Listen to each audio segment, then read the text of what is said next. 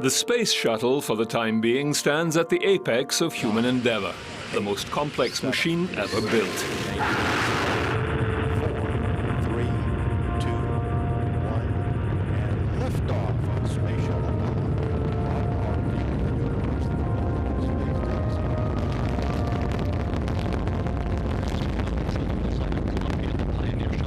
Power. And through it, we can escape the bonds of Earth.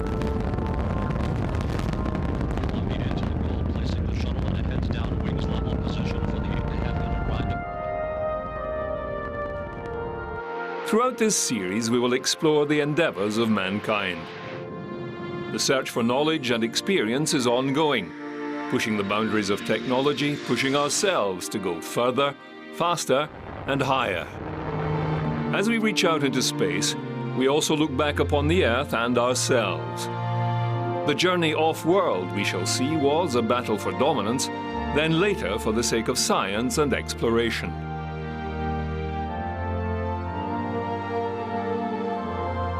Hubble, the eye in the sky, a time machine, peers deep into the universe and back in time, as far back as we can imagine. With this technology, we can witness the birth and death of stars, the catastrophic collision of galaxies, the awe and beauty of nebulae, and we can ask the greatest of all questions: are we alone?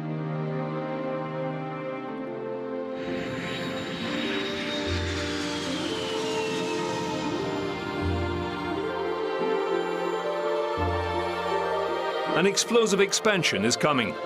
Soon it will be industry and the commerce of space that will propel us further into the great expanse surrounding us. One day it may become commonplace to visit the moon for a vacation or tour the Jovian giants on a luxury starliner.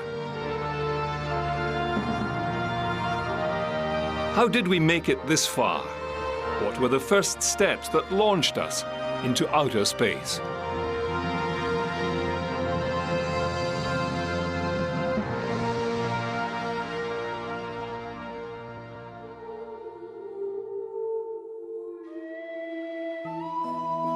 From the dawn of human existence, man has looked to the heavens with fear and awe. Archaeological sites still dot the planet, where man's attempts to understand and, in some cases, study what they saw at night can still be seen today.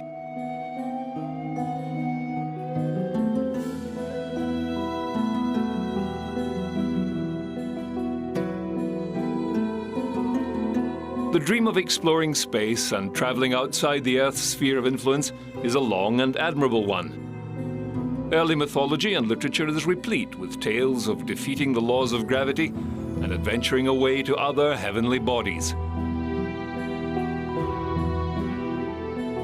The great philosophers, mathematicians, and scientists sought to explain the known universe, and in so doing advanced the dreams of one day breaking the bonds of this world.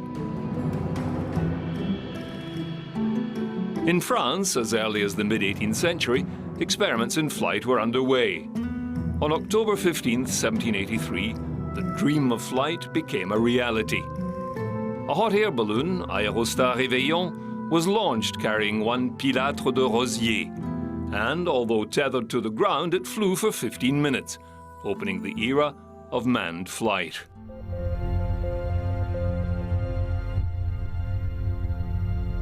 It would take another 120 years before powered heavier-than-air craft would take to the skies. Going further afield, however, was a realm far from technology's grasp. Here, the fantasists prevailed. The writings of Jules Verne and H.G. Wells were prolific, fascinating, and, as we shall see, stimulating to many willing minds that were to become the leaders in the field of space exploration. It was all well and good to have writers and dreamers, but all their musing would come to nothing without some physical, tangible, mechanical method of fulfilling their desire. That, of course, was the rocket. Like the foundation blocks of a technological civilization, the wheel, the lever, and the screw, gunpowder became the foundation stone of rocketry.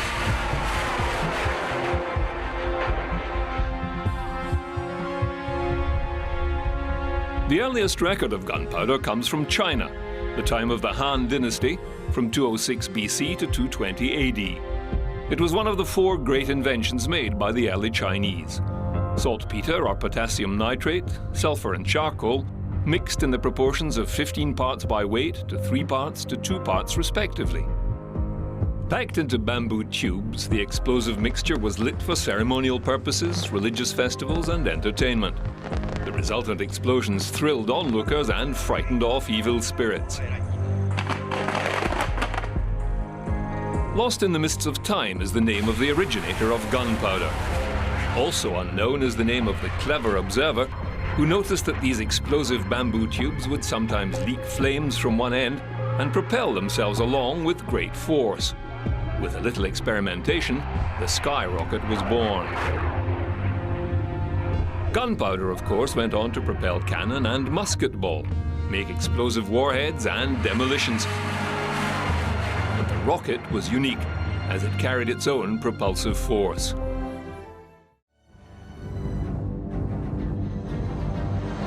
Early Chinese documents record the use of fire arrows in warfare.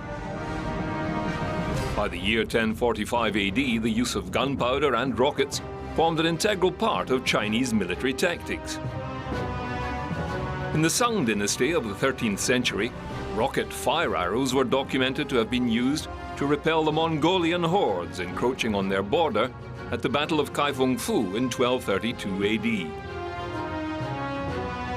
It would seem that armies on the receiving end of these rocket attacks learned quickly, adopting this awesome new weapon into their own arsenals, handing down the technology from victor to vanquished. The Mongols brought the rocket to Europe around 1241 AD, where at the Battle of Sezhou, they utilized rocket-like weapons against Magyar forces, which they defeated, leading to the capture of the city now called Budapest. In 1258 AD, rocket attacks preceded the fall of Baghdad. 10 years later, during the Seventh Crusade, the Arabs fired rockets against the French army of King Louis IX. On through history. In 1429, the Hundred Years' War, the French army used rockets at the siege of Orléans against the English, and so on. Dutch military rockets appear by 1650, and the Germans' first military rocket experiments began in 1668. During the 18th century, both the French and the British fought for control of the riches of India. Apart from fighting between each other, they also engaged the Mughal forces of Tipu, Sultan of Mysore. At the Battle of Seringapatam in 1792 and again in 1799, rockets were used against the British. Several British inventors made attempts to replicate these rockets. One design was accepted by the British military following a successful demonstration in 1805. The rocket was designed by William Congreve, an established inventor who went on to manage the Royal Laboratory at Woolwich.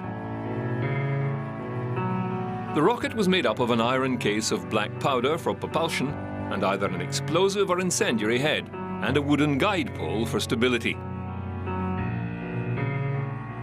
The original rocket design had the guide pole side-mounted on the warhead. Later, in 1815, it was improved with a base plate and threaded hull.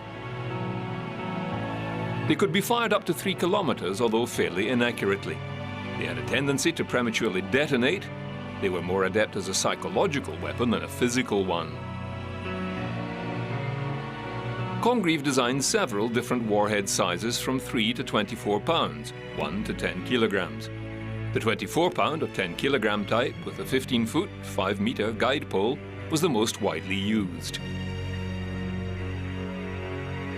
They were first used against the French fleet at Boulogne-sur-Mer in 1806, fired from specially converted boats, at the attack on Copenhagen in 1807. Congreve himself commanded one such ship and was awarded the honorary rank of lieutenant colonel.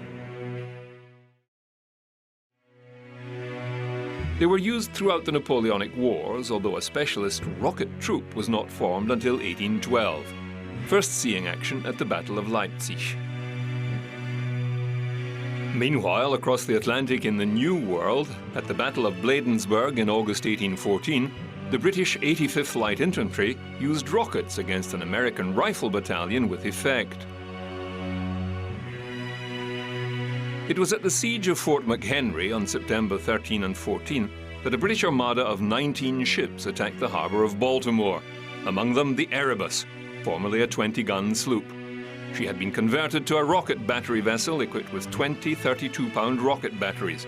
They were fired from below the main deck through small scuttles or portholes. After assaulting the fort for over 25 hours, the Congreve rockets loaded with an incendiary charge did little damage, although 4 deaths were reported.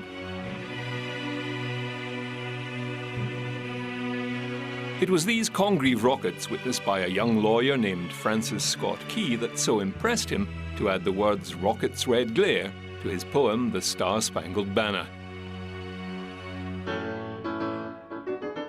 Another Englishman saw the failings of the Congreve rocket and set about making improvements. William Hale worked on stabilizing the rocket in flight to increase its accuracy. Like a bullet from a rifled barrel, he set about trying to spin the rocket by using its exhaust gases.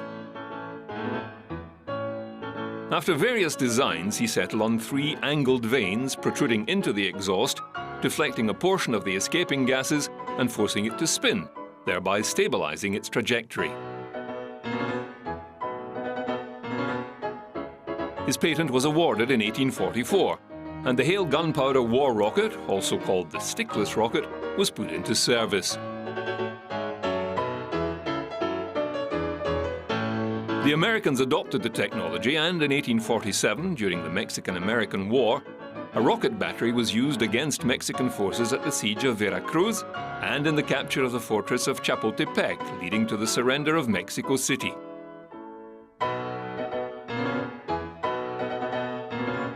Again, in the American Civil War in July 1862, Major General Stuart's Confederate cavalry fired rockets at Major General McClellan's Union troops at Harrison's Landing, Virginia. One account of the incident was noted down by a colonel of the 10th Pennsylvania Reserve. He wrote, "One of my men was wounded by a projectile carried on a rocket fired from a sort of gun carriage." The author was one Colonel James T. Kirk. One Civil War sidebar of ballistic interest: in his book titled Our Incredible Civil War, author Burke Davis writes that the Confederate Army attempted to target Washington, D.C. with a ballistic missile. Said to be 3.7 meters tall, with a 4.5 kilogram warhead of black powder packed into a brass casing, it was supposedly launched from outside Richmond, Virginia, and flew out of sight. No one saw it land. A Civil War myth, perhaps, but it left some speculating that perhaps the first satellite in space was actually engraved with CSA. The military appears not to have explored the potential of rocket technology. It was employed in fits and starts and only when needed. It was another developing technology that was to take their and everyone else's attention: the aeroplane.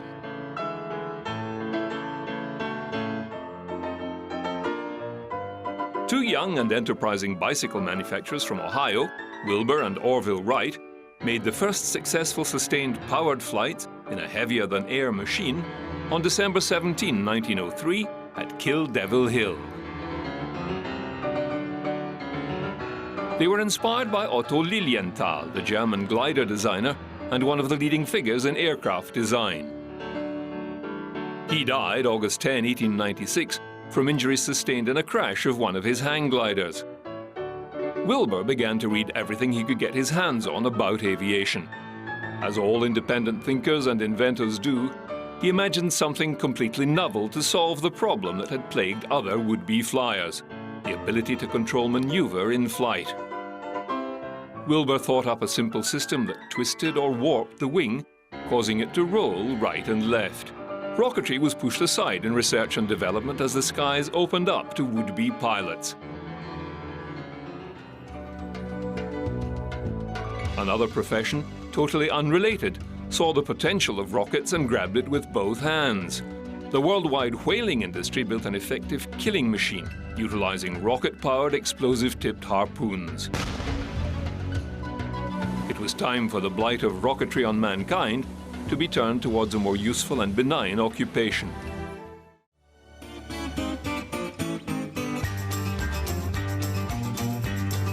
With the coming of the Industrial Revolution, the potential of new technologies and as yet unrealized machines began to shine like a beacon for inventors and dreamers alike. The ability to think outside the box was becoming an appealing pastime. 1891, Berlin. Inventor and law student Hermann Ganswind draws up the first designs for a spaceship using solid propellant rockets and vehicle spin to generate gravity for the occupants. 1900, Roman Baron von Gostkowski publishes one of the earliest scientific discussions of space travel in the Viennese magazine Die Zeit. 1903, the Russian Konstantin Tsiolkovsky publishes his theoretical study of rocket fuels and rocket motor efficiency and proposes using liquid hydrogen and liquid oxygen as propellants. Konstantin Tsiolkovsky went on to become known as the father of space exploration. Born 1857 in a small village in the Ryazan province, Russia, Tsiolkovsky was a pioneer of astronautics and a visionary who theorized many aspects of rocket propulsion and manned space travel decades before others. Scarlet fever struck him deaf when he was 10. He couldn't attend school and never received any formal education. Undeterred, Tsiolkovsky moved to Moscow and was tutored by the eccentric and brilliant Russian philosopher Nikolai Fedorovich Fedorov. At the age of 17, and inspired by the writings of Jules Verne, Tsiolkovsky dreamt about the possibility of space flight. He began to design space vehicles and assess the problems of space travel and living in space. With great diligence and through books, he gained his teacher's certificate and went to work as a math teacher in Borovsk. There he began his scientific research in air balloon building, life in free space, aerodynamics, and philosophy. With a promotion, he moved to Kaluga, where he became a well-known scientist, and he wrote and published his theories of spaceflight and interplanetary travels. He dreamed about the far-distant future of humanity, including the eventual conquest of space and our leaving the cradle, Earth, for the stars. At the beginning of the 20th century, everyone was trying to get off the ground. On 2 continents, researchers and engineers were looking to the heavens. One, young Robert H. Goddard, was designing rockets to probe the upper atmosphere and delve into the fringes of space. In 1919, Robert Hutchings Goddard publishes a 69-page paper on his research activities entitled A Method of Reaching Extreme Altitudes. Born in 1882, Goddard's interest in rockets began when, as a 16-year-old, he read the books of English novelist H.G. Wells. Goddard became a physics professor at Clark University in Worcester, Massachusetts. His paper outlined his ideas on rocketry and suggested, none too seriously, a rocket should be flown to the moon. The general public and fellow scientists dismissed Goddard as a crank. He removed himself from the public eye and continued his research developing liquid-fueled rockets. Another pioneer was Hermann Oberth, whose remarkable book, The Rocket into Interplanetary Space, establishes most of the basic theories of space flight.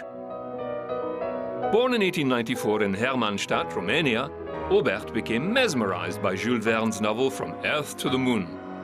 This pivotal book and other spaceflight literature, which Oberth devoured over the years, led him to abandon his studies to be a medical doctor and take up physics to be able to understand the technical aspects of interplanetary space travel. In 1922, Oberth wrote a dissertation, but it was rejected by the University of Heidelberg for being too speculative.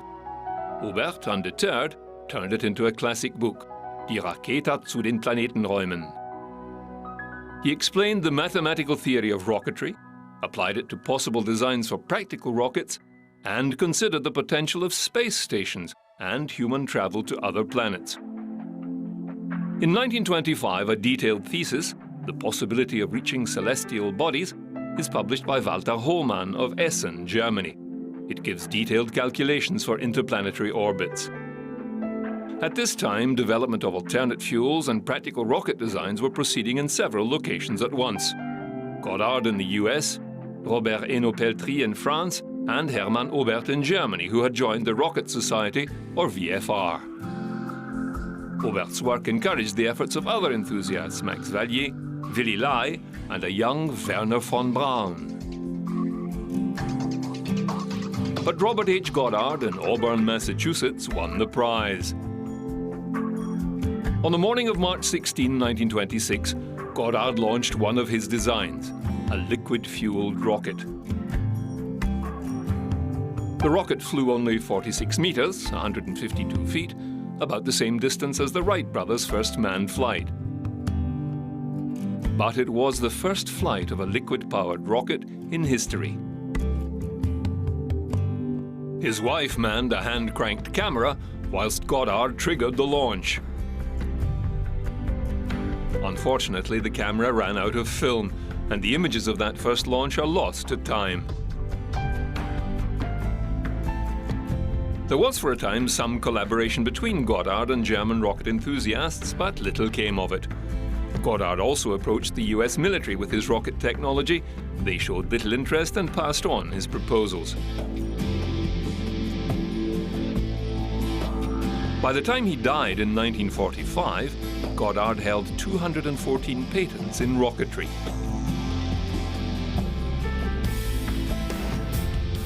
As we shall see, there was one military power that took a keen interest in this developing technology. It is the military application that spurs research forward.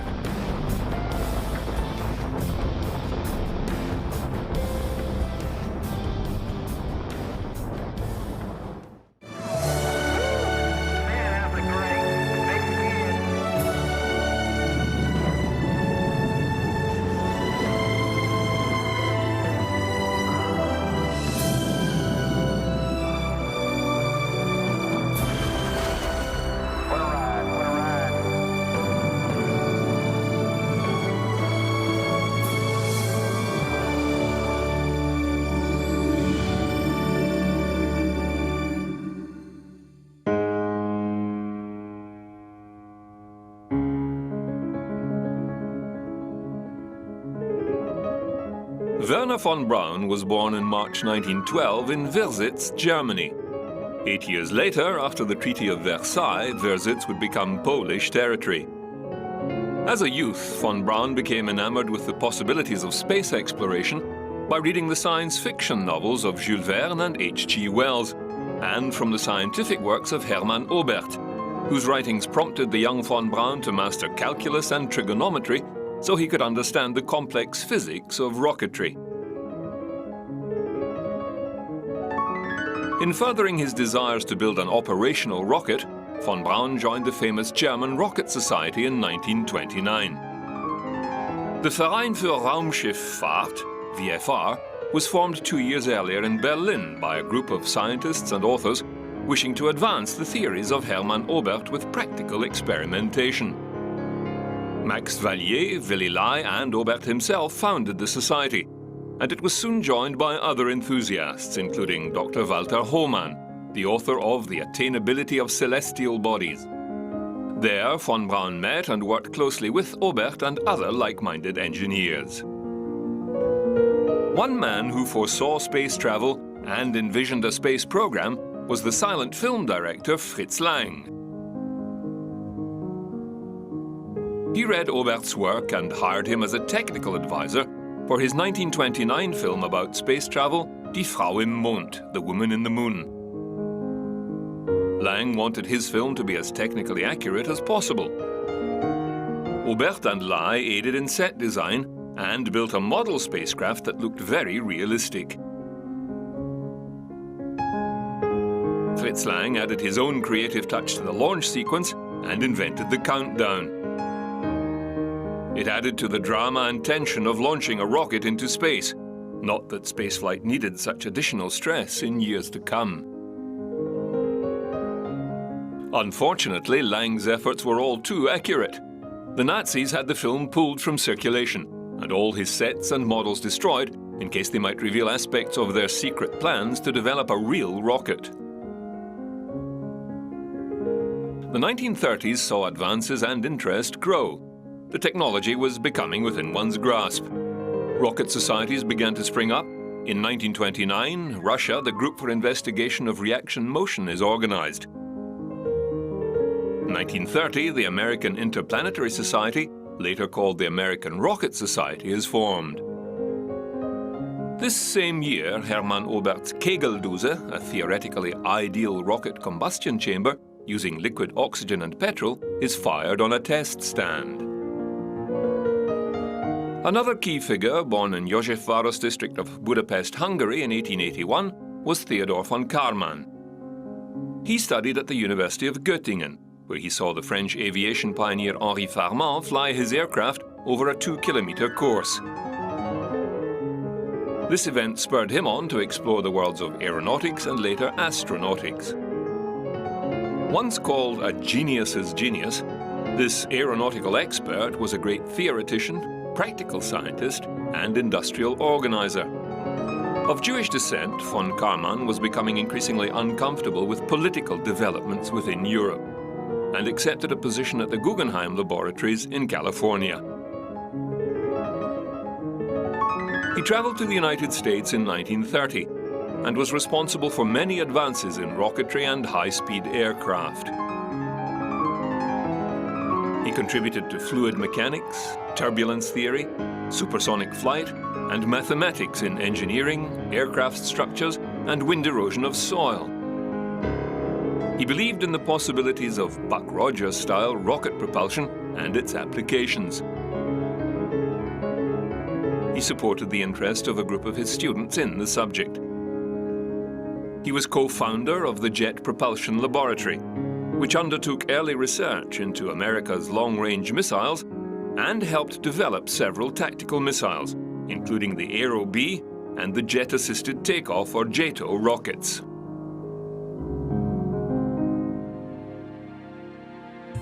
In 1932 Germany, the political landscape was changing, the military rearming.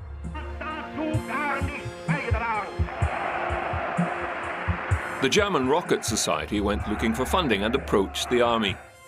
Even after a failed demonstration, they were offered funding in return for secrecy and a focus on military applications. This went against the open and intellectual aims of the group, and after some deliberation, the Rocket Society rejected the offer. This decision created friction within the group, and without funding, it effectively destroyed the society, and it was soon disbanded.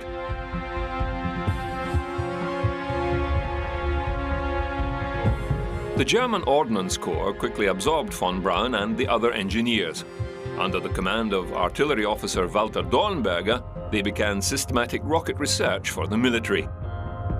In 1933, Eugen Zanger published his fundamental investigations into rocket engines in the book Raketenflugtechnik, Rocket Flight Engineering, in Munich.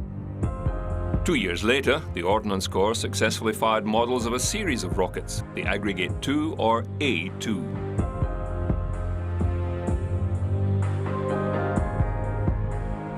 By December 1934, von Braun scored his first successes with an A2 rocket powered by ethanol and liquid oxygen.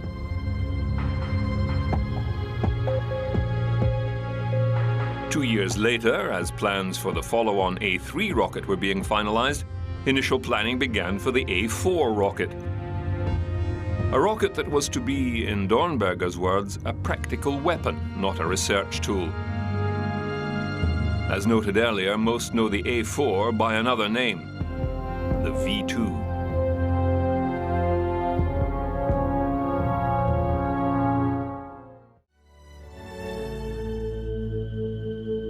The rocket researchers quickly outgrew their facilities at Kummersdorf on the outskirts of Berlin, and in 1936 operations were transferred to a remote island on Germany's Baltic coast, Peenemünde, the location suggested by von Braun's mother, who had accompanied his father in shooting trips in the area. Between 1937 and 1941, von Braun's group launched some 70 A3 and A5 rockets, each testing components for use in the proposed A4 rocket. There were many failures before a success.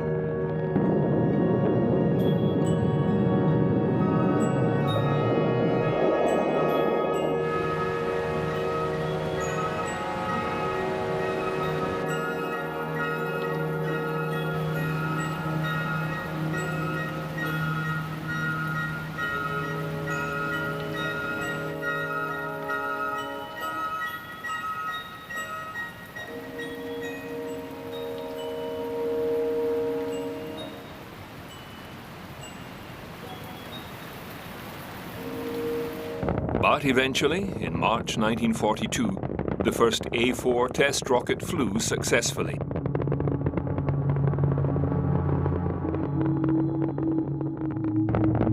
Later that year, on October 3, 1942, another A4 roared aloft from Peenemünde, followed its programmed trajectory perfectly, and landed on target 193 kilometers, 120 miles away. It carried a warhead of high explosives.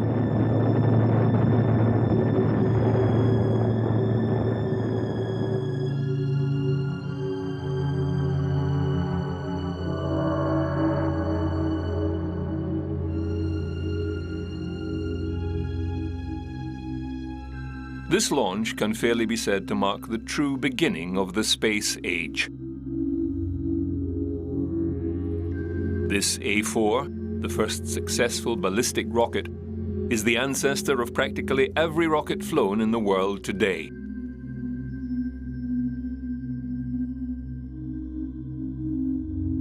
The A4 liquid propellant missile, extending some 46 feet in length and weighing 27,000 pounds, flew at speeds in excess of 3,500 miles per hour, and topped with a 2,200-pound warhead, could hit a target 500 miles away.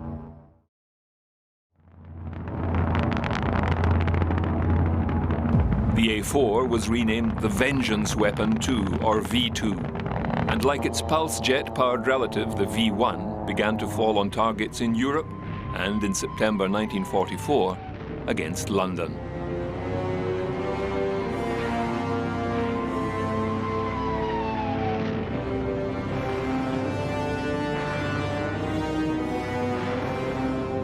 Mass production of the weapon commenced. Von Braun used whatever means necessary to achieve his eventual goals of space flight, even if this meant creating such a devastating weapon. Von Braun even joined the Nazi Party and became a member of the dreaded SS to maintain financial support for his projects. A successful attack on Peenemünde forced the Germans to move construction of the V2s to the underground aircraft factory at Mittelwerk. It was also a forced labor camp, and many hundreds of prisoners suffered and died in weapons construction.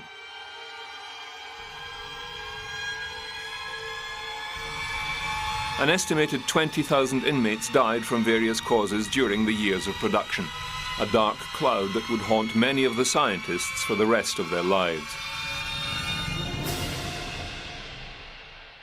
A total of 6,048 rockets were built. 53 launches failed. In all, over 3,172 V2s were successfully launched and hit their intended targets.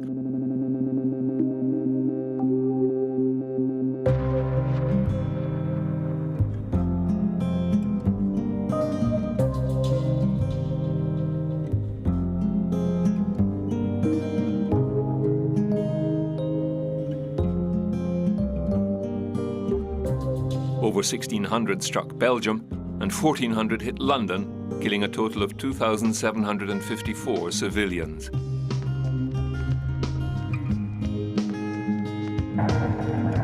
The V2 reached speeds in excess of Mach 4 and descended from over 100 kilometers altitude. It was almost impossible to intercept these weapons that struck without any prior noise or warning.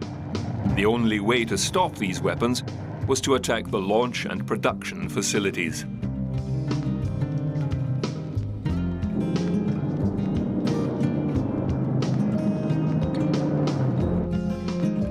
Fortunately, not even Hitler's advanced technology weapons could aid his plans, and the end of the war was in sight.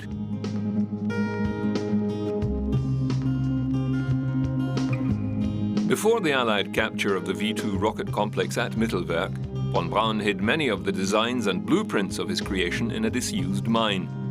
He then engineered the surrender of 100 of his top rocket scientists to the Americans. Von Braun figured they would be the best bet to allow his continued research and development of a space vehicle.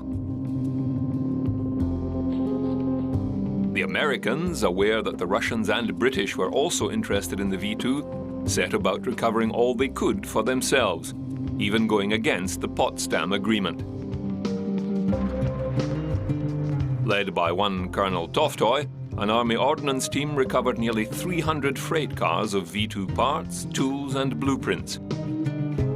With the fighting over, von Braun and his team were interrogated and jealously protected from Russian agents. V2s and V2 components were assembled, German rocket technicians were rounded up.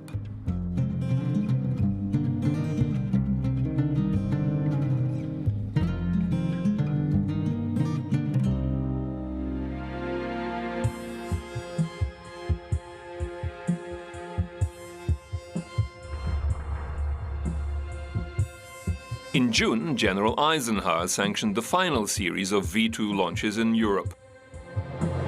Watching each of the 3 V2s which rose from a launch site at Cuxhaven was a Russian army colonel by the name of Sergei Korolyov.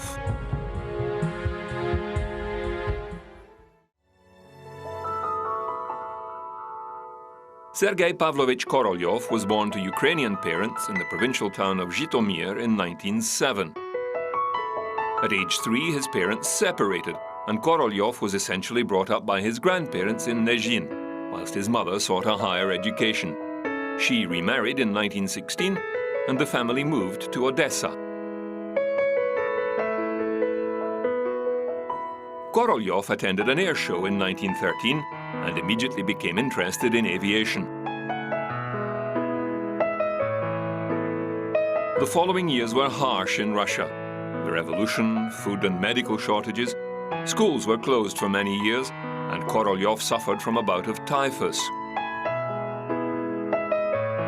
In 1923, Korolyov joined the OAV UK, the local society for aviation and aerial navigation. There he took his first flying lesson and designed his first glider. The following year, he attended the Kiev Polytechnic Institute's aviation branch, where his studies included physics, engineering and mathematics. The following years had Korolyov move deeper into aircraft design. And as the Soviet state needed engineers quickly to help rebuild the nation, he was moved to Moscow, and his education accelerated under the tutelage of the famous aircraft designer Andrei Tupolev. Korolyov graduated and began work at the OPO-4, or Bureau of Aircraft Design Experimental Section. By 1930, he had become lead engineer on Tupolev's heavy bomber. With his interest in applying rocket propulsion to his aircraft designs, Korolyov, with another enthusiast, Friedrich Zander, created the Jet Propulsion Research Group, GIRD, for the study of rockets. Korolyov was appointed the group's chief in 1932. The following year, the group launched their first liquid-fueled rocket, called GIRD-09. It was 7 years after Goddard's first flight. Korolyov published his work in Rocket Flight in Stratosphere. The Soviet military merged the GIRD group with their own gas dynamics laboratory to form the Jet Propulsion Research Institute. The group contained many spaceflight enthusiasts and was led by Ivan Klymenov, a military engineer. Korolyov was made second in charge. The team developed rocket-powered gliders and cruise missiles.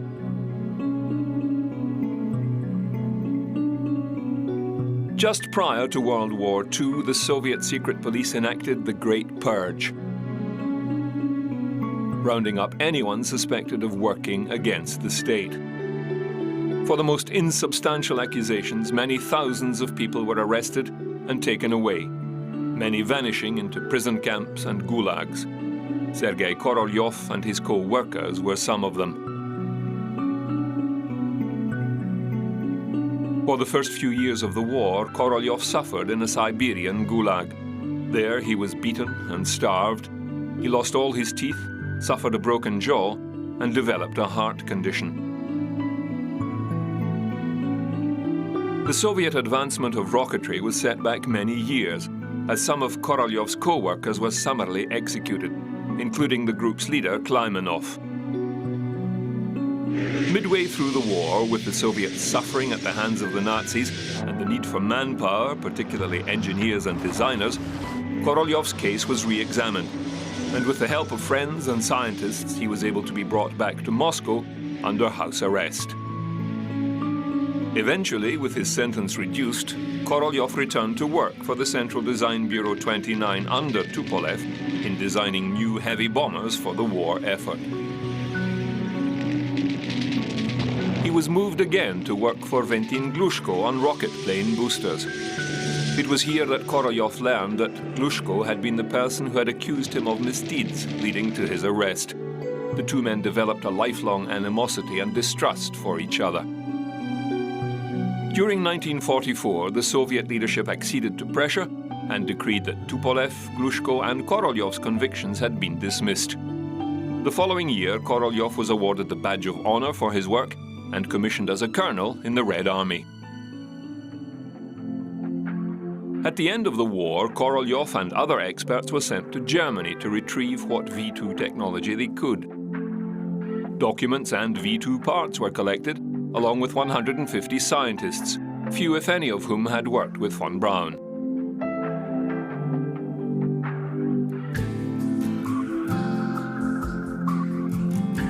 With the devastation of Hiroshima and Nagasaki from the American atomic bomb, Stalin foresaw the need for missile development and made it a national priority.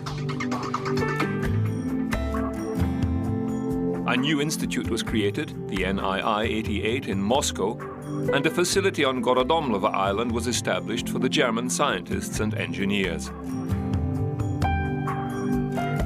The ballistic missile project was put under the control of Dmitry Ustinov, and Sergei Korolyov was appointed the chief designer of long-range missiles.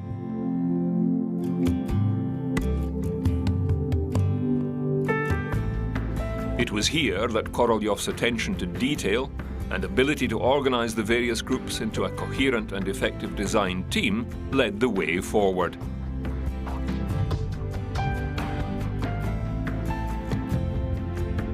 With blueprints and the German engineers, Korolyov assembled a replica of the V2 rocket called the R1 and test-fired it on October 18, 1947.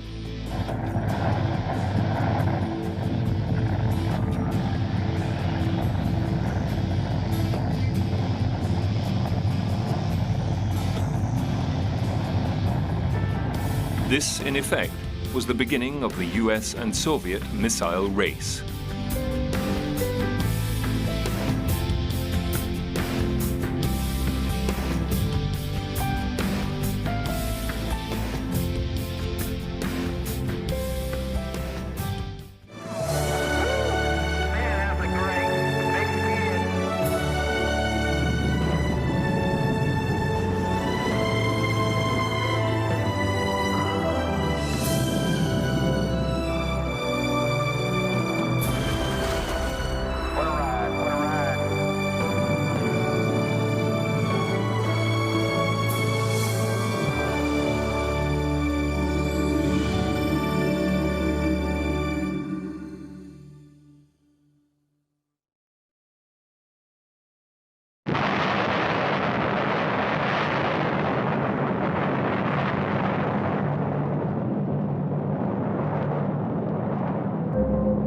August 29, 1949. The Soviet Union detonates its first atomic weapon at the Semipalatinsk test site in Kazakhstan. Codenamed First Lightning, or Joe 1, the plutonium bomb was a direct copy of the United States Fat Man plutonium implosion device dropped on Nagasaki. To maintain their dominance in the post-World War II environment, Stalin was desperate to obtain the atomic bomb technology. Soviet intelligence had long been aware of the Allies' Manhattan program and their development of the gadget. The Soviets had obtained detailed data from the top-secret project. In particular, the design details of the Fat Man bomb supplied by Klaus Fuchs in 1945. Stalin was also aware, through British double agents, that the US had not begun full-scale production of atomic weapons. By exploding its copy of the American bomb, the Soviet Union had made itself a nuclear power, and subsequently, the second superpower. The Soviets then set about designing their own weapon. It took 2 years before a second, but originally designed bomb was detonated, leveling the playing field. This development was a major jolt to the Americans, who had expected to maintain their strategic dominance for several more years, giving them time to develop the new strategic weapon system. The pressure was on, and the United States focused on combining the two emerging technologies, nuclear weapons and ballistic missiles. The United Nations also reacted to this military development and the dispersal of atomic technology, although little could be done. The impasse that now exists regarding the international control of atomic energy must be broken, and the Assembly must face this question squarely for the sake of mankind and for the peace of the world. The US quickly moved their testing and development plans forward and detonated several weapons in the Pacific. They also commissioned studies with aeronautical companies, including the RAND Corporation, to determine the feasibility of a new strategic intercontinental ballistic missile system. Meanwhile, in the New Mexico desert, rocket development was underway. The US Army had contracted General Electric to develop short-range ballistic missiles and surface-to-air missile systems. Called Project Hermes and based at White Sands, New Mexico, GE enlisted the services of Wernher von Braun and his team of German scientists, their aim to transfer as much technical knowledge as possible to US researchers. Under the codename Paperclip, Wernher von Braun and 126 fellow scientists from Peenemünde were resettled at Fort Bliss near El Paso. Some of the scientists had been members of the Nazi Party, and some linked to the slave labor camps utilized to build the vengeance weapons during the war. US officials were of two minds. The scientists had advanced knowledge and technical expertise in rocket construction, but many were also tainted with this suspicion. They kept the team out of the public eye and in isolation, but allowed them to proceed slowly with their work. The bulk of this research consisted of assembling and launching the captured V-2s.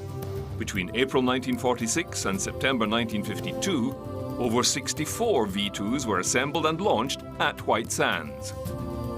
Design modifications and additions to these V-2s included testing an onboard ramjet engine, radar guidance and control, adding a second stage of a WAC Corporal rocket, which was designated Bumper. Half a dozen flew at White Sands and 2 from Cape Canaveral. The Army also fired a V-2 which carried a rhesus monkey called Albert, who became the first animal to fly the rocket. He did not survive the experience. All this research went directly into the development of the Redstone ballistic missile. At this time, a Dr. James Van Allen was assigned the job by Johns Hopkins University to find a sounding rocket to perform high-altitude near-space research. He had found the V-2 too heavy and unsuitable for this work and approached the company Aerojet, who had developed the WAC Corporal rocket for the Army. Aerojet combined their WAC Corporal booster with the first stage developed for the US Navy called a Bumblebee. Hence the Aerobee sounding rocket was created. Fired from a 53-meter tall launch tower, the Aerobee could take a scientific package weighing up to 68 kilograms to an altitude of 130 kilometers. Including its many variants and improvements, the Aerobee performed some 165 launches between 1948 and 1958. The scientific research gathered was critical for later rocket programs, including the Apollo project. It also allowed Dr. Van Allen to study radiation conditions outside the Earth's atmosphere, a research project that would later lead to an unexpected discovery.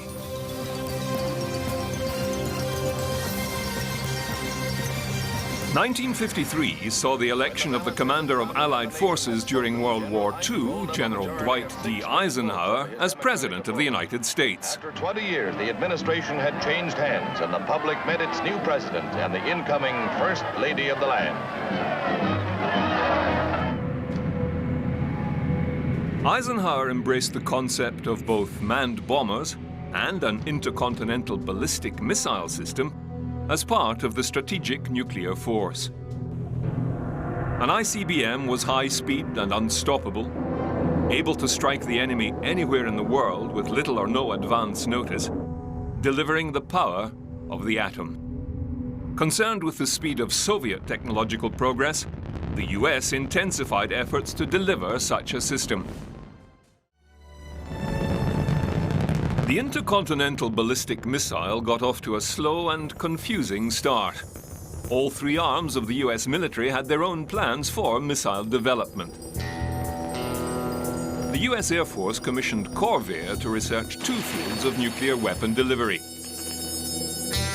The first was a rocket-powered guided missile with a minimum range of 5,500 nautical miles, a speed of Mach 6, and an error to target of no more than 1,500 feet. This project would become known as the Atlas ICBM.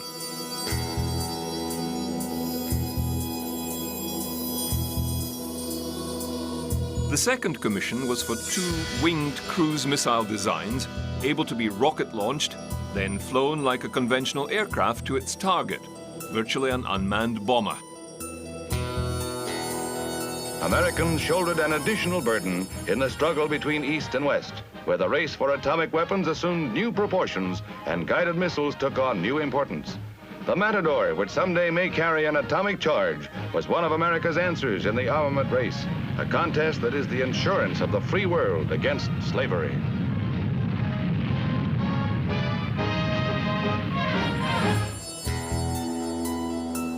Taking the bulk of research funding, the Snark and Navajo systems failed dismally to reach their targets. Cost overruns, design flaws, repeated failure to perform, and constant crashes rang the death knell for both projects. The Atlas project suffered as well. Poorly financed, there were technical difficulties in propulsion, guidance, and nose cone re-entry failure. The Atlas was a stage-and-a-half concept design. Once launched, the booster engines would shut down and separate from the rocket, whilst the center engine or sustainer motor would continue to burn.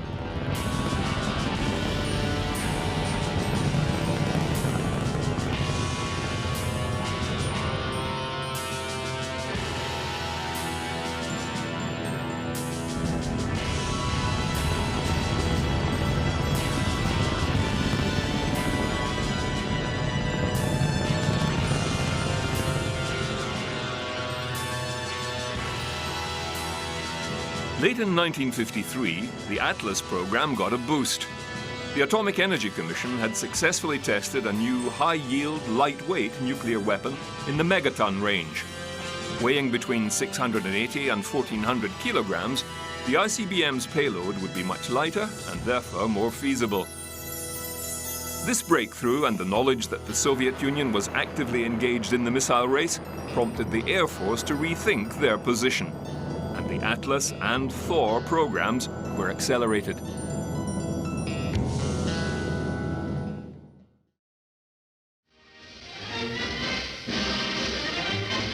"1953 for Americans was a year of change.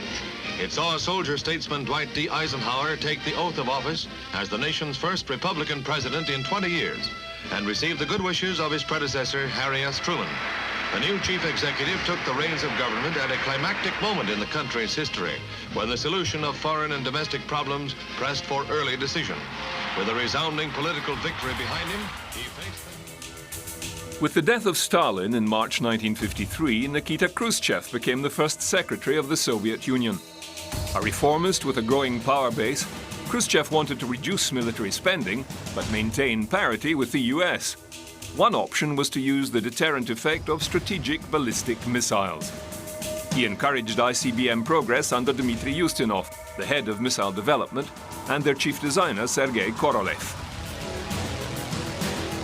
By early 1954, the Western Development Division of US Air Force was created and put in charge of Atlas and newer Titan systems, specifically to develop and put into active duty at least 3 wings of ICBM missiles. Planned were 120 Atlas and Titan missiles by the early 1960s. The following year saw plans modified. A total of 80 missiles, 40 Atlas and 40 Titan, were approved for Strategic Air Command by March 1961.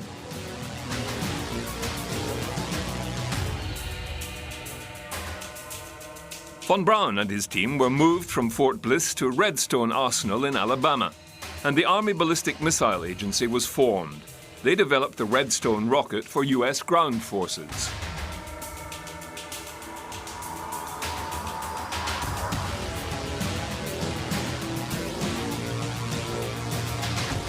In 1958, Operation Hardtack used 2 Redstone rockets to launch the first missile-fired nuclear test into the atmosphere over the Pacific Ocean.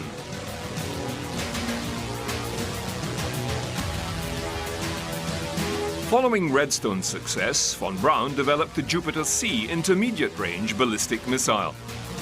By August 1956, a Jupiter-C rocket could have launched a satellite into orbit. However, the ABMA was specifically ordered not to attempt a satellite launch. The Soviets, however, were working in great secrecy and at breakneck speed with their R-7 ballistic missile. Weighing in at 280 tons, with a length of 34 meters and a diameter of 3 meters, it could lift a warhead of 3 megatons, 8,800 kilometers, to its target. Chief designer Korolev, although developing nuclear-armed missiles, had his eye on turning these rockets into launch vehicles for satellites and spacecraft, and an opportunity to do so soon arose. Earlier in 1952, the International Council of Scientific Unions announced that due to the upcoming solar activity, July 1957 to December 1958 would become the International Geophysical Year. Scientists from around the world took part in a series of coordinated observations and research groups. In 1954, the group expanded the idea to include a resolution calling for any nation or group to launch an artificial satellite into orbit to map the Earth and carry out other space-based observations. Thus, whoever was the first to launch a satellite into orbit would win the prize and be seen as the most advanced in military technology. In July 1955, the US announced it would participate and called for proposals from its military and scientific branches. A month later, the Soviets, through their legation in Copenhagen, Denmark, also announced their intentions to launch a satellite. The Eisenhower administration wanted a non-military spin on the event and selected Project Vanguard to launch America's first satellite. The Vanguard project was the combination of a Viking and an Aero-B rocket and was seen as a non-military project development. 4 months into the International Geophysical Year, and Korolev, utilizing his R-7 rocket, trumped every other nation. October 4th, 1957. Sputnik, the first artificial satellite, is hurled into a low Earth orbit. The news stunned the world and ushered in the space age.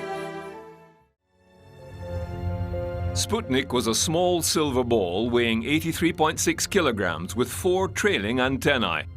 It was carried aloft by the R-7 Semyorka rocket, the first operational ICBM. Codenamed SS-6 Sapwood by NATO forces, the rocket and its strap-on boosters would become the Soviets' principal satellite launcher, and operationally, their ICBM was armed with a 3-megaton warhead. Sputnik's incessant beeping turned the world's eyes up towards the heavens. Being able to put a payload into orbit also meant the Soviets could target a small warhead anywhere on the planet.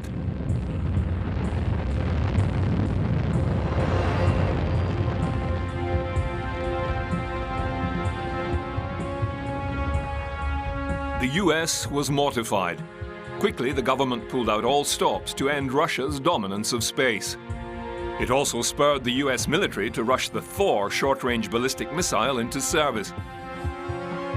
As a stopgap, the missile was set up in Britain, close enough to target Moscow with a nuclear warhead.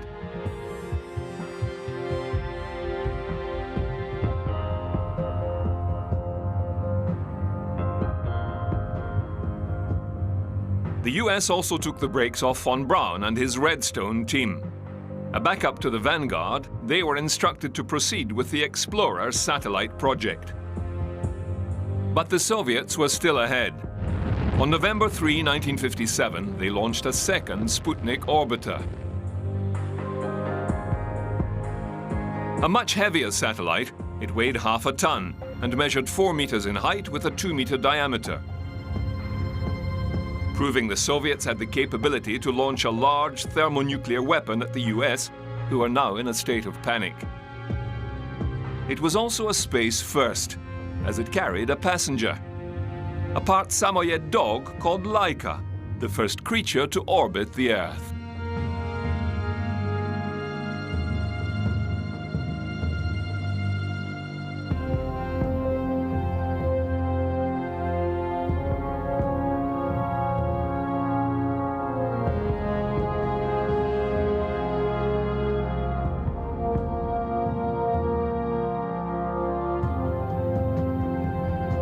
Vanguard was rushed forward.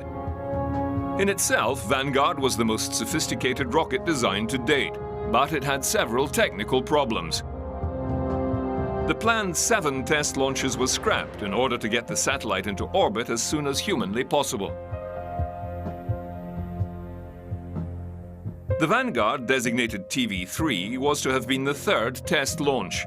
Suddenly, it was the first operational launch of an American satellite. The eyes of the world were on Vanguard when it lifted off from Launch Pad 18A at Cape Canaveral on December 6, 1957.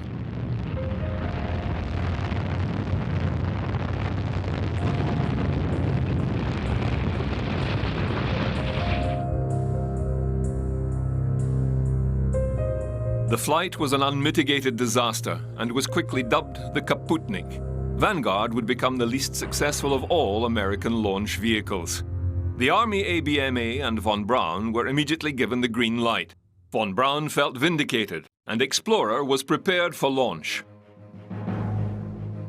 Not only was the rocket assembled and prepped at Cape Canaveral in record time, the actual satellite was designed and built at JPL in Pasadena, California, in less than 2.5 months.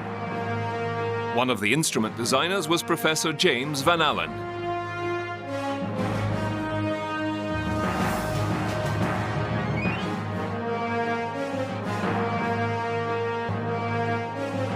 With its characteristic spinning section to stabilize the upper stages, Explorer, with its Juno rocket, lifted off from Cape Canaveral on January 31, 1958.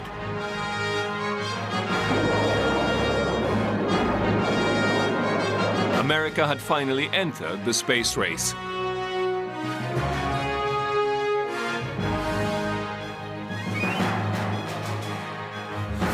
Officially designated Satellite 1958 Alpha, the Explorer probe included a radiation detector which would go on to discover the dense radiation belt surrounding the Earth, eventually named the Van Allen Radiation Belt.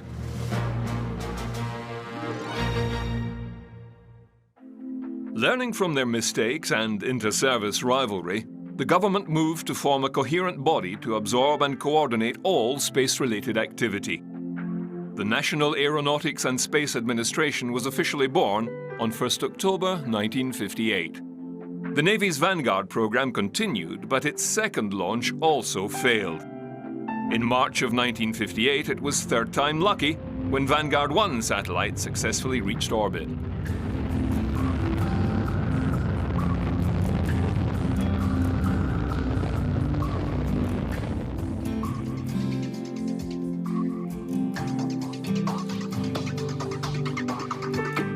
By the end of the 1950s, the United States still lagged far behind the Soviets, whose economy was developing so fast, it seemed communism was succeeding.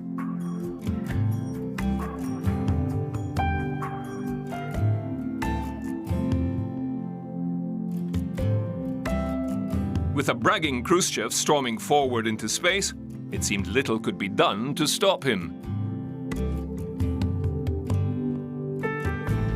America needed to prove their worth, maintain their world leadership. A new effort to meet the Soviets head-on and surpass their technological advantage in space was needed.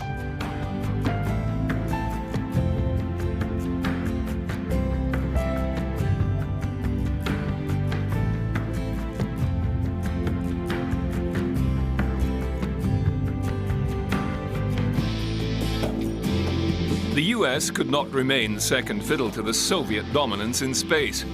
It required a bold new plan to galvanize the nation and the future. There appeared one likely political leader who had the potential to deliver. The president takes the burden from the oldest ever to hold the office as America enters the critical and challenging 60s.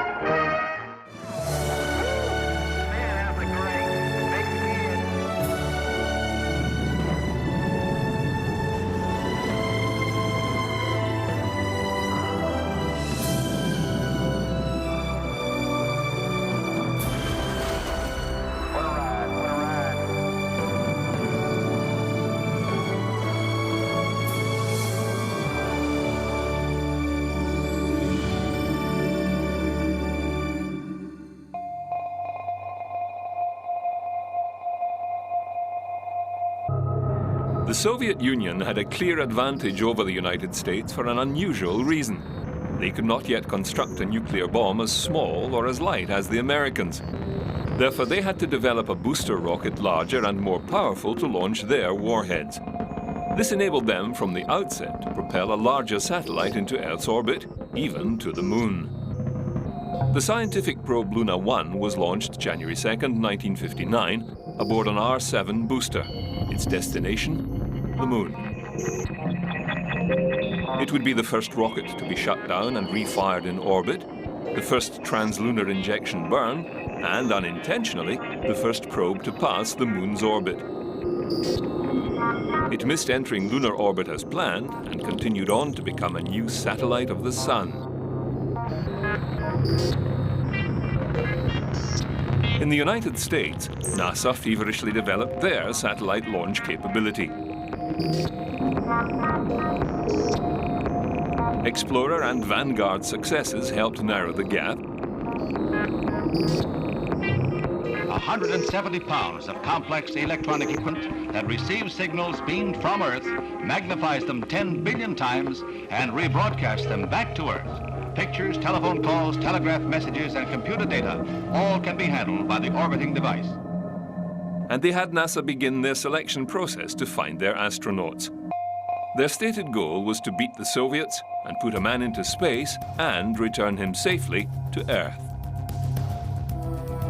Astronaut selection was basically unknown territory. Eventually, three basic requirements were agreed upon.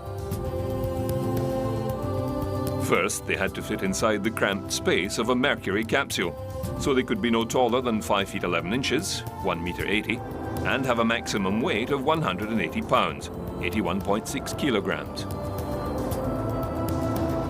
They needed to be problem solvers with a degree in engineering, preferably aeronautical engineering. Finally, they needed to be comfortable going high and fast. They needed to be pilots, but not just any pilots. They needed to be test pilots.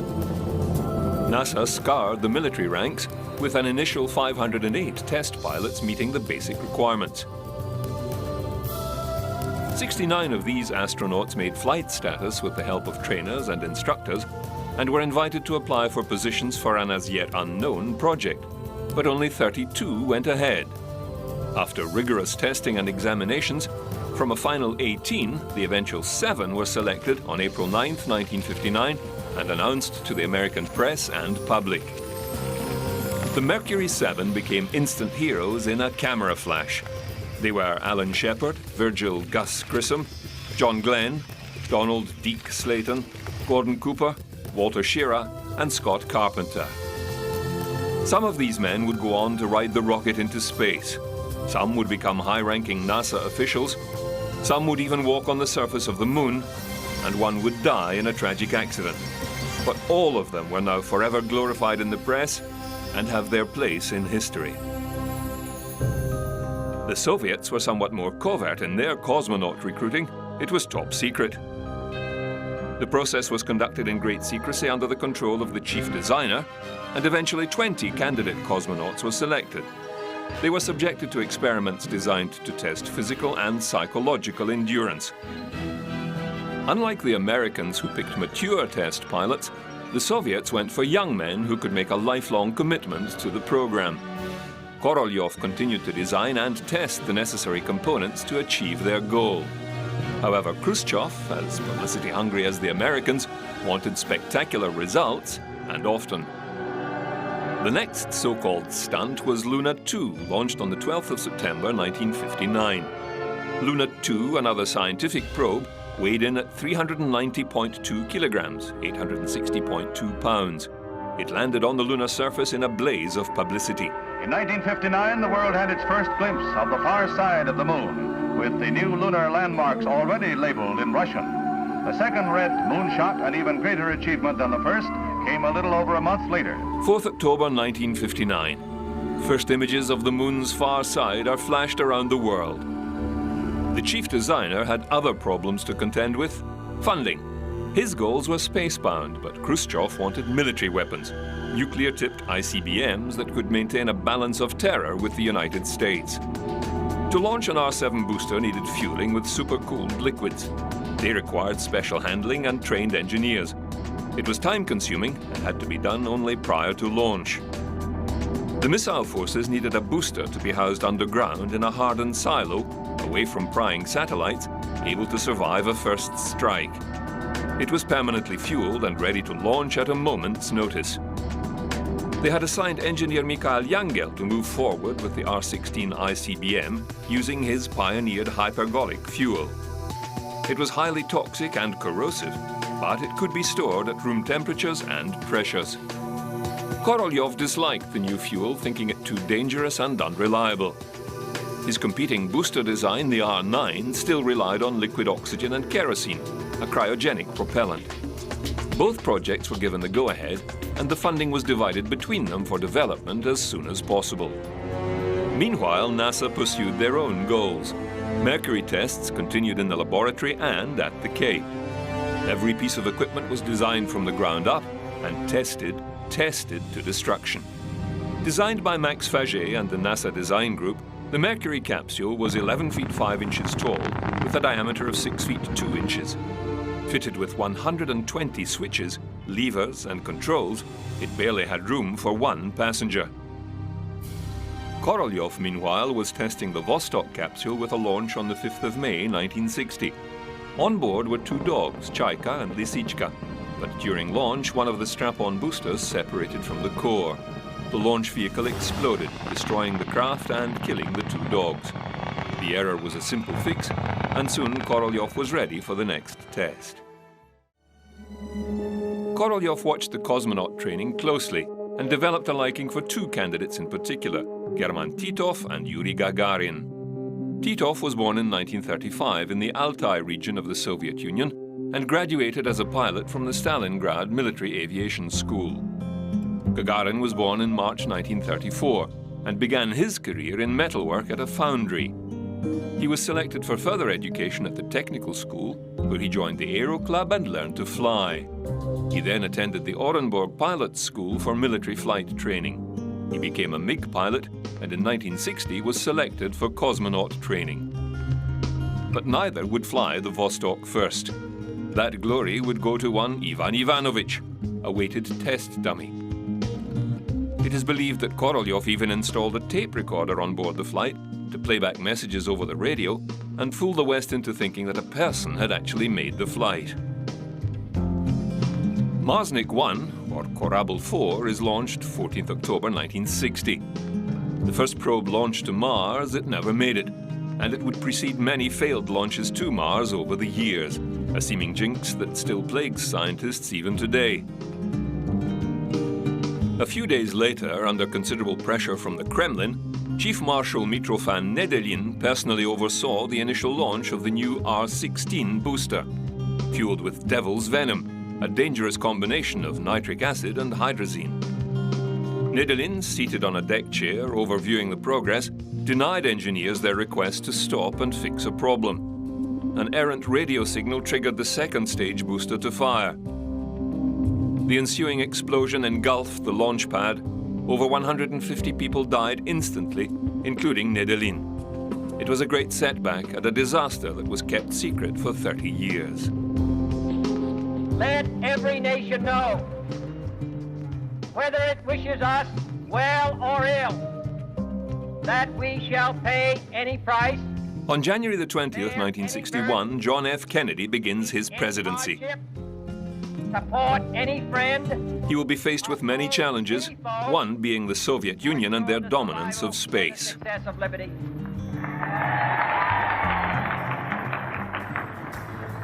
And so, my fellow Americans, ask not what your country can do for you. Ask what you can do for your country. 11 days after the inauguration of a president determined to reach space first, Flight MR2, the second Mercury suborbital test flight, takes off from Cape Canaveral. The passenger, Ham the chimpanzee. Trained over several months and conditioned to respond to commands by pushing levers and buttons, Ham was rewarded with a banana pellet. If he failed, he was given a mild electric shock to his foot. The launch of MR2 seemed normal until the engineers realized the booster was running hot, its engine consuming its fuel faster than anticipated. The automatic systems on board reacted with an abort procedure. It fired the Mercury escape tower rockets. This blew the spacecraft away from the booster, effectively a second stage, pushing the capsule higher and faster than planned. The G-forces suffered by the simian were more than double those anticipated. The capsule also suffered an electrical failure. No matter how quickly and correctly the chimpanzee responded to the stream of commands, he didn't receive the expected banana pellet reward, but instead a severe electric shock. Drifting weightless, Ham tried his hardest to please, pushing the right buttons and levers, all the time suffering continual shocks.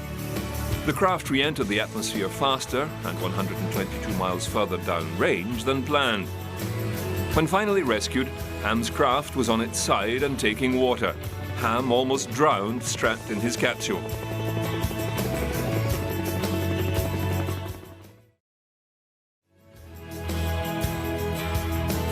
Ham seemed quite calm after his ordeal, or was that shock?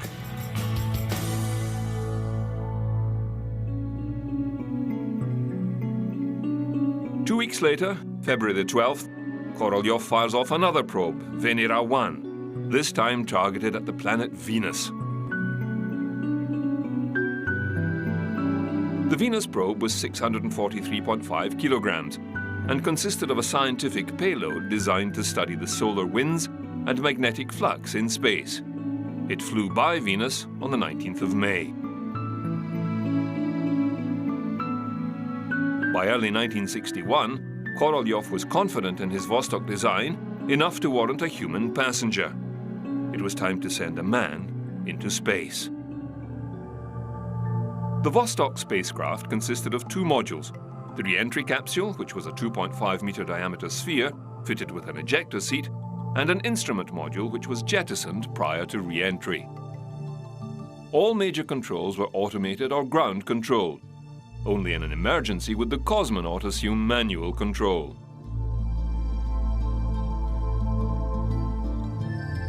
Korolev made his decision, and on April 12, 1961, call sign Cedar, Yuri Gagarin, boarded the Vostok 1 atop an R-7 booster and became the first human to orbit the Earth. Gagarin was promoted to major during his flight of one orbit and secured the Soviet Union in the technological lead.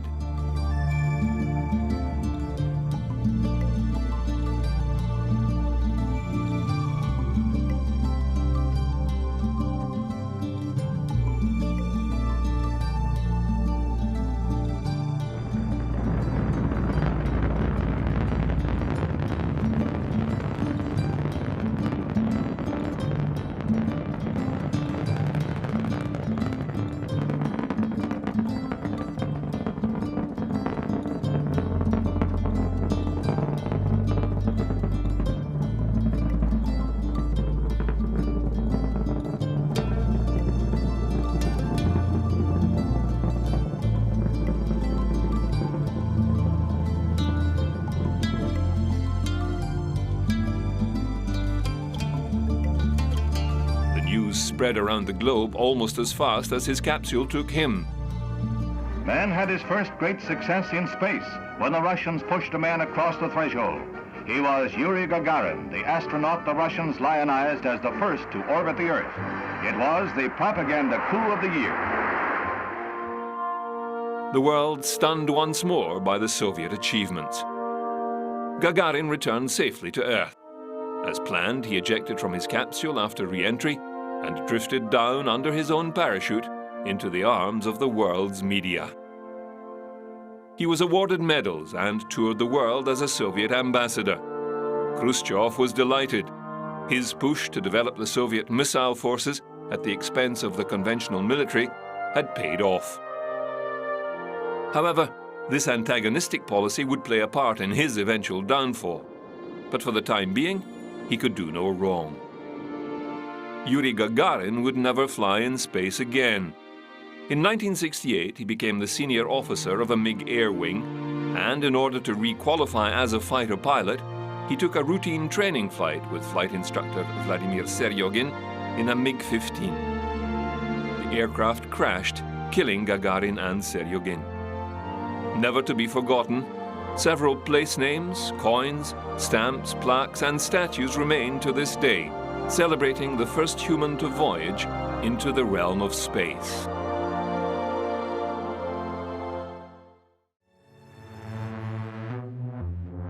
NASA had been caught out again. The US responded by using their more proven launch vehicle, Redstone. Less capable than the Atlas, it would achieve the immediate goal of getting a man to the edge of space.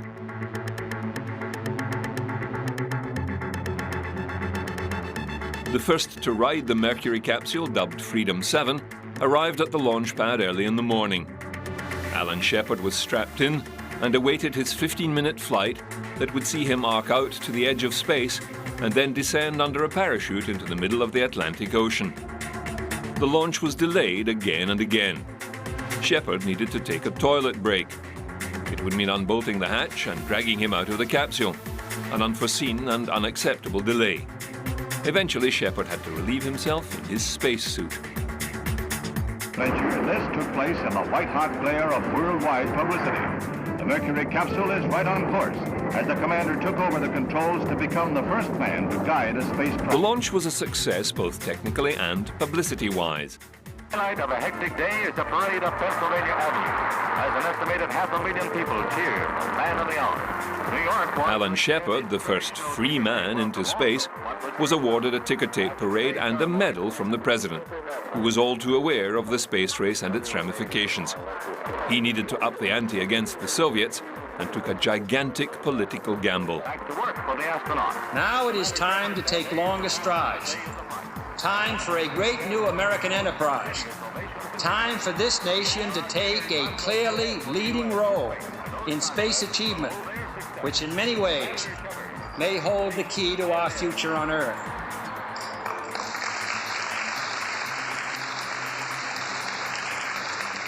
I believe that this nation should commit itself to achieving the goal, before this decade is out, of landing a man on the moon and returning him safely to the Earth.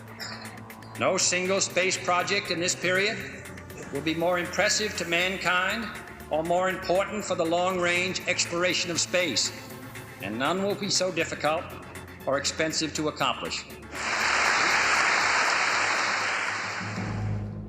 The challenge had been laid down. It was no longer a space race. The goalposts had been moved 750,000 miles. It had now become a race to the moon. In quick succession, Gus Grissom was the next astronaut to ride the Redstone in Liberty Bell 7. A textbook launch, Grissom splashed down in the Atlantic off the Florida coast. Floating in the water, awaiting the pickup cruise, Grissom's hatch blew before the chopper could hook on. Explosive bolts had been fitted to the hatch for an emergency escape. The extreme conditions of spaceflight and an errant electric pulse on board the craft were blamed for the event.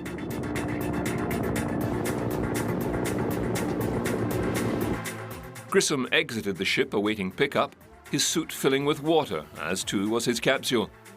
The pickup crew focused on saving the capsule. The helicopter hooked on, but was unable to pull it and its load of water out of the sea. Fortunately for Grissom, they had to abandon the craft, as he was near to drowning when they threw him the retrieval line. The loss of the capsule was a blow for NASA, and it cast a dissatisfied air over Grissom, who pleaded he had not panicked and fired the explosive bolts as some had suspected. A board of inquiry cleared him of any misdeeds, and he continued his outstanding career through to the Gemini and Apollo programs. After 38 years, and approximately 3 miles deep in the Atlantic, the Mercury capsule was located and retrieved in 1999. It now resides, reconditioned, in the Kansas Cosmosphere and Space Center. Mystery still surrounds why the hatch blew off, allowing it to take on water. The Soviet Union responded in turn with Vostok 2 and cosmonaut German Titov. Titov was only 25 when he boarded Vostok 2 and remains to this day the youngest person ever to reach space. Call sign Eagle, Titov and Vostok orbited the Earth for over 25 hours, completing 17 orbits. Titov was also to be the first human to sleep in space for one orbit and also suffer space or motion sickness. His mission was a complete success and raised the bar one more notch in the conquest of space. Following the flight, Titov would go on to take senior posts within the Soviet space program. He retired in 1992. To get a man into a safe orbit around the Earth, NASA needed a more powerful rocket than the Redstone. The Atlas missile was their best chance of achieving orbital velocities, but the design was still unreliable. On November the 29th, 1961, a Mercury Atlas combination is launched. The passenger? Enos the chimpanzee. He achieves 2 orbits of the Earth before an automated sequence fires Mercury's retro rockets, slowing the capsule and bringing her down from orbit. A complete success. 2 cosmonauts with 18 orbits under their belt versus 2 American test pilots in suborbital arcs. It seemed certain the star Voyagers of the Soviet Union would dominate space, win the race for space, and be the first to the moon. Korolev was already planning his moon rocket, the magnificent N1. NASA was still trying to get a man into orbit. It would take a great leap of faith for one astronaut to improve NASA and America's chances, with the belief and confidence in the Atlas heavy booster to work flawlessly again, take an astronaut around the globe and bring him back safely. That astronaut was John Glenn.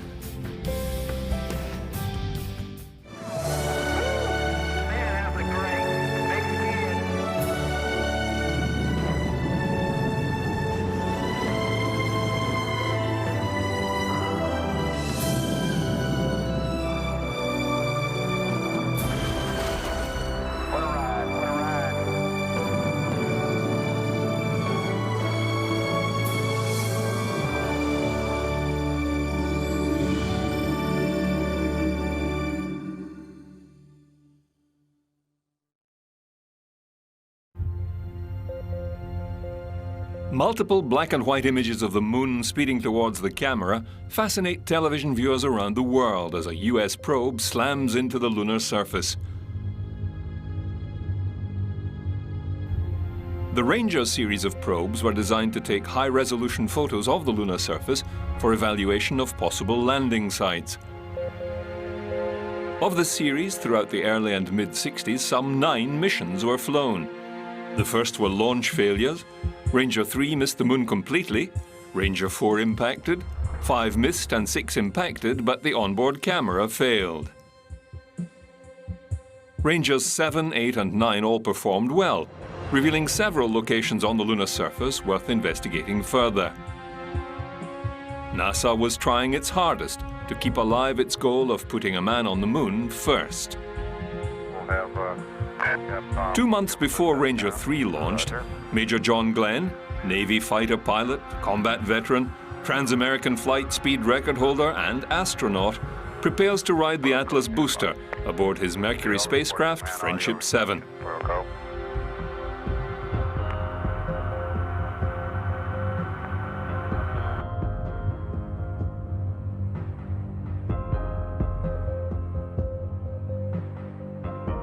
The Atlas had had a checkered history as the first operational US ICBM, but proved its worth by launching Glenn into orbit. The Mercury test flights had been numerous, 6 flights with the Redstone booster and 6 with the Atlas. It weighed in at 260,000 pounds at launch and was slightly taller than Redstone.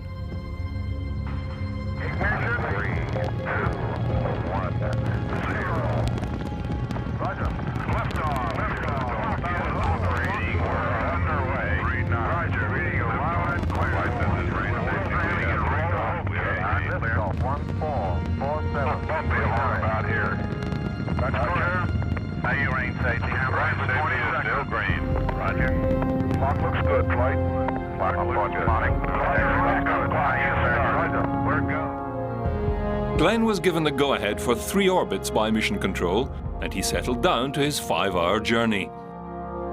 Early into the flight, Glenn surprised Mission Control with the observation of thousands of fireflies swarming around the capsule. They were unable to explain the phenomenon.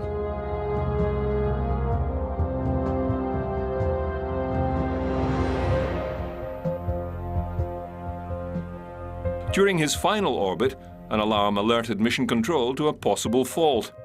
It indicated that the landing bag had deployed, possibly causing the heat shield to detach. Without the heat shield, the capsule could not withstand the heat of re-entry into the atmosphere, and the craft would burn up in the searing 3,000-degree temperatures. The ground crew could do nothing. They recommended to Glenn that the retropack, which was held in place by metal straps over the heat shield, and which normally jettisoned prior to re-entry, should be kept on, and hopefully keep the heat shield in place. 3, 2, 1, fire. Retrofire. Friendship 7 descended toward Earth.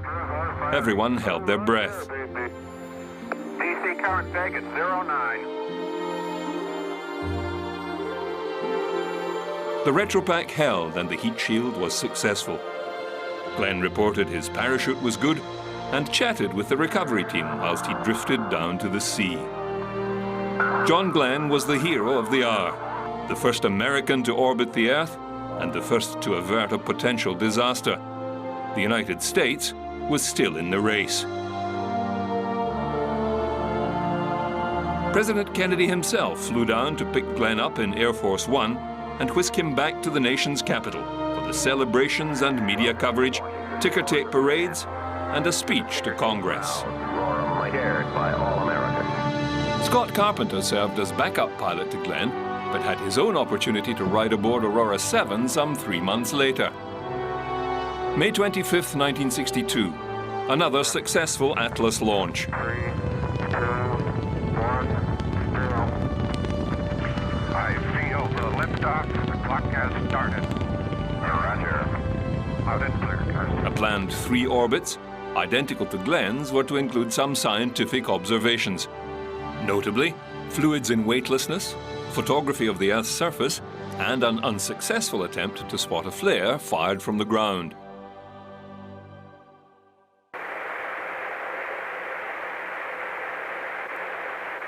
One mystery was solved, however, John Glenn's fireflies. On the final orbit, Carpenter inadvertently knocked the cabin wall, knocking loose ice particles on the outer skin. They flew about the capsule, illuminated by the sunlight. Another mechanical failure occurred, however. The pitch horizon scanner, part of the automatic control system, failed. Carpenter assumed control of the craft's systems and manually made the corrections. Due to the malfunction and his fascination with the fireflies, Carpenter overshot his planned re-entry, coming down 402 kilometers off target. When the recovery crew located him, Carpenter was already aboard his life raft beside the capsule. The United States had caught up with 2 successful orbital flights, manual control of spacecraft attitude, scientific and technical data improving their knowledge base. What would the Soviets do next? The Russian chief designer pulled a rabbit out of his hat. 2, actually. The Russians chalk up another victory in the space race as they put 2 manned spacecraft into orbit within 24 hours of each other. Colonel Pavel Povovich and Major Andriy Nikolaev follow in the footsteps of two other Russian astronauts, Titov and Gagarin, and thus give the Soviets 4 manned orbital flights against 2 for the United States. Within 72 hours, the first man aloft traveled more than 1 million miles, 4 times the distance to the moon, a distance it would take a jet airliner 2.5 months to fly. Nikolaev reported being able to see Vostok 4 as it attained orbit, with the two cosmonauts chatting briefly over the radio. Neither craft had maneuvering capability. Unable to change their orbital speed, they soon drifted apart. It was the first multiple launch, and the first time more than one human was in space. Again, another propaganda hit, although there was little technical or scientific knowledge gained from the stunt. Nikolaev went on to break more records. The first multi-day flight with a total of 3.93 days and 64 orbits of the Earth. Popovich in Vostok 4 made 48 orbits. A malfunction in the life support system troubled him, taking the cabin temperature down to 10 degrees. Due to a misunderstanding with the ground crew, his flight was terminated early by ground control. They thought Popovich had given them the code word to abort the flight. He landed some 7 minutes behind Vostok 3. The Mariner satellite probed Venus 36 million miles away, and work was progressing on Project Rover, a nuclear-powered moon vehicle. Mariner 2 was launched successfully on August 27, 1962. Mariner 2 was the first NASA space probe to successfully encounter another planet, Venus. It was a simplified version of the Ranger spacecraft sent aloft by an Atlas-Agena booster combination. It consisted of an instrument package of radiometers, a micrometeorite detector, a solar plasma sensor, charged particle sensor, and a magnetometer. Solar panels provided the power.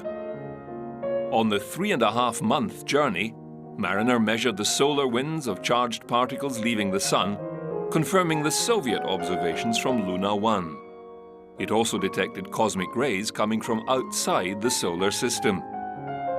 The spacecraft passed within 35,000 kilometers of Venus and measured the temperature distribution of the planet's surface, revealing the dense cloud cover of the planet was cool, but beneath, Venus had a very hot surface, 425 degrees Celsius. The probe also proved communication with spacecraft at long distances was possible. Those who came before us made certain that this country rode the first waves of the Industrial Revolution, the first waves of modern invention, and the first wave of nuclear power. And this generation does not intend to founder in the backwash of the coming age of space. We mean to be a part of it. We mean to lead it. We choose to go to the moon in this decade and do the other things, not because they are easy, but because they are hard. Because that goal will serve to organize and measure the best of our energies and skills. Because that challenge is one that we're willing to accept, one we are unwilling to postpone, and one we intend to win, and the others too.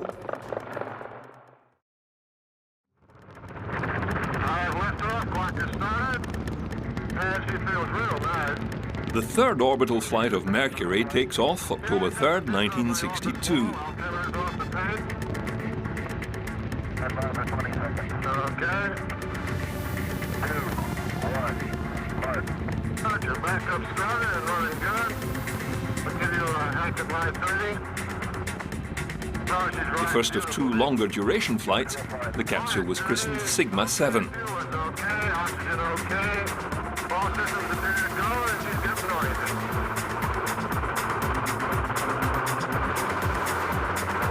Once achieving orbit, Wally Schirra's spacesuit began to overheat, threatening to cancel the flight. He was able to adjust the coolant flow, and the temperature was brought under control. He was given the green light for 6 orbits.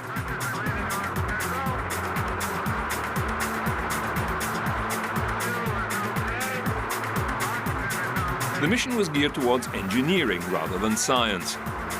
The craft was left to free drift to see if the autopilot system would function properly. Schirra called it the chimp configuration. He then tried steering by the stars, but found it a very difficult task to perfect. The course of his flight took Shira to the highest manned altitude yet, 283.2 kilometers at apogee, the highest point of his orbit. The flight lasted 9 hours, 13 minutes, and Sigma 7 splashed down in the Pacific Ocean, this time near the island of Midway, an almost flawless flight.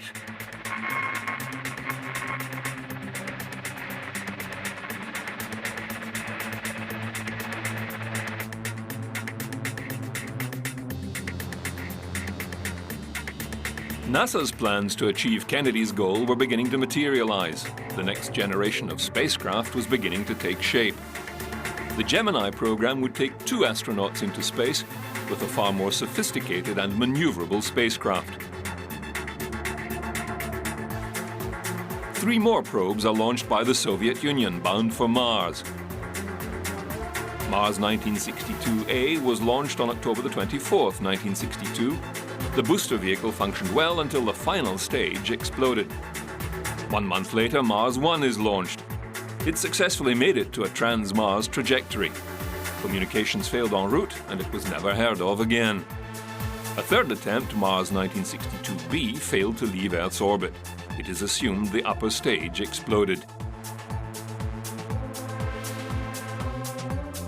Aiming closer to home, the Soviets launched Luna 4 in April 1963.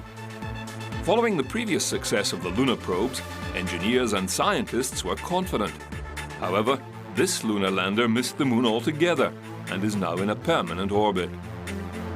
Space exploration was a difficult and dangerous pursuit. There was still much to be learned before a successful lunar mission could be undertaken.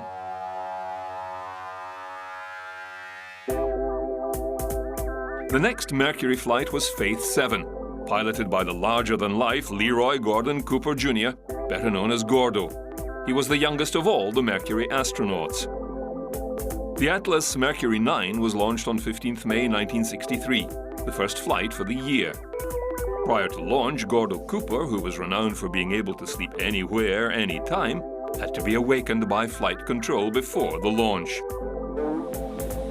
This was a long-haul flight lasting over 39 hours and 19 minutes, more time spent in space than all the Mercury astronauts combined.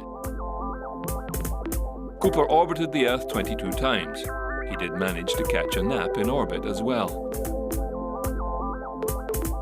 Cooper's mission was the final one of the Mercury series, and the last time an American would fly in space alone. Valentina Tereshkova was so starstruck by the flight of Yuri Gagarin that her fellow workers at the textile factory where she worked nicknamed her Gagarin in a skirt. Born 6 March 1937 and living in the Upper Volga, Tereshkova was a trained parachutist but longed to fly in space. She wrote to Moscow asking to become a cosmonaut. She was readily accepted for a number of reasons. First, her father was a tank sergeant and war hero who died in the Finnish Winter War. And secondly, she was a member of the Communist Party. Korolev had suggested sending a woman into space soon after the success of Yuri Gagarin.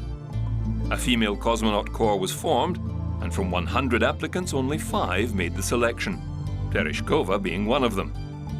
They all received training in rocket theory, spacecraft engineering, weightless flight training, isolation and centrifugal tests. Tereshkova also learned to fly as part of her training. June 14, 1963. Vostok 5, carrying cosmonaut Valery Bykovsky, roars into the sky. 2 days later, on the 16th of June, Valentina Tereshkova also lifted off aboard Vostok 6, the first woman in space.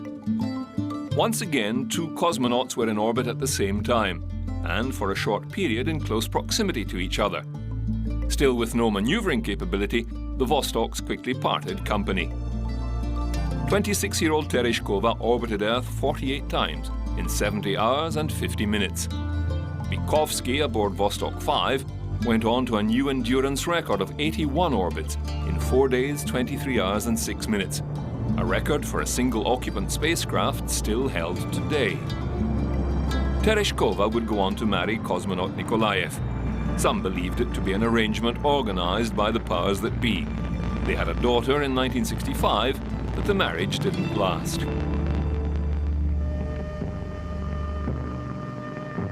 An event that shook not only the United States, but the entire world, proved to be another turning point in America's race for the moon. November 22nd, 1963. President John F. Kennedy is shot and killed in Dallas, Texas. The area is a swarm with police, rangers, and Secret Service men. The murderer slips the net, but a few blocks away, a man is captured after he is reported to have killed a policeman. That man is a 24-year-old pro-Castro Texan who once sought Soviet citizenship.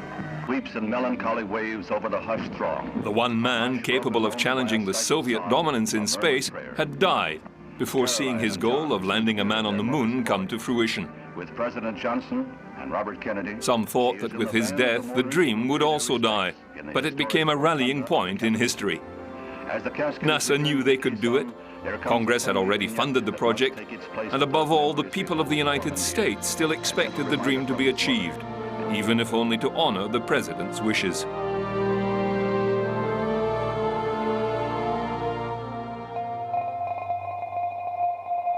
Voskhod was the next project for Korolev, a multi-man crew mission. Using Vostok components, the crew cabin was redesigned. The bulky ejector seat was removed, enabling 3 couches to be installed. This, however, also removed the escape capability for the 3-man crew. Due to the restricted space, they could no longer wear bulky spacesuits and would have to rely entirely on the cabin to maintain an atmosphere. Without ejector seats, the crew would have to ride the capsule back to Earth, landing, unlike the Americans in the ocean, on the ground. Braking rockets were added to the parachute lines to soften the impact of landing.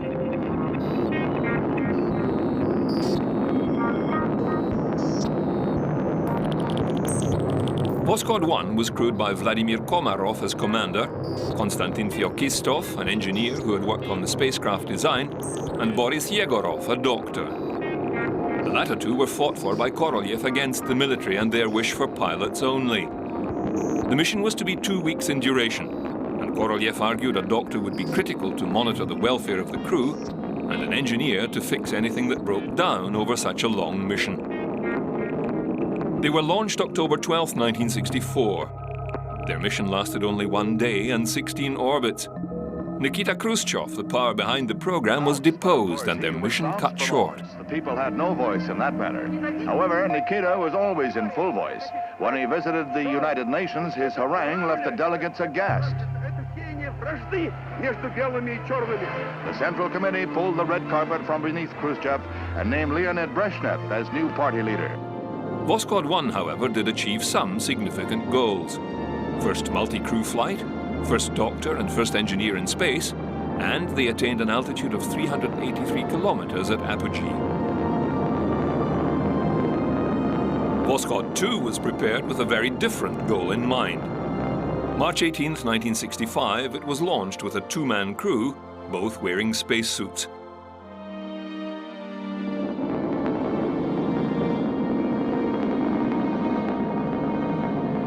Shortly after their first orbit, an inflatable airlock attached to the side of the spacecraft was inflated.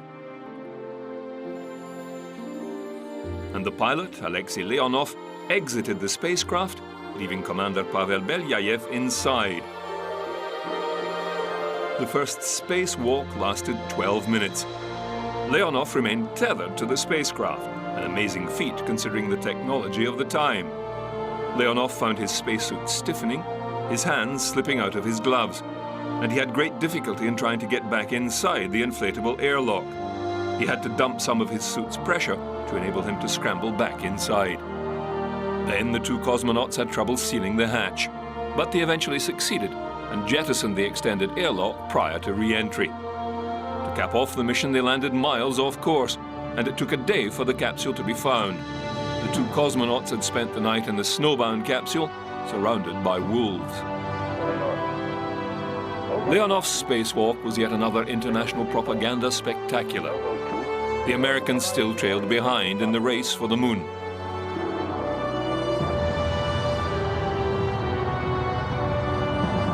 However, the new Gemini spacecraft was nearing readiness.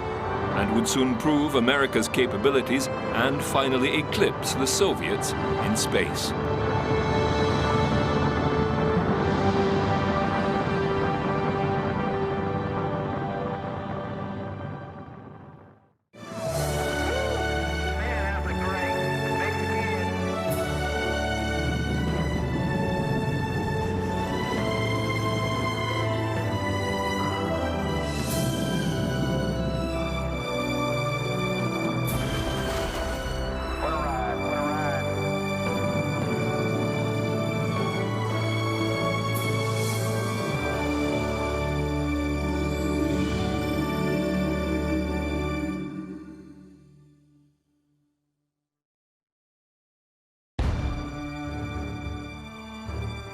It seemed the United States could do no wrong and were trailblazing their way towards the moon. Gemini 11 lifted off from Cape Kennedy September 11, 1966. Aboard, Charles Conrad and Richard Gordon. Their mission? To dock with their Agena rocket as soon as possible after launch.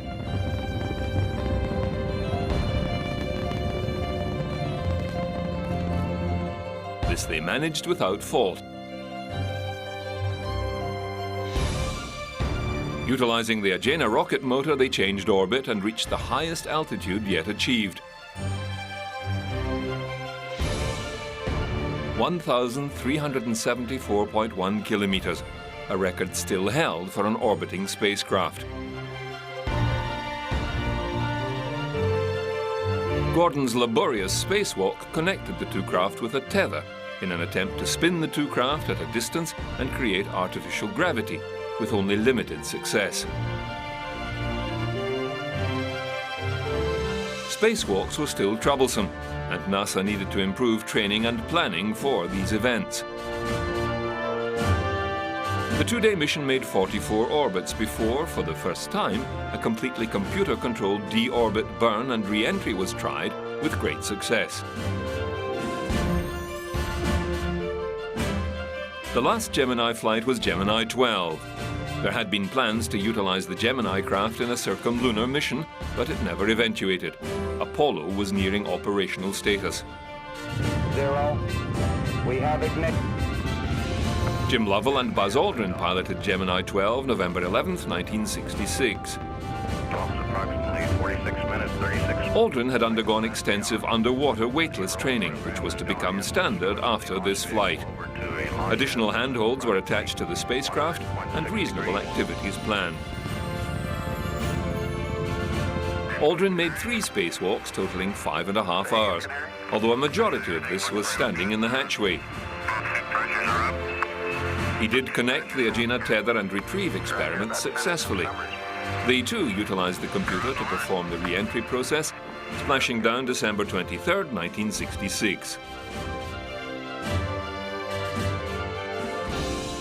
It had been over 22 months since the Soviets had launched a man into space. November 28th, they launched an unmanned craft, Cosmos 133. It tested components of the Soyuz design and was a short 2-day mission. Early the following year, a second Cosmos was launched. It was the final checkout mission for Soyuz and also flew a 2-day mission. Soyuz was the Soviets' best chance of beating the Americans to the moon. But Apollo, America's great effort, was also about to emerge. The design and configuration of Project Apollo went through many permutations and design concepts. Design efficiency, time, and money were all contributors to the final concept. The main components consisted of a CSM or command module and a lunar module, each having 2 principal components. The Apollo capsule was the center of the mission. Housing the 3 astronauts for ascent and descent, it was the re-entry capsule with heat shield and landing parachutes. Behind it, the service module, a complex machine housing the main engine and fuel that would return the craft from the moon, life support tanks, water, fuel cells providing electricity, communications and sensor equipment, and attitude thrusters. The lunar module would carry 2 people down to the surface of the moon, utilizing a descent engine to cushion the landing. The lower section would then act as launch pad for the upper section, that would lift off with its own ascent engine to return to lunar orbit. In total, the two spacecraft weighed in at over 45,000 kilograms and would be lifted into space by the 110.6-meter-tall Saturn V booster. Generating 33,000 kilonewtons of thrust, the first stage is powered by 5 F1 engines. Burning for approximately 150 seconds, they will lift the rocket to a speed of 6,000 miles per hour, where it will be jettisoned, and the second stage, consisting of another 5 J2 engines ignited, for another 6 minutes. The Apollo escape tower and shroud is then jettisoned, giving the astronauts their first glimpse of space. Once Stage 2 is exhausted, it too is jettisoned, and Stage 3 with one J2 engine fired to lift the rocket into a low Earth orbit, where the third stage is shut down. Once systems are checked and orbit stabilized, the third stage is again ignited and drives the rocket into a translunar trajectory. Then the work begins. The stage is shut down, the Apollo command and service module detach and spin about, docking with the lunar module tucked away at the top of the third stage. Then withdraw it, jettisoning the third stage.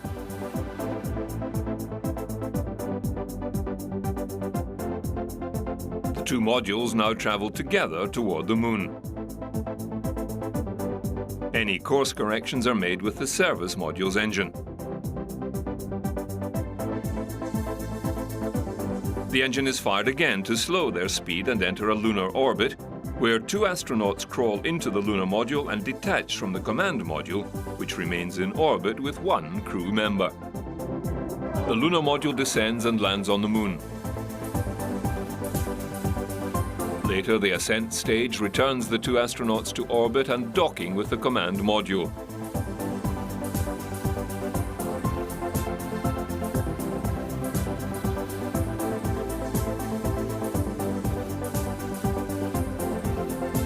The ascent stage is jettisoned, and the service module engines fire again for the trans-Earth return journey. On reaching Earth, the service module is jettisoned, and the command module descends to Earth and a splashdown, thus ending an epic engineering feat.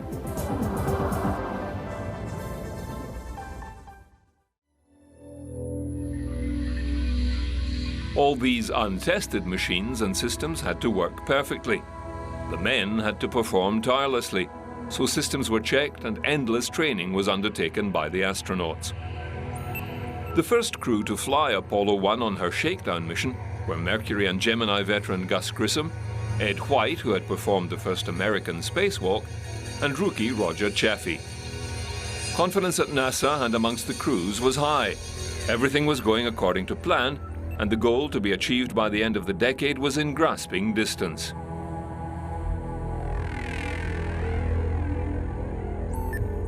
January 27, 1967. A full plugs-out rehearsal is underway. At launch pad, Apollo 1 mounted atop a Saturn 1B booster is the center of attention. Fully suited, the three astronauts are strapped into the oxygen-rich command capsule and the hatch bolted shut. A rehearsal countdown ensues. There were acknowledged bugs in the system and the team worked on fixing them.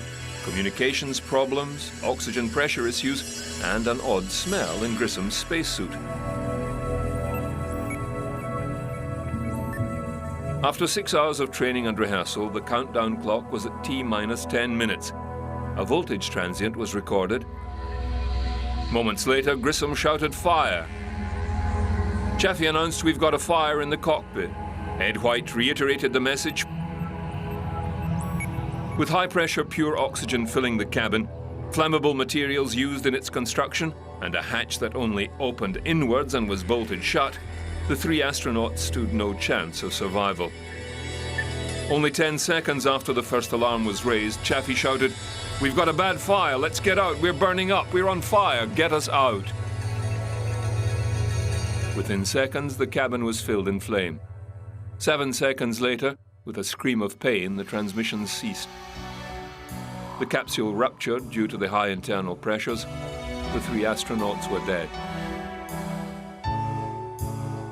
It took ground crews 5 minutes to open the hatch. They feared the entire complex might be engulfed in flames. Later findings concluded they had died from smoke inhalation and burns. They all suffered extensive burns as their spacesuits melted. The Accident Review Board was scathing. They found numerous faults with both the design of the capsule and emergency systems lacking. The cause of the fire was never determined, although static electricity from the nylon couches was a possible cause, as too were wires stripped of their insulation. Plus, the high oxygen atmosphere and lack of speedy egress all contributed to a lethal combination. The accident was a massive blow to all. Their confidence and speed to achieve was shattered. NASA went back to the drawing board and redesigned the Apollo module. 6 astronauts had now given their lives to the dream. NASA was determined to set things right.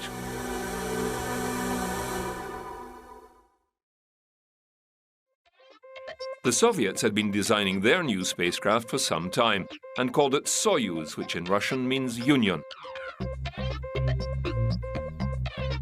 The basic Soyuz design consists of 3 modules: the orbital, descent, and instrument sections. The oval-shaped orbital module weighs in at around a metric ton and houses life support and consumables for the crew. It also provides some living space. Various adapters and other equipment can be attached to this end section, depending on the mission requirements. This can include a docking collar or remote sensing apparatus.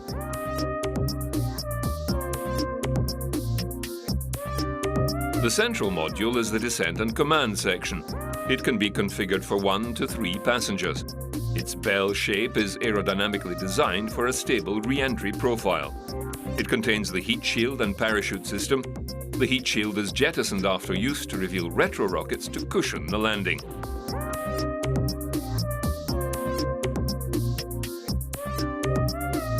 The third or instrument section contains the D-orbit rocket motors, the maneuvering thrusters and attitude control, plus electric power, usually provided by 2 solar wings, deployed at 90 degrees to the craft.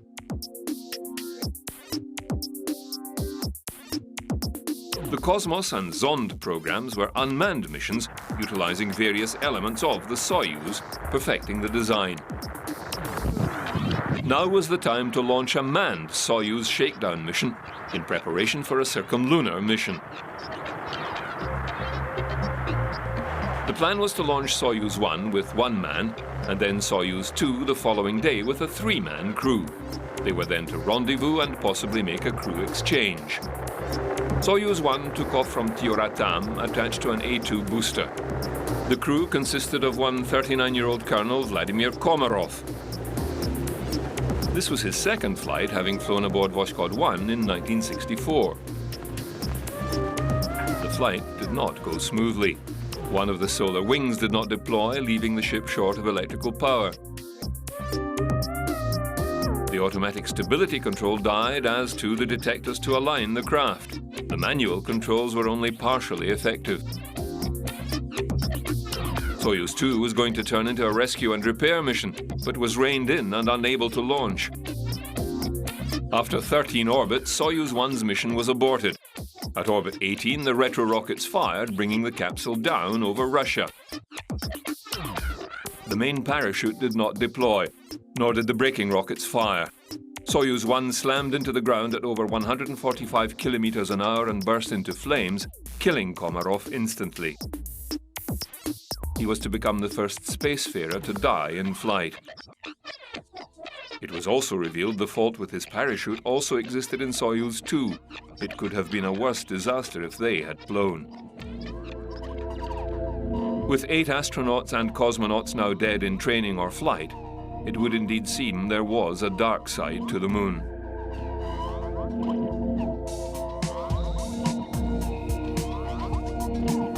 Venera 4's descent probe weighed in at 383 kilograms and was designed to relay data only during its descent through the dense atmosphere. There was no plan to relay data from the surface till later probes. The Venera 4 probe contained 11 gas analyzers, barometer, radio altimeter, dosimeter and thermometer.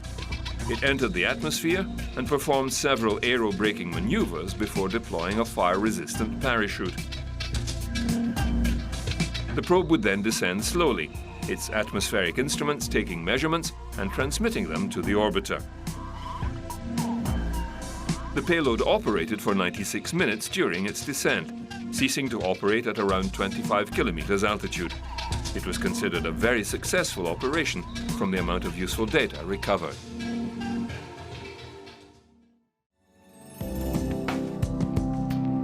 The Zond series of probes sent aloft by the Soviets appear to lack focus or a definite goal. The Zond spacecraft were sent on lunar, Martian and Venus missions, as well as manned Earth orbit flights. The first series were launched by the A2E booster. Zond 1 flew by Venus July 1964. Zond 2 and 3 were launched towards Mars between the Mars 1 and 2 missions. Zond 3 passed by the Moon and took several photographs which it beamed back to Earth. Zond 4 was essentially a Soyuz prototype minus the third front module. It flew a range of tests including re-entry. It flew on the newer D1E booster variant. Zond 5 was launched towards the Moon on the 14th of September 1968. Its trajectory took it around the Moon, where it took several high-resolution photos of the dark side, then returned to Earth, the first such vehicle to do so. It was also the first Soviet water landing and recovery. It was a successful precursor to a manned lunar orbital flight. They included numerous biological samples in the capsule, including a turtle, mealworms, flies, seeds and plants. The Soviets were very much still in the race for the Moon.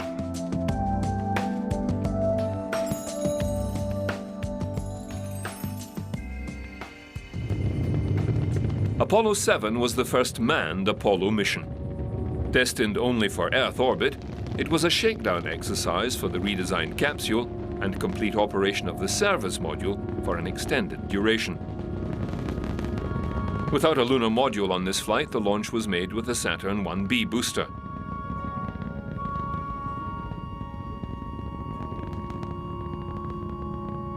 The flight was to last over 10 days and 163 orbits. Wally Schirra, Don Eisele and Walter Cunningham crewed the mission. Schirra had flown Mercury and Gemini craft before and was the flight commander. The flight required several burns of the main engine which went flawlessly, building confidence in the hardware that was to bring the men home from lunar orbit.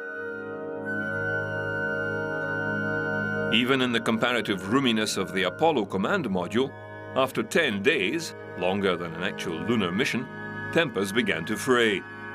Unfortunately, Schirra developed a cold and became quite irritable in communications with Capcom. It is believed the crew were later passed over for subsequent missions as a penalty for their misbehavior.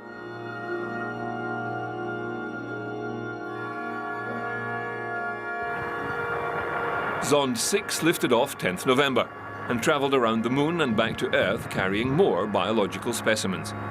It also used a skip re-entry profile to land within the Soviet Union. The success of this mission led the Soviets to announce that the previous 3 Zonds had been precursors to a manned circumlunar flight. They were snapping at America's heels.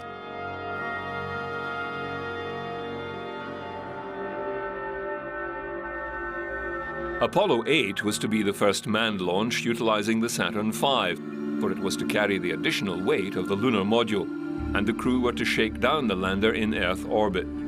However, delays and problems with the lunar module scuttled this mission. Apollo's flight profile was changed, perhaps to rise to the Zond challenge. Retaining the Saturn V, Apollo 8 would circumnavigate the Moon instead. With this, there were also crew changes. Michael Collins suffered a back injury requiring surgery and was replaced as command module pilot by Jim Lovell. This reschedule would put Collins aboard Apollo 11. James McDivitt, who wanted to fly the lunar module, was replaced by Frank Borman. Ignition sequence start. 6, 5. Borman, Lovell and William Anders lifted off on top of the most powerful rocket launch to date, the Saturn V on 21st December 1968.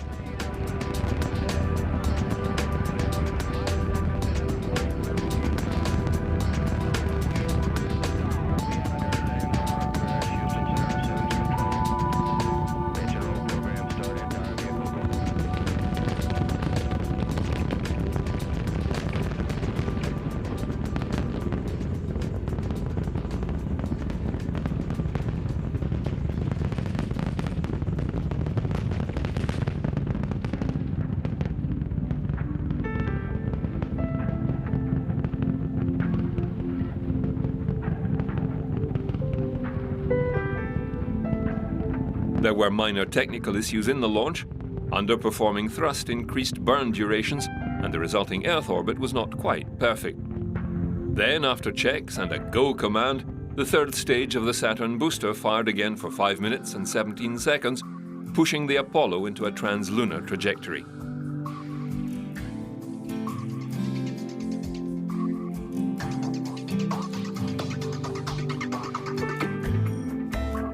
It took 3 days coasting with one course correction burn.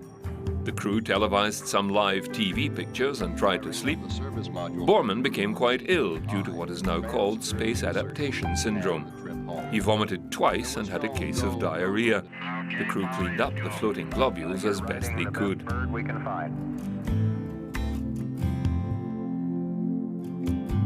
61 hours into their mission, they made another course correction burn, which slowed their craft so it could be captured by the moon's gravitational field.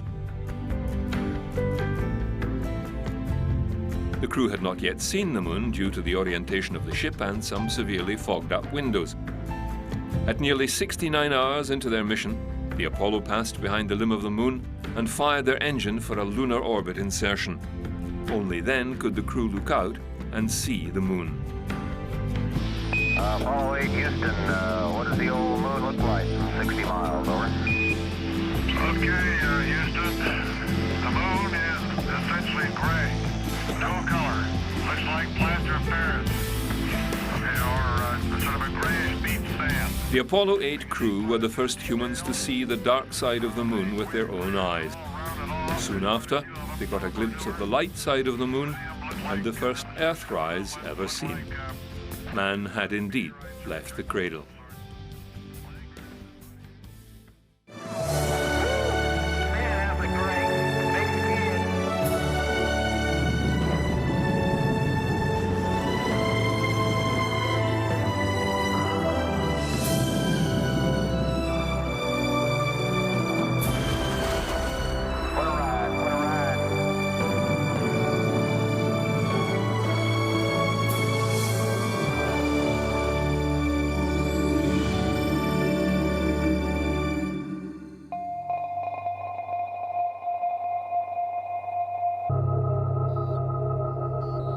This is the first spacecraft ever to be flown that was unable to return to Earth.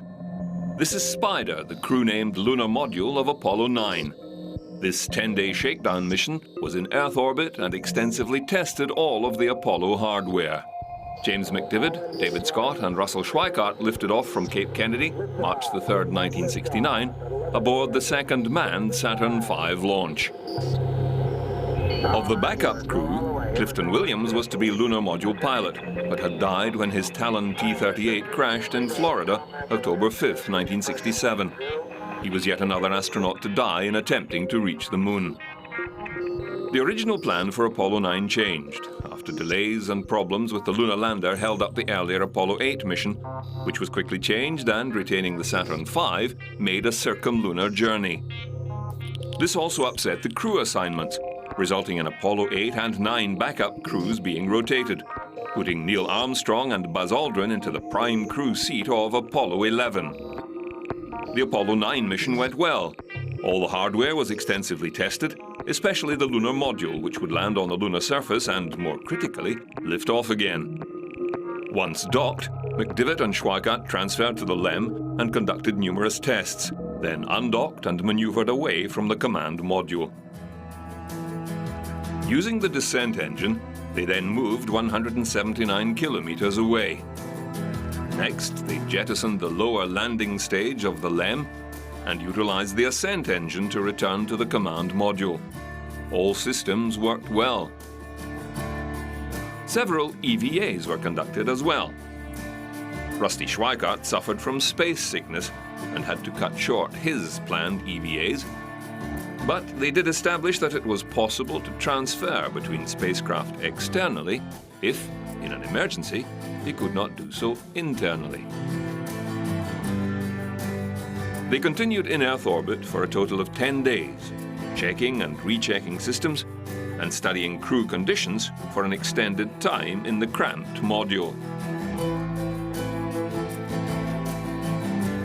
On March 13th, the crew returned aboard the command module, splashing down in the Caribbean near the Bahamas.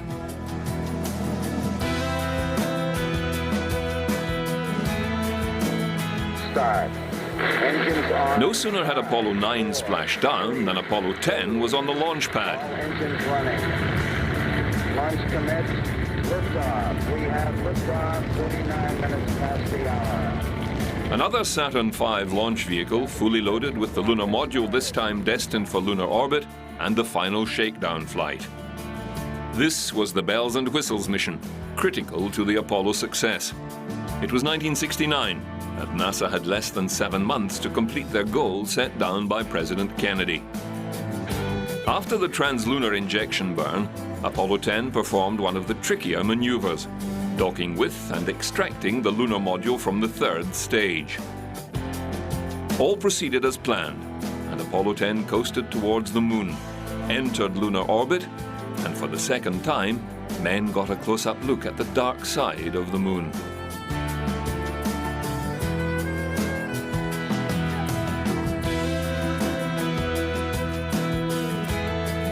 Apollo 10 then staged a dry run in lunar orbit, the lunar module detaching and flying alone within bragging distance of the lunar surface.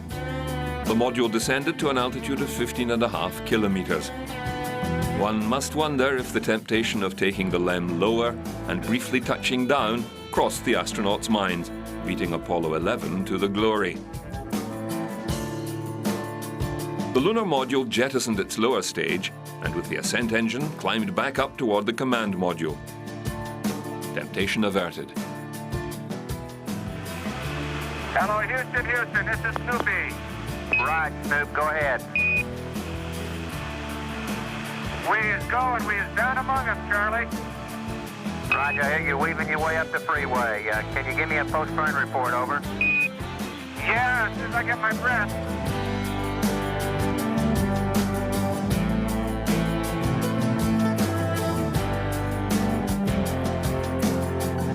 Snoopy followed the same trajectory as the later Apollo would follow and commented on the landing site as it flew over. Yeah, okay, the approach end looks a lot smoother than some of the orbiter photos show.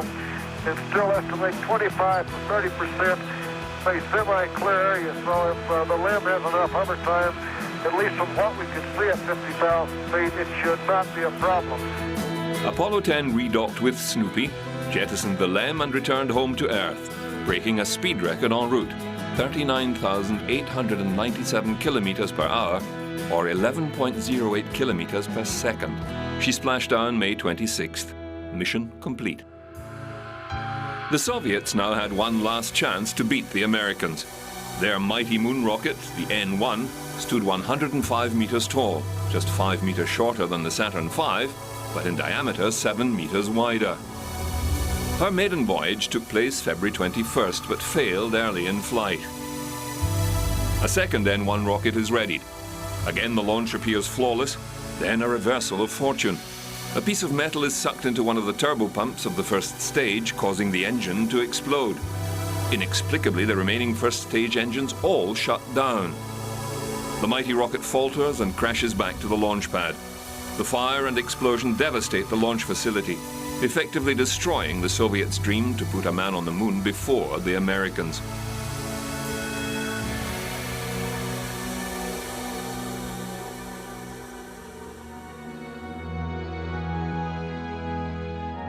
The Americans were ready. Prime crew of Apollo 11, Neil Armstrong, Buzz Aldrin and Michael Collins were trained and set to make the journey of a lifetime and have their names forever inscribed in history. The crew of Apollo 11 trained and practiced. What they were about to do was unique, never done before, so there was the element of the unknown to contend with. They had to think of and train for every conceivable situation or event. Engineers, including test pilots, abhorred the unknown, the unforeseen. One area of difficulty was to create the 1/6 gravity and vacuum of the lunar surface in which to practice their landings, a most critical stage of the mission. NASA created the flying bedstead, as the pilots like to call it, the Lunar Landing Research Vehicle. It was an ungainly framework with a turbofan engine at its center to neutralize much of Earth's gravity and numerous maneuvering thrusters to make the vehicle behave like the Lunar Excursion Module.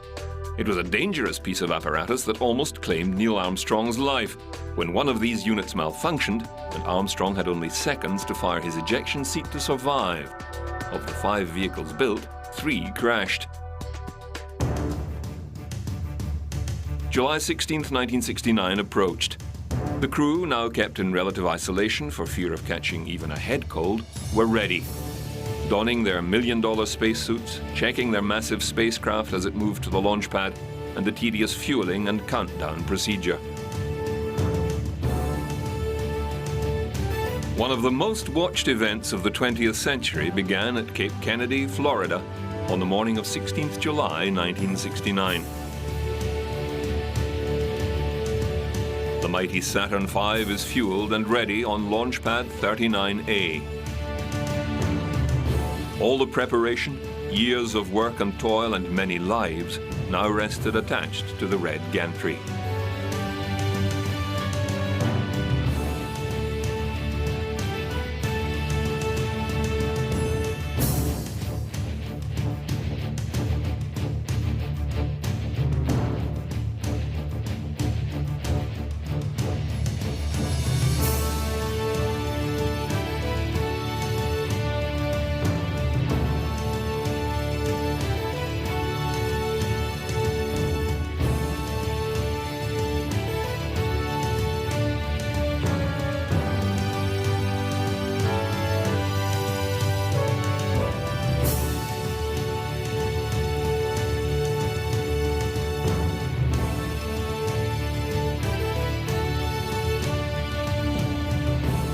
Ignition sequence start.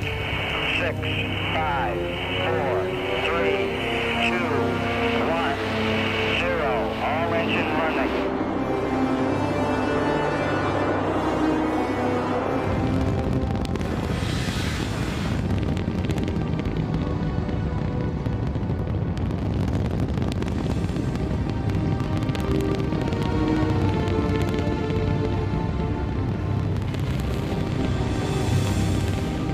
The world held its breath as the mighty Saturn lifted off from Launch Pad 39A at 1:32 p.m., July 16, 1969. And as the mighty vehicle cleared the tower, climbing ever faster, people everywhere smiled and urged them on. It had taken an extraordinary effort to reach this point. Although embedded in the Cold War, the race to the moon had become more than just the sum of its parts. Whether it was the promise kept to a dead president, or the idea that whatever humans can think up, they can eventually achieve, it seemed the reach into space was part of some fundamental need to explore, no matter how expensive it would become. 57 humans had already flown into space. 6 had seen the dark side of the moon. Now, if all went as planned, 2 would set foot on the moon, whilst the 3rd member would circle the moon alone, the most isolated human in history. Many astronauts and technicians had died in this quest, on both sides of the ideological divide, the one-upmanship in technology and drive. It would seem that the United States raced towards the goal with such enthusiasm it would keep going, past the planned 10 missions to the moon, maybe onto Mars and beyond.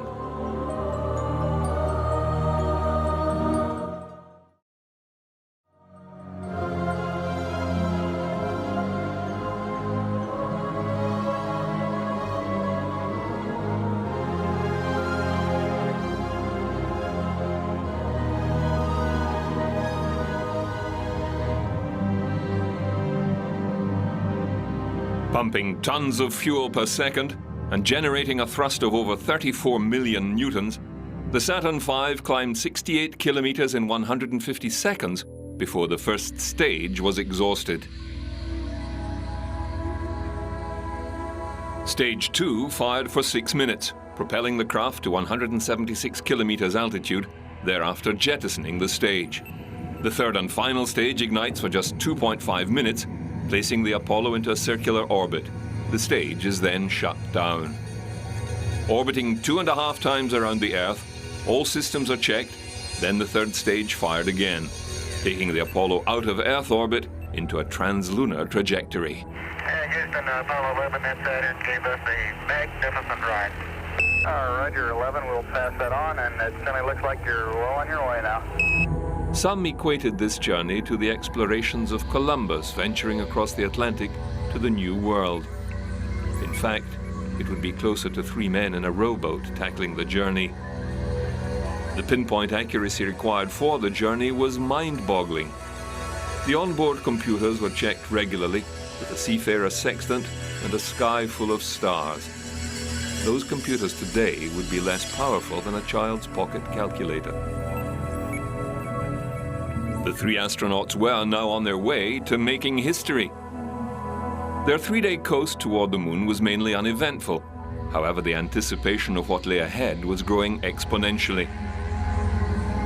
Back on Earth, the media followed every step of the way, some broadcasting 24 hours a day, newspapers putting out special editions, radios working overtime, keeping the public informed.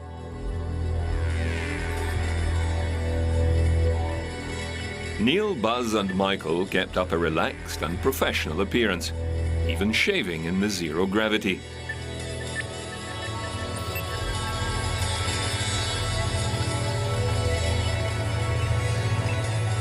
What was going on in the minds of the 3 men, no one could tell.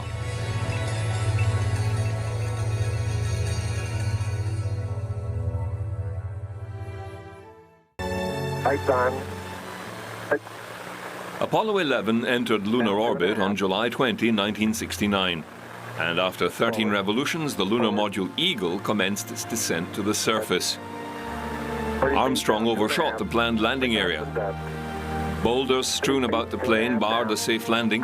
He hovered forward, looking for a clearer patch, calmly consuming most of their fuel. 30 seconds. Contact light. Okay, engine stop. ATA at a descent. Mode control both auto, descent engine command override off. Engine arm off. Port 13 is in. We copy you down, Eagle. Houston, Tranquility Base here. The Eagle has landed. Roger, Tranquility. We copy you on the ground. You got a bunch of guys about to turn blue. We're breathing again. Thanks a lot. President Kennedy's dream had been realized. The engineering challenge met with 6 months to spare.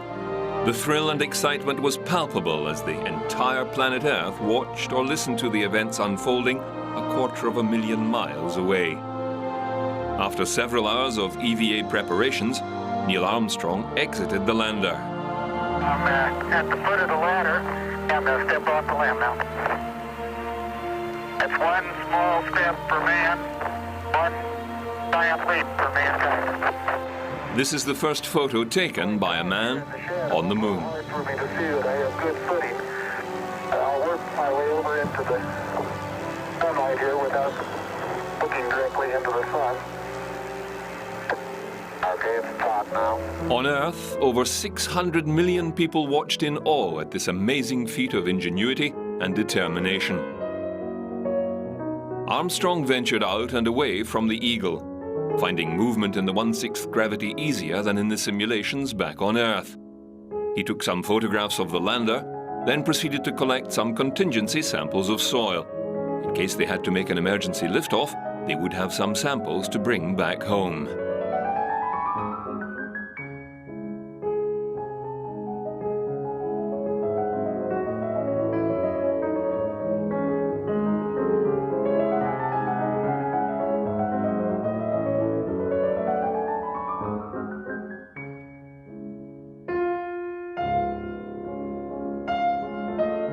Buzz Aldrin then descended the ladder and also set foot on the moon. He then practiced ascending back up the ladder.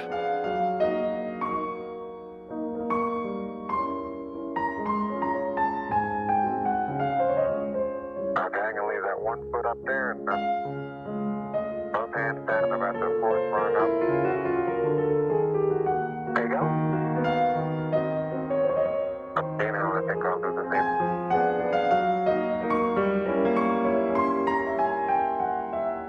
Little more.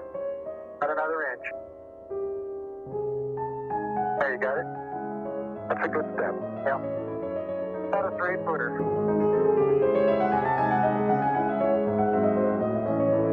They then commenced their work on the surface, installing instruments and sensors like the solar wind detector and seismograph and laser rangefinder target. They planted a US flag and received a call from the White House.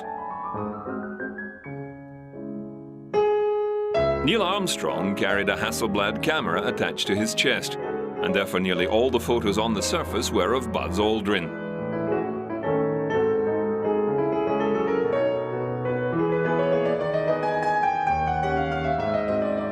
Like the secondary strut. Have little thermal effects on it right here, Neil. Yeah, I noticed that. That seems to be the worst, although similar effects are on all around. There is very fine powder. In this side? Right in this area, I don't think there's much of any fine powder. Some clouds together, it's hard to tell whether it's a cloud or a rock.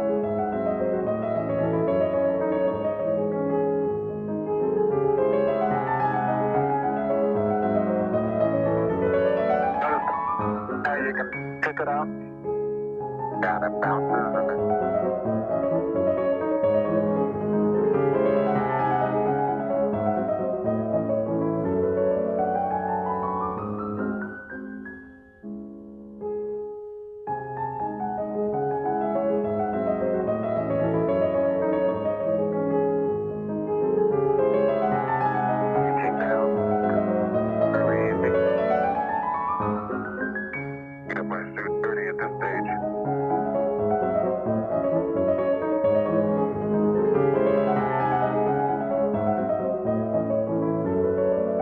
One task the astronauts performed was photographing everything they could, from the condition of the vehicle to the surface features, and historically themselves, they took hundreds of photos on their brief stay. Ironically, this photo of Buzz was to become one of the great images of the 20th century, although you can make out the image of Neil in the reflection on Buzz's faceplate.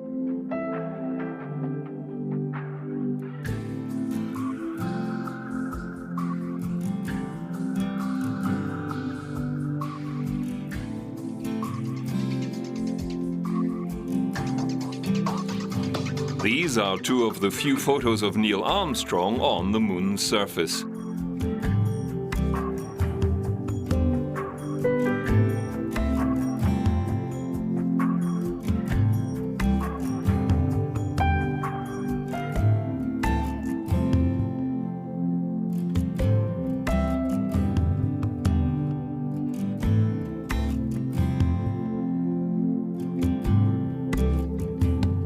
Now unveiling the plaque that is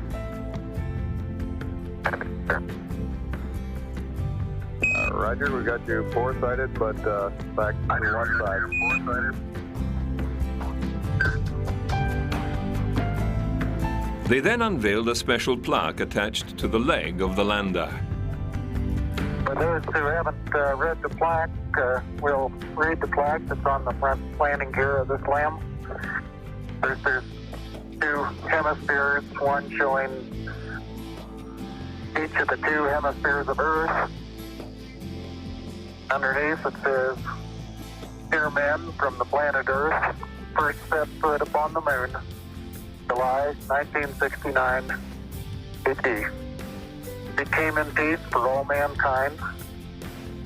It has the crew members' signatures and the signature of the President of the United States.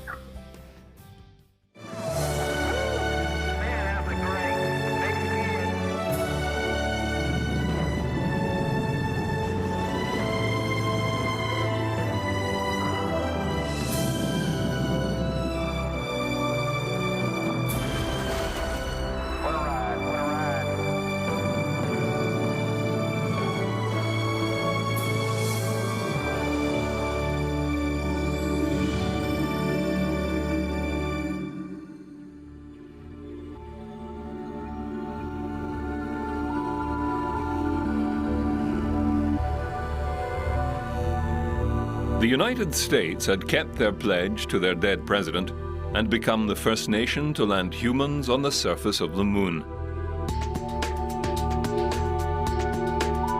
Their only competition had been the Soviet Union. They too had the political will and technical capability to perform such an operation, but it seems that fate, more than poor planning or workmanship, was in the end the contributing factor to their failure.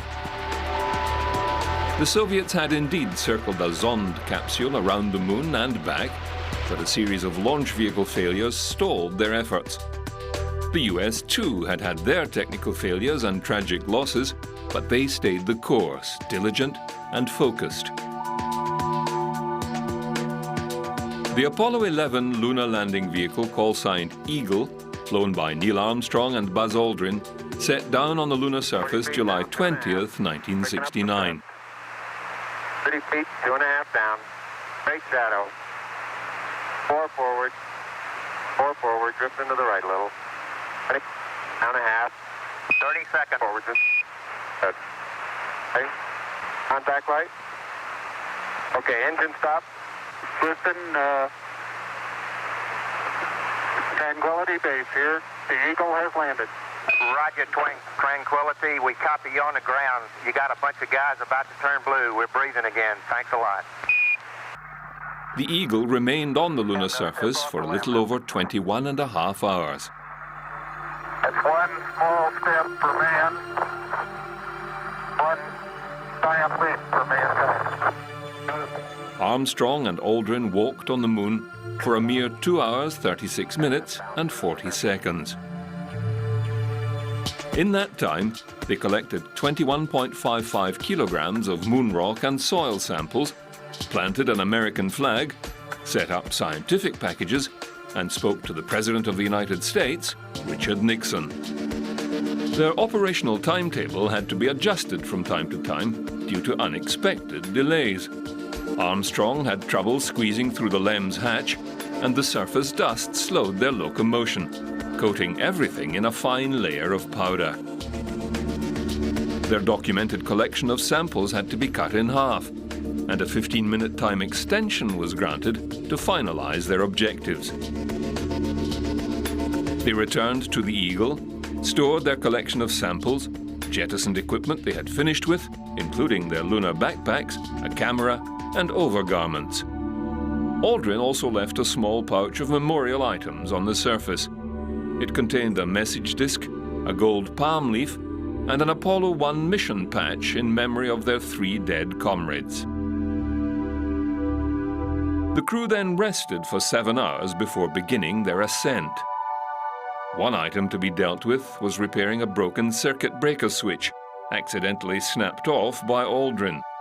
With engineering ingenuity, Aldrin used the cap from a ballpoint pen to depress and hold the button, enabling them to fire the main ascent engine.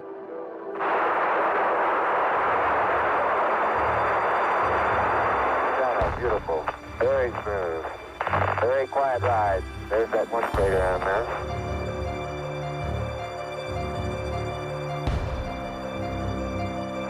Feet high, 80 feet per second vertical rise. Unfortunately, the astronauts had planted the American flag too close to the LEM, and it was blown over by the rocket exhaust. Later missions would plant their flags much further away. The Eagle's upper stage lifted off and returned the men to orbit with ease. There, they chased down Michael Collins in the command module Columbia, and in a slow-motion ballet docked, transferred their valuable cargo of specimens, and jettisoned the Eagle. With a main engine burn, the Intrepid 3 were on their way home.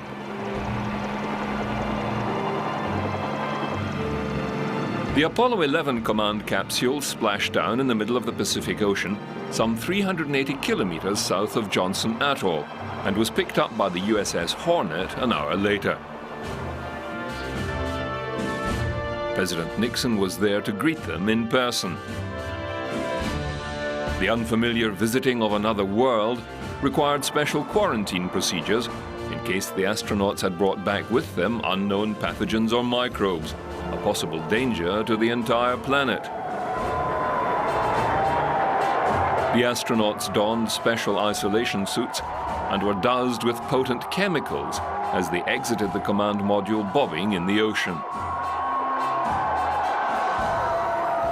After a short helicopter flight to the carrier, they were ushered into a transportable isolation chamber.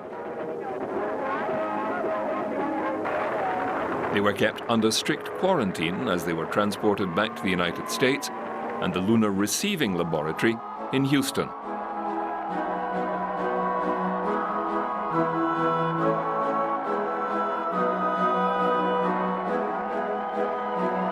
Finally, after receiving the all clear, the 3 astronauts were released on the 13th of August to a mind-bending shower of praise from the American public.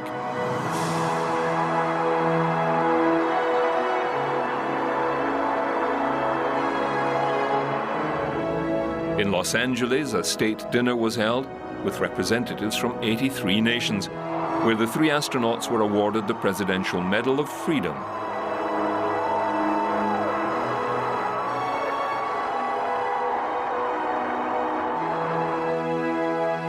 This kicked off a 45-day world tour beginning in Mexico City. The so-called Giant Leap tour took the 3 men to 25 countries, including France and the United Kingdom. Many nations released commemorative postage stamps, awarded civilian medals, and wined and dined the great explorers, although at times they seemed more bewildered than bold.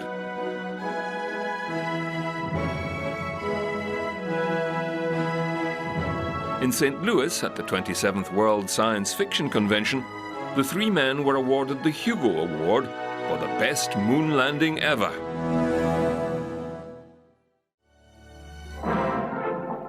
The accolades and ticker tape parades continued incessantly. At a joint session of Congress in Washington, D.C., the 3 astronauts presented 2 flags, one to the Senate and one to Congress. Both had been carried to the moon and back.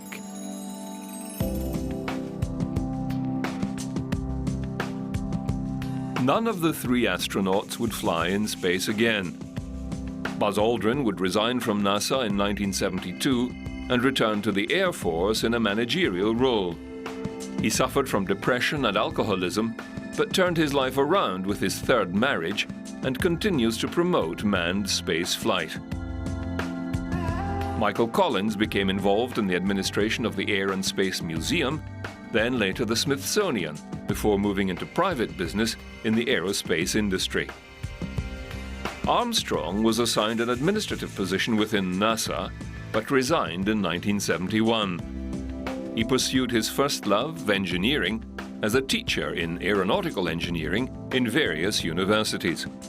He also served on the boards of directors of several companies and was also a company spokesman for some. Armstrong would be called upon by NASA in later years to lend his engineering qualifications and experience to 2 accident investigations. 1969, and America was in the throes of an all-consuming and unpopular war in Asia. The people, and in particular the US government, were glad of the space program and its headline distractions. Unfortunately, it was short-lived. The mountain had been climbed, the goal achieved, but even at this heady peak, the decline in public interest would be a steep and rapid one. The superpowers' challenge in space had seemed to swamp any other nation's efforts in space exploration. Although the Soviets launched the first satellite, the Sputnik, in 1957, and the US Explorer 1 in 1958, other nations had been working towards their own launch vehicles and satellite designs.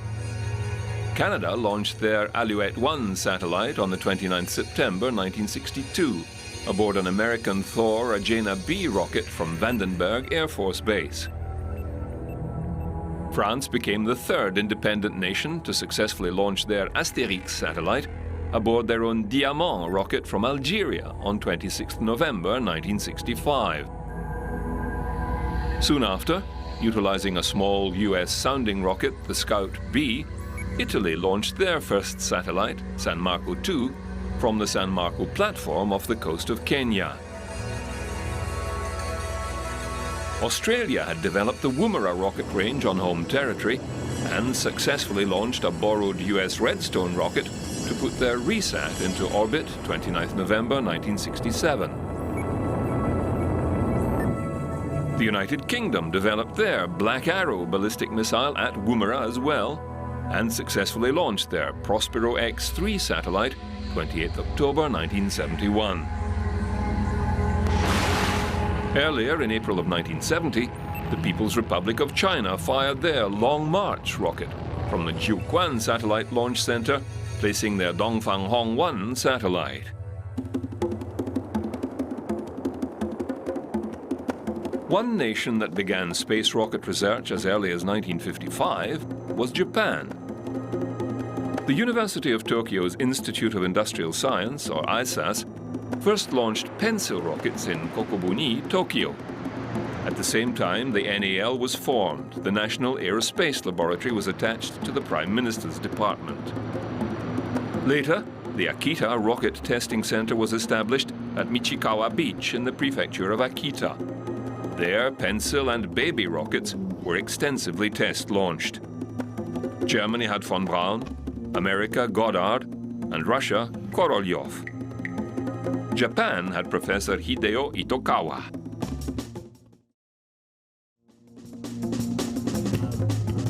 Post-World War II, Japan was a clean slate for rocket research. Any previous research and development had been either destroyed by the designers for fear of war crimes or disallowed by the Allied powers. Itokawa, as a young child, witnessed an American aircraft performing aerobatics. This triggered a lifelong interest in flight, and he proceeded to ensconce himself in aeronautical engineering and aircraft design. After the war, Japan was banned from any weapons research, and Itokawa turned to acoustic and medical engineering research in the US, where he came across a book on space medicine. He returned to Japan, enthusiastic to start serious research into practical space flight. And practical he was, enlisting the aid of both university and industry. June 1958, and a K-6 two-stage Kappa rocket achieved an altitude of 60 kilometers. In July, 2 years later, a modified K-81 reached 190 kilometers altitude and made ion density measurements. By December 1961, an altitude of over 300 kilometers was reached. Once again, onboard detectors recorded electron density and temperatures. 1964, and Japan launched their first weather observation satellite, the MT-1351. By 1967, an L-3H-3 rocket achieved an altitude of 2,150 kilometers. In 1969, the NASDA was formed, with its headquarters at the Tanegashima Space Center, absorbing other research branches and tracking stations. 11th February 1970 saw Japan join the small but growing club of space-capable nations. The Osumi satellite achieved a successful orbit. With Japan's burgeoning electronics industry and a growing economy, it would become a key player in later unmanned space projects.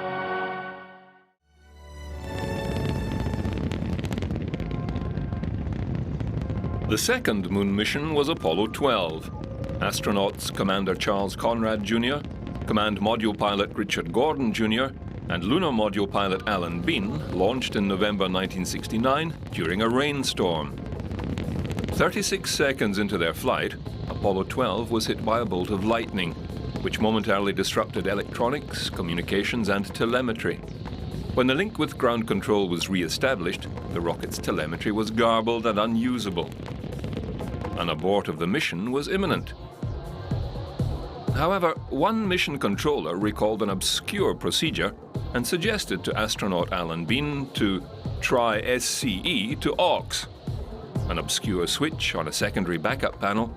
Almost no one had any idea what its function was. However, Bean did, and it fixed the problem, rescuing the mission from certain failure. Their journey to the ocean of storms continued uneventfully. Obtaining lunar orbit, the lunar module undocked and descended towards the surface. Where Apollo 11 had been a tense, nail-biting event, the second lunar descent was somewhat more laid back. That's it, there's LPD. Roger, copy, P-64. 1,000 update. Hey, there it is. There it is. Son of a gun, right down the middle of the road. Outstanding, 42 degrees, Pete. Coming down at 2, Pete. You got plenty of gas, dude. Hang in there. 30 seconds. 18 feet, coming down at 2. He's got it made. Come on in there. 24 feet. Contact light. Roger, copy contact. Rock. Pro. Yeah, pro. Okay. Inform off. Okay. I'll cycle these down. You got your spinning command override off. Yep. The craft landed short of their designated landing site called Pete's Parking Lot by Conrad. However, it was another successful soft landing. Landing, Pete. Outstanding. The descent down the Lem ladder had a different feel as well, when Conrad, who was considerably shorter in stature than Armstrong, referred to Armstrong's famous first words. Man, that may have been a small one for Neil, but that's a long one for me.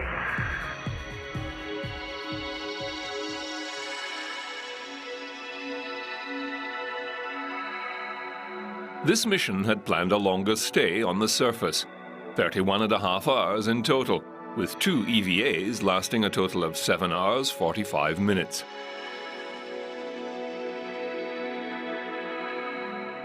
To improve televised picture quality, NASA had this time provided a higher resolution color TV camera for surface operations.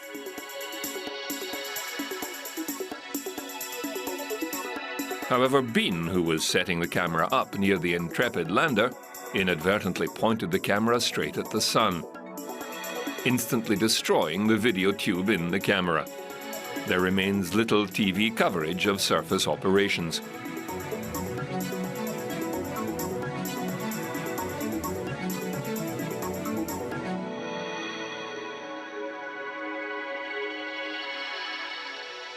The Ocean of Storms was a popular landing site for previous probes, Luna 5, Surveyor 3 and Ranger 7. Intrepid had purposely landed close to Surveyor 3, in fact within walking distance. The 2 astronauts reached and inspected the Surveyor probe, which had landed in April 1967. They removed some samples, including the video camera, from the probe. It was here that one of several pranks was to be enacted.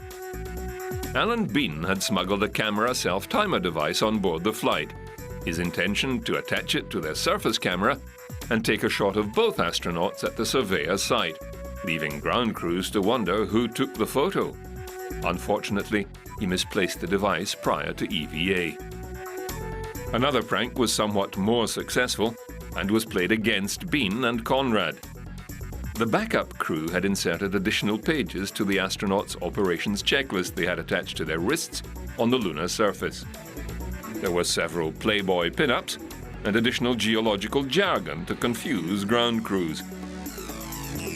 A childish prank at best, but it did show that the Apollo project was losing some of its gloss. Back on Earth, there were even complaints to TV networks when regular broadcasts were interrupted to show the live launch of Apollo 12. Fame is often short-lived. Apollo 12 completed all its assigned goals, placed several experiment packages on the moon, and collected specimens weighing over 34 kilos. Before leaving the moon, Bean left behind the flight wings of astronaut Clifton Williams, who had died in training. He also left behind several rolls of exposed film by accident. Perhaps his wrist checklist had something to do with that. Yankee Clipper splashed down November 24, 800 kilometers east of Samoa. Incidentally, on landing, a film camera stowed on board dislodged and struck Bean on the head, momentarily knocking him out. He required 6 stitches.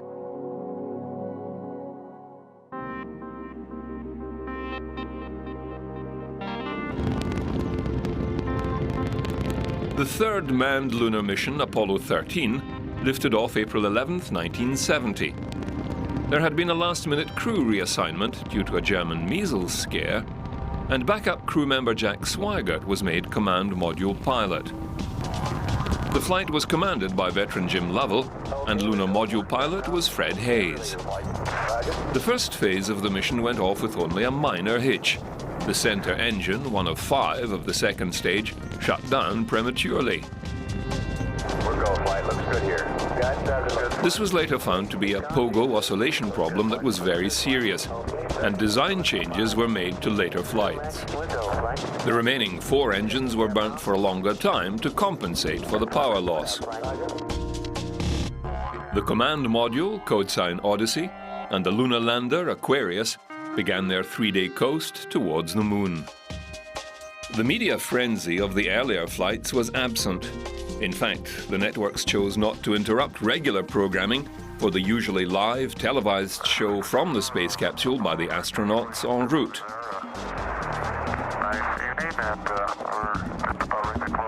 The late-night shift change was about to occur at the command center as the crew settled down for a rest period. 13, we've got one more item for you when you get a chance. We'd like you to stir up your cryo tanks. In addition, have Shaft and Trunnion for a look at the Comet Bennett if you need it. They were 321,000 kilometers from Earth. Okay, Houston, we've had a problem here. This is Houston. Say again, please. Houston, we've had a problem.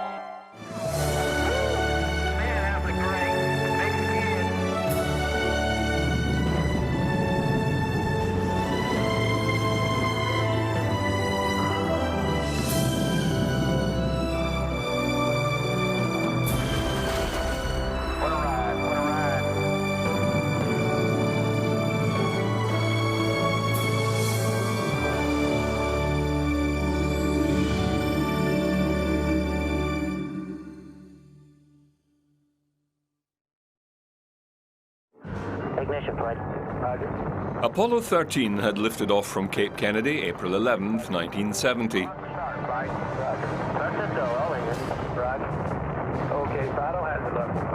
The 3 astronauts, Fred Hayes, Jack Swigert, and Jim Lovell, were aboard and unaware of a serious situation quickly developing during their launch.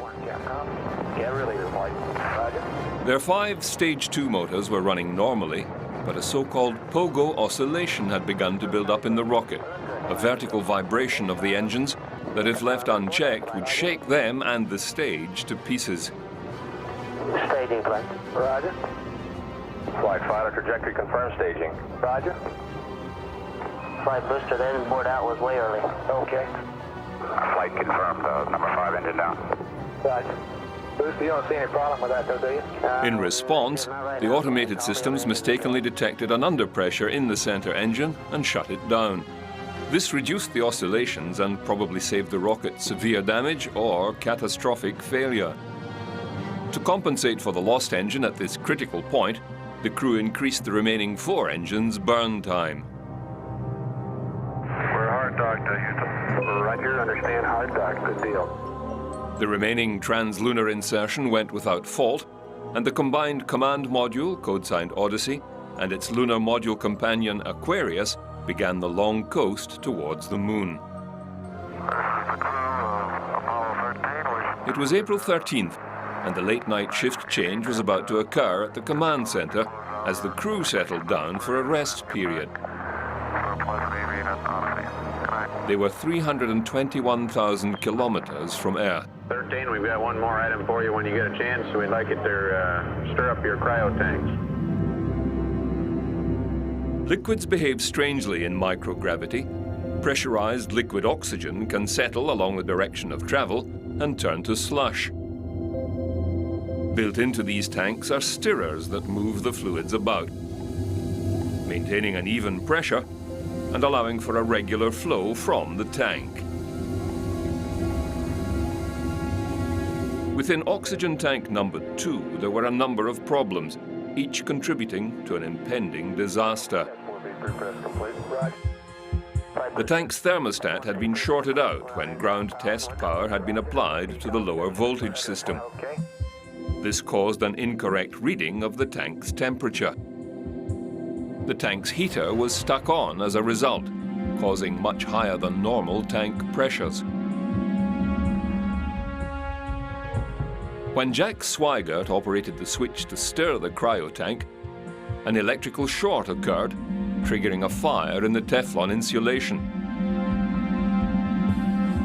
The heat caused the tank pressure to increase beyond safe limits, and the tank ruptured violently. The resultant explosion into the vacuum of space ripped the side of the spacecraft away, damaging the other surrounding oxygen tanks and fuel cells, effectively crippling the service module's systems. Okay, Houston, we've had a problem here. This is Houston. Say again, please. Houston, we've had a problem. Had a main B bus undervolt here. Fine, guidance. Go guidance. We've had a hard... The astronauts on board immediately knew something unusual had happened. They thought perhaps a collision with a meteorite had occurred. Their master alarm was triggered. Roger. And we had a pretty large bang associated with the caution and warning there. Tell me from... The oxygen tanks aboard the command module not only provided breathing air, but also fuel for the fuel cells, the devices that generated electricity for the craft. NASA had built triple redundancy into all their systems, and the astronauts quickly realized that all three systems were failing. Something serious had happened, and they were in deep trouble. And we are inventing something. We are inventing something out into space. Okay, let's everybody think of the kind of things we'd be venting. GNC, you got anything that looks abnormal in your system? Oxygen tank 1 was leaking badly, venting the remaining oxygen into space. This was affecting the trajectory and orientation of the craft. The automatic systems on board Apollo began to fire the ship's thrusters to correct the problem. Get somebody in the back room to try to figure out what the equivalent delta V is we're getting. The crew and ground control watched in disbelief as each system failed. The LEM spacecraft's good, so if we need to get back home, we got a LEM to do a good portion of it with. Okay, let's make sure that we don't do anything that's going to blow our CSM electrical power with the batteries, or that will cause us to lose the main or the fuel cell number 2. Jim Lovell commenced evacuating the crew from the command module to the Aquarius, asking Fred Hayes to begin the procedures to fire up the LEM, its computer, and life support systems. The command module did have battery power, but this was usually reserved for re-entry when the service module was jettisoned. They needed to conserve these batteries, and Capcom recommended shutting down the command module completely, something never considered before. It raised many questions and concerns as to whether the systems could be restarted again in flight. Meanwhile, Jim Lovell began taking the gimbal readings from the navigation computer on the command module. Without them, the craft would be lost without any bearings. These figures would have to be converted and entered into the LEM's navigation computer. Eventually, the three astronauts crowded into the two-man lunar module, and the command module was shut down completely. The LEM was now their lifeboat. They had electricity and air to breathe, but many unanswered questions and concerns. My concern was increasing all the time. It went from, I wonder what this is going to do to the landing, to I wonder if we can get back home again.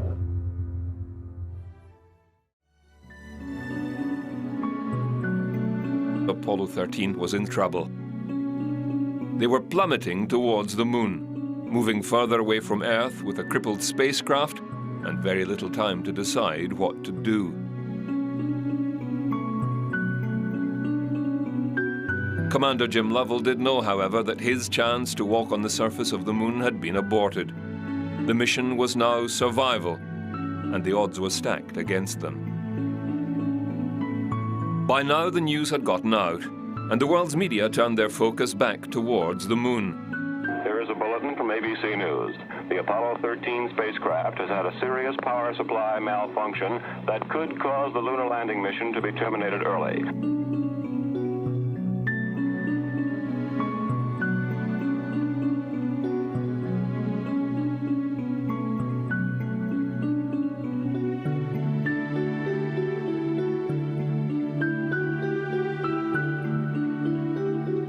Networks dropped all their featured programming and broadcast live throughout the entire incident. At the moment, the astronauts are continuing to try to isolate their trouble. The late report says the spacecraft now is operating on battery power alone. All unnecessary equipment is being turned off. We'll be doing till we get them back on the water is concentrating on everything that is their lives are dependent upon at the moment, rather than worrying about the accident, because there's nothing we can do about that now. Okay, Aquarius, you're looking good. NASA needed to perform a miracle if they were not going to lose their astronauts on prime-time television. The people at Houston Control and everywhere put their collective minds to working out what had happened, and more importantly, what to do about it.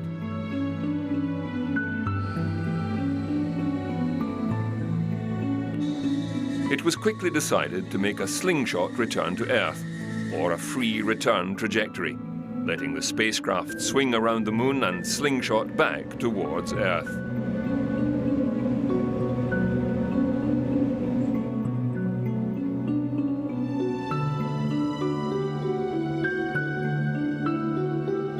This required a minor course correction immediately. All in-flight course corrections were normally performed by the main engine on the service module, but this was now out of commission. The only alternative was the descent engine on the LEM, a much smaller engine designed for a one-off descent to the lunar surface, not to propel the combined mass of the two spacecraft with several burns.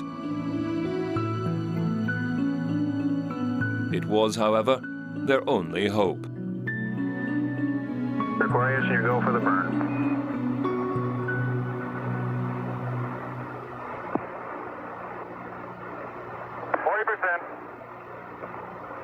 Okay, Aquarius, you're looking good. Auto shutdown. The LEM's engine performed well, pushing both spacecraft into the new trajectory towards the limb of the moon.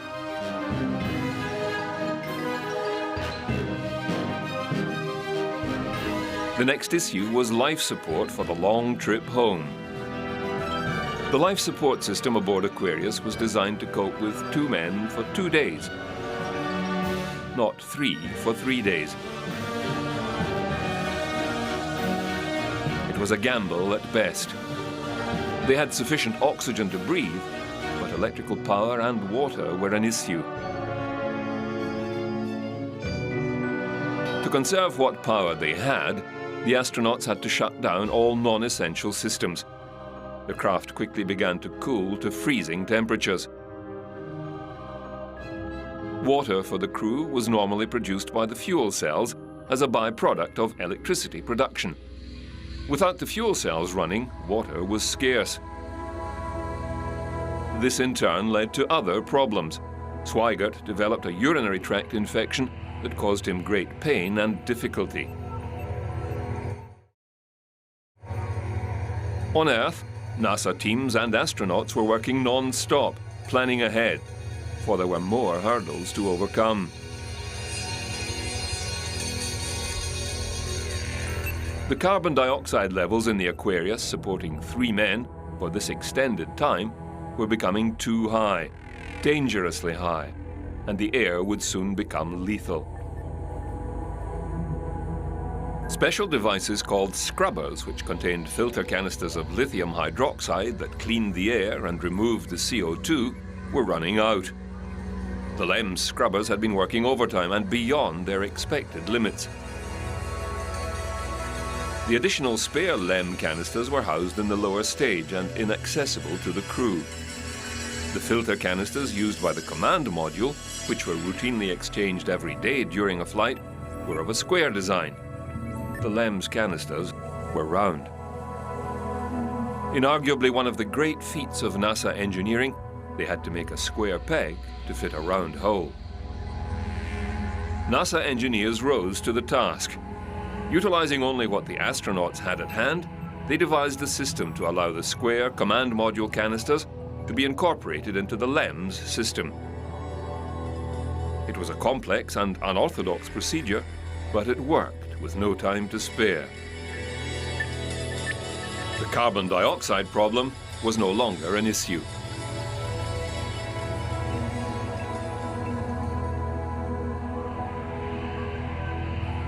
the LEM water gun was leaking, and we shut that off. I guess it leaked about a quart of water, I would estimate. But it took me about 2 days to get my feet dry, and of course, I think you were all aware that the temperatures were going down in both vehicles, and it's made for very chilly feet for a couple days. Rounding the moon, the LEM's engine was employed once again to increase the spacecraft's velocity for the return coast. Jack, Aquarius, what kind of return time does this maneuver give us? Put you back in the water at 133 hours. 133, eh? Affirm. No, that's an Atlantic landing site. The crew had now to wait in the cold and dark conditions with little communication from the ground, little water and cold rations, and still not sure what was in store for them. It was a nerve-wracking vigil.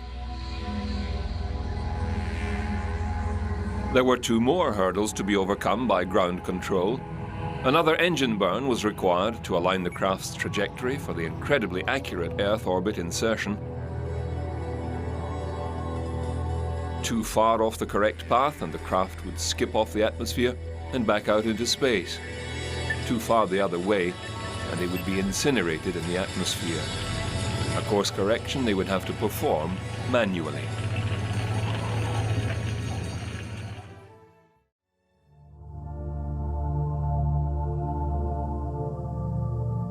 Another issue was reviving the command module from its sleep for the re-entry and landing back on Earth.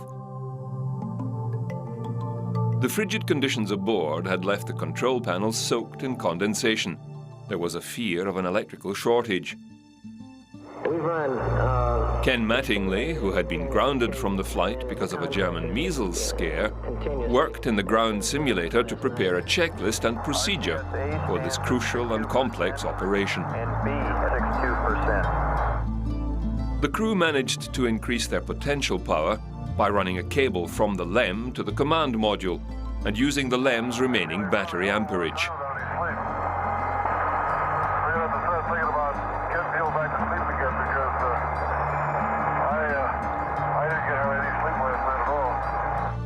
The crucial burn of the LEM's engine was made. All 3 crew participated in the procedure in the appalling conditions and made an exceptional job of it. No further corrections were required until soon before Earth re-entry and the jettisoning of the service and lunar modules.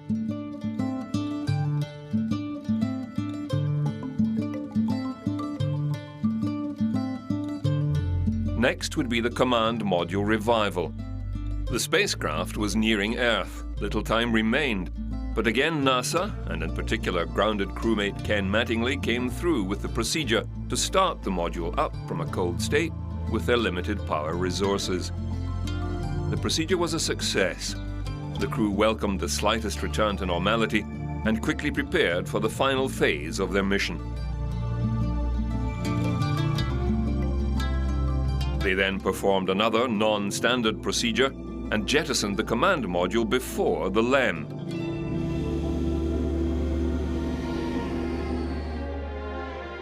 The astronauts maneuvered the craft around to get a view of the service module as it drifted away. They were all shocked to see how much damage the module had taken. And there's one whole side of that spacecraft missing. Is that right? The whole panel is blown out, almost from the base to the engine. Really a mess. Man, that's unbelievable. Soon after, the crew jettisoned their life raft, the lunar module Aquarius. It had performed above and beyond all expectation. Okay, copy that. Farewell, Aquarius. We thank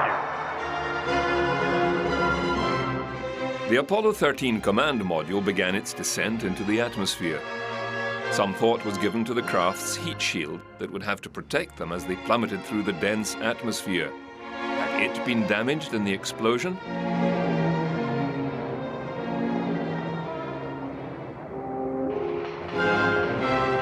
With radio blackout, the ground crew and the rest of the world held their breath, waiting for a sign the craft had made it through and the main parachutes had deployed.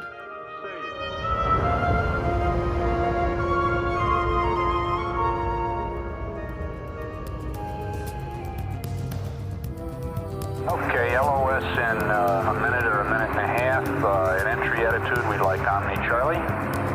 And welcome home. Thank you.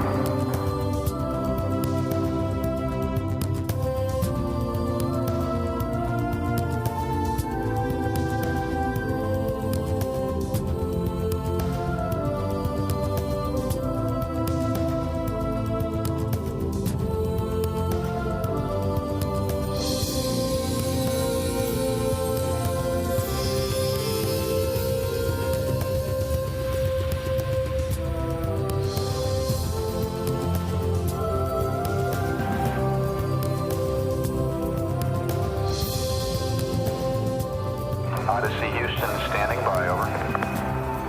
Okay, go. Odyssey Houston, we show you on the main. A little after 6 p.m. local time on April 17th, the Apollo spacecraft landed in mid-Pacific with a picture-perfect splashdown. Roger, Apollo 13, this is recovery, and your shields look good. Apollo 13, this is recovery. We observed your RCS burn, over. Recovery, Apollo 13 is descending. Your shield, Apollo. Through the bravery of the 3 astronauts and the tenacity and talent of the people of NASA, a disaster in space had been averted.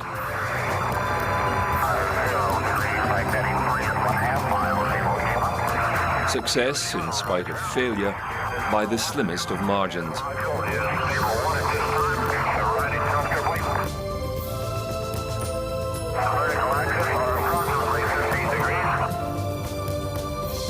It also focused the world's attention back onto the space program and demonstrated that it was not all routine. Spaceflight was a hazardous undertaking.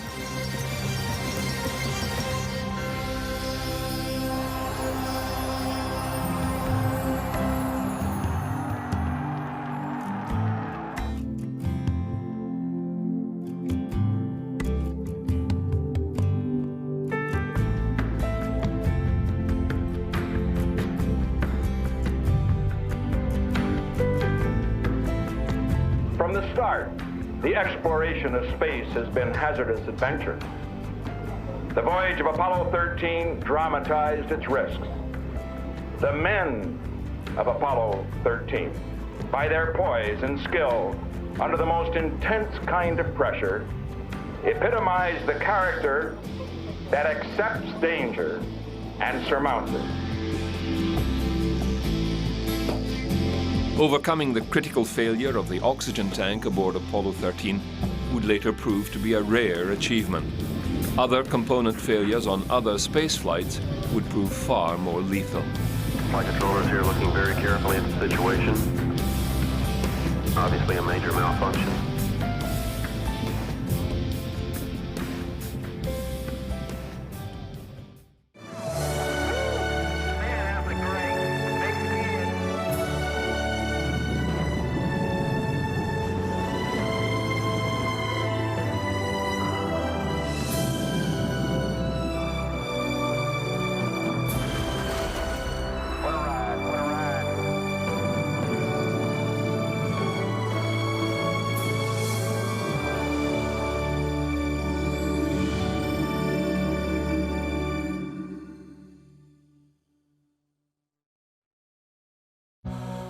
Alan Shepard, the first American into space, was commander of the Apollo 14 mission and the only one of the original 7 astronauts to make it to the moon. With him, Stuart Roosa and lunar pilot Edgar Mitchell lifted off from Cape Kennedy, January 31st, 1971.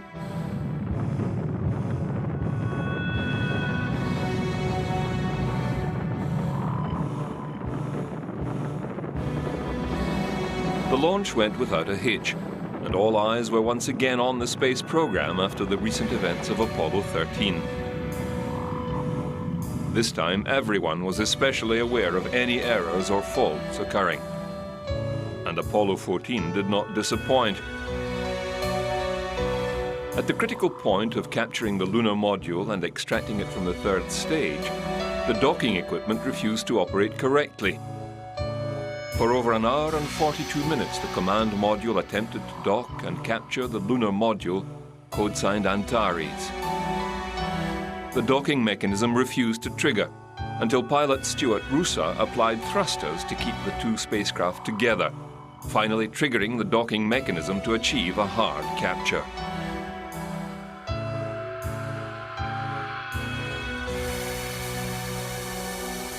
Another two serious events occurred at the critical time of lunar descent.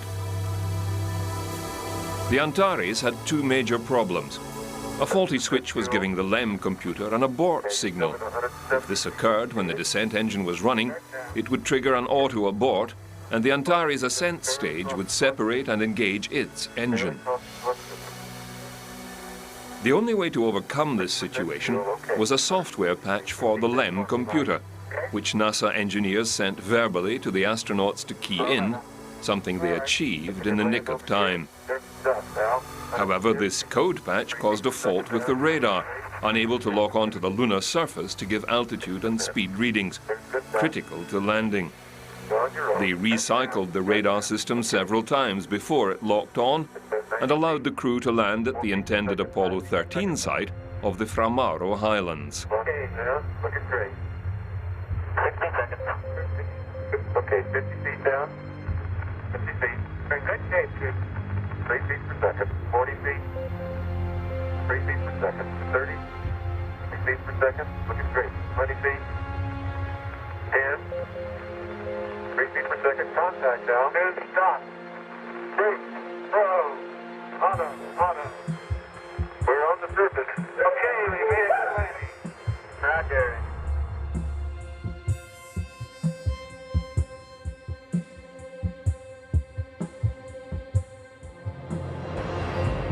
Shepard and Mitchell made 2 EVAs apiece over 4.5 hours each. They utilized a small wheeled cart to help collect samples and carry more equipment. Their first EVA involved setting up scientific packages, including 2 seismic sensors.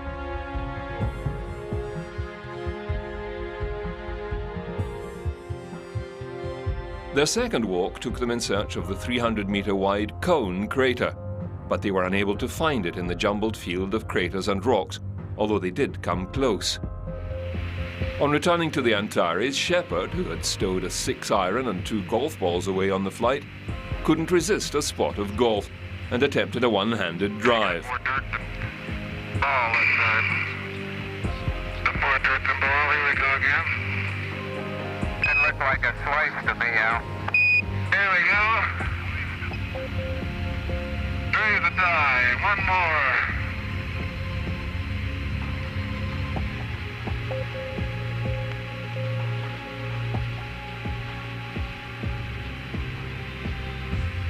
Miles and miles and miles.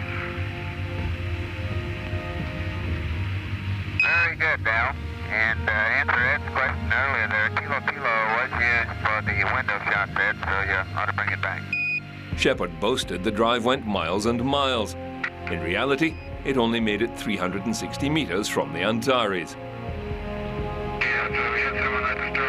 With their collection of over 42 kilograms of lunar samples and the longest stay on the moon to date, the lunar module lifted off to rejoin the Kitty Hawk in orbit. The crew were kept busy on the return journey with materials processing experiments. They splashed down in the Pacific February 9, 1971, with a mission time of 9 days, 1 hour and 58 seconds. They also became the last crew to go through quarantine procedures on their return. At this time, NASA began to cut back the Apollo program, cancelling the original Apollo 15 mission and scrapping Apollo 19 altogether.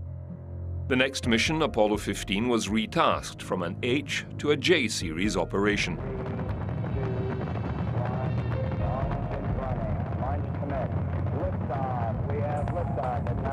Launched July 26 in 1971, Apollo 15 was commanded by astronaut David Scott, along with James Irwin and Alfred Worden. They would conduct extensive scientific observations both on the surface and from orbit, including launching a small satellite into lunar orbit. Apollo 15 would spend extended time on the lunar surface, focusing on geological research and collection. In fact, Apollo 15's crew were the first to be trained in the field of geological studies, under the auspices of a Caltech geologist, Lee Silver. They also carried the first lunar rover to explore much further afield than ever before.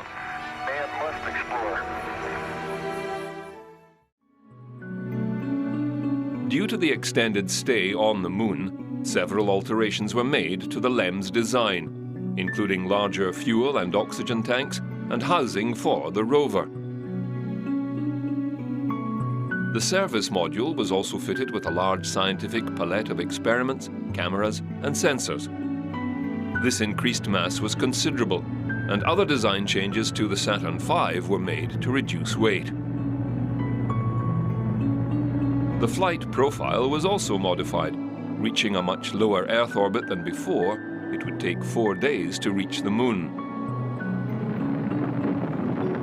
Again, during launch, a minor fault with the staging of the rocket came close to disaster. A weight-reducing exercise, providing fewer retro rockets to separate the first and second stages, was not in practice enough power to push the first stage away from the second, and they almost collided. 60 at 3. The error was corrected for future flights. 40 at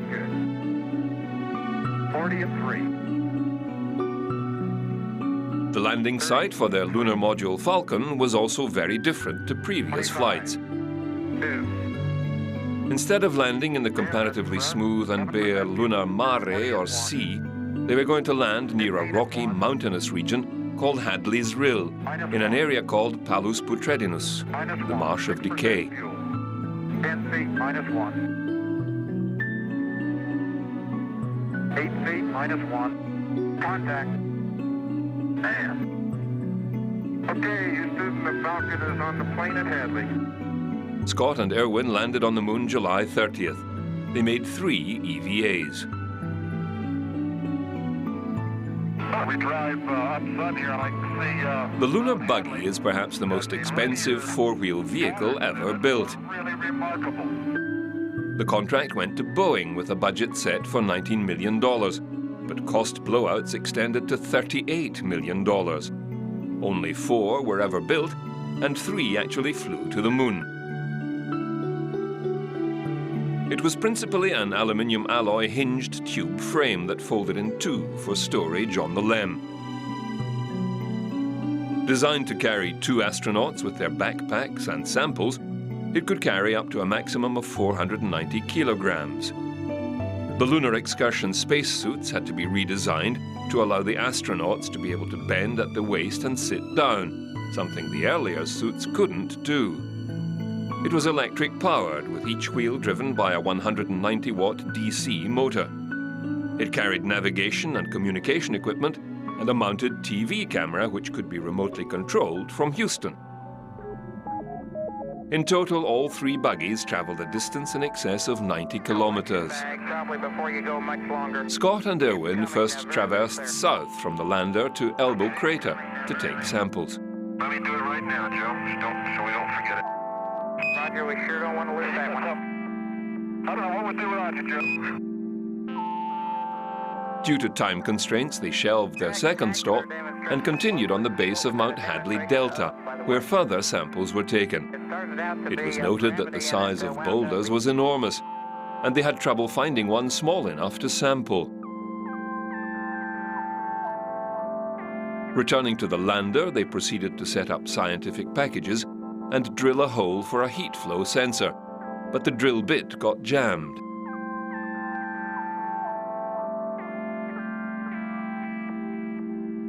Their second EVA was also to the south and to Mount Hadley Delta, which they drove up. Guess what we just found? I think we found what we came for. Crystal rock, huh? Yes, sir. You better believe it. Here, Irwin discovered an unusual rock sample, later dubbed the Genesis Rock. It would prove to be over 4 billion years old and part of the original lunar crust. Scott had more trouble with the core drilling equipment and overspent his time trying to retrieve the core, which he finally managed with the help of Irwin. The third EVA took them to the edge of Hadley's Rill. I'm very proud to have the opportunity here to play postman.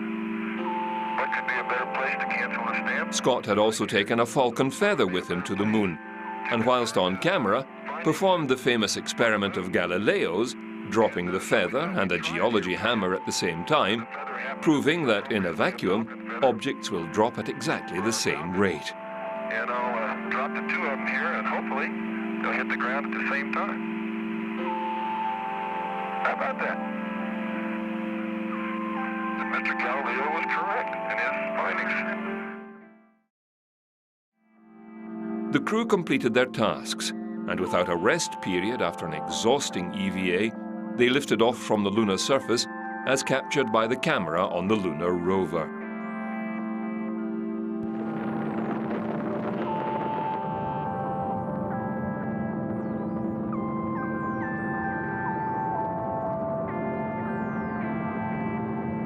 NASA would make further changes to future flights, allowing crews to rest before undertaking the arduous takeoff from the moon. Scott and Irwin had suffered dehydration, a loss of electrolytes, and exhaustion, affecting both of their hearts. Irwin would later go on to suffer 2 heart attacks. On return, the crew were involved in an unfortunate scandal regarding some stamps or first-day covers that they had agreed to carry to the moon for a stamp collector in exchange for money. It placed NASA and the crew in a poor light at a difficult time for the program.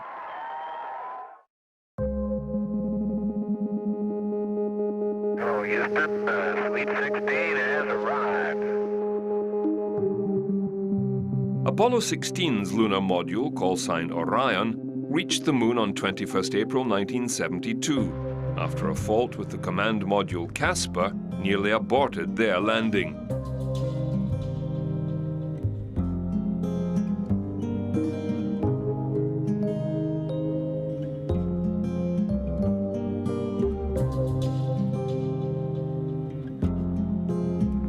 Okay, 76%, plenty fat. Contact. Stop.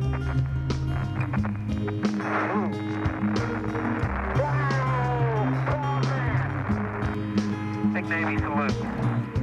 Off the ground, floor. There we go. Their landing site was the Descartes Highlands, thought to be an area of the lunar surface formed by volcanic activity as opposed to meteorite influence. Yeah, that was great. Big skid. We're doing 10 clicks, Tony. Commanded by John Young, a veteran of Apollo 10, with lunar module pilot Charles Duke, they made 3 EVAs, 2 utilizing the moon buggy, whilst Ken Mattingly, who had been grounded from the Apollo 13 flight, orbited the moon and launched a lunar satellite. Traversing the lunar surface, sometimes at speed, the 2 astronauts explored the lunar highlands, traversing to Stone Mountain and on the 3rd EVA to Smoky Mountain. What a view, isn't it, John? It's absolutely unreal.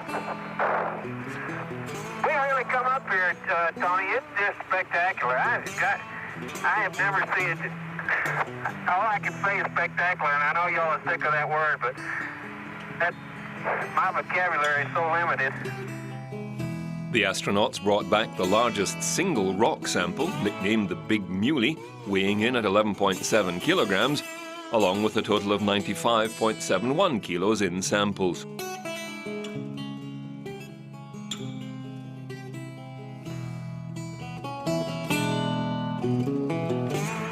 Come a long way. Hey, John, it's easier to go straight across. That was fun. Well, I haven't had any trouble. Okay. The Apollo 16 crew also hold the Guinness Book of Records entry for the fastest traverse aboard the lunar buggy. Wow. Sorry, Charlie. Beautiful. I gotta keep my arm and driving. That's great.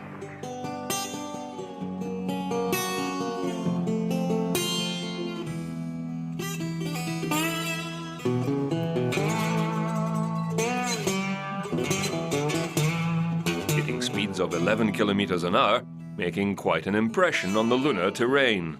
Man, you are really bouncing. Is he on the ground at all? That's 10 kilometers. Ultimately, they discovered there was no volcanic influence in the area studied. The mountainous terrain and debris were the results of continuous meteorite bombardment. The closer I get to it, the bigger it is. Yeah, but look at the permanent shattered part, Charlie. On this side over here? Yeah. As it had almost become a tradition to leave some personal tribute behind, Duke left a color photo of his family on the lunar surface just before liftoff. Absolutely incredible.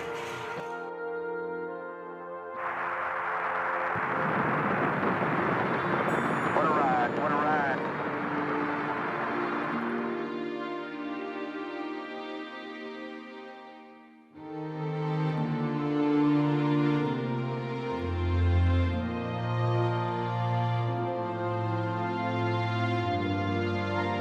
On their return flight, Mattingly made a deep space EVA to retrieve film canisters and biological test samples.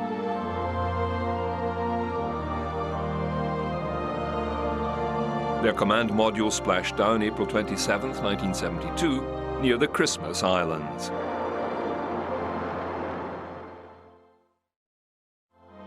The last lunar mission took off from Cape Kennedy December 7, 1972, and was the first US manned mission launched at night.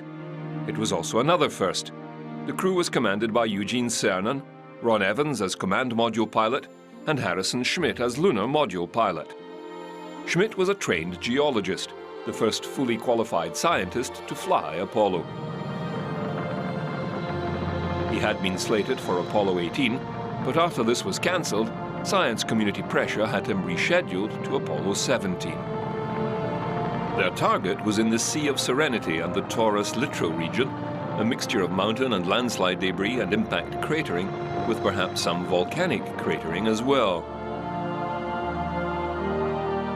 Cernan and Schmitt made 3 surface traverses with their moon buggy, touring through the Taurus littoral valley.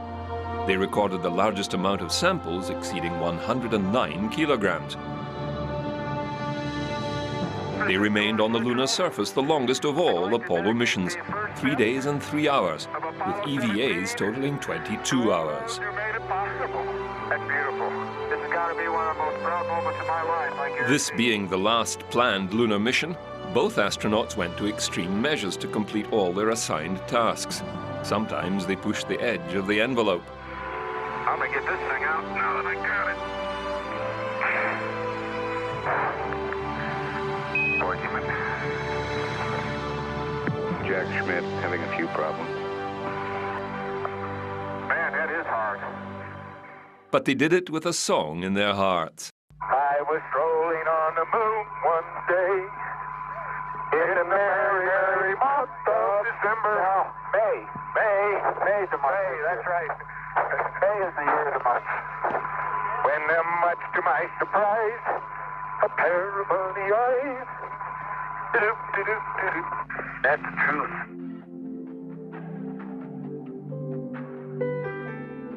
It's obviously very cohesive because the bottom of the core is not smooth. It's very jaggedy and fragmental-like.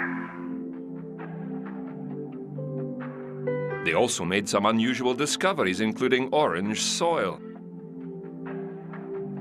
Hey, there is orange soil. Well, I'll hold it till I see it. It's all over. Orange. I'll hold it till I see it. I've stirred it up with my feet. Hey, it is. I can see it from here. It's orange. Oh, man, that's incredible. Hey, Gene, we're going to have to...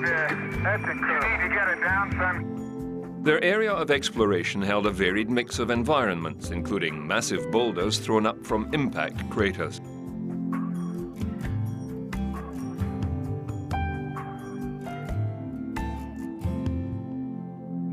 My golly, this time goes fast.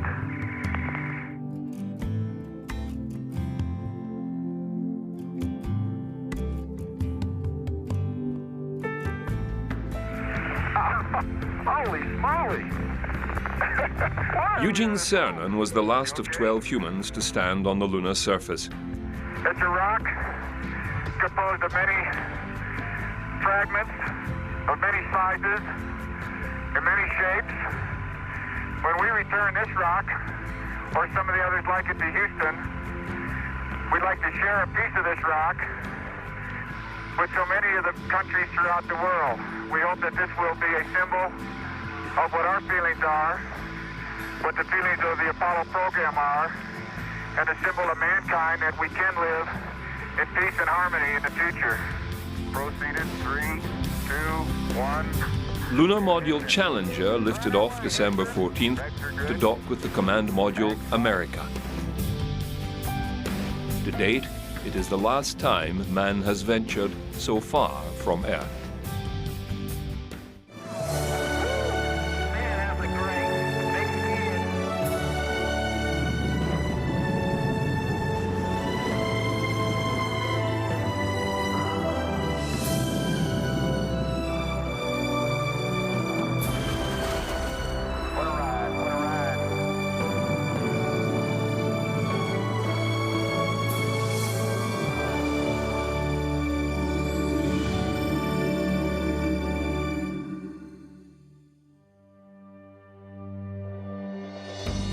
Although the United States had taken center stage with its successful Apollo program, the Soviet Union was not idle during this time either.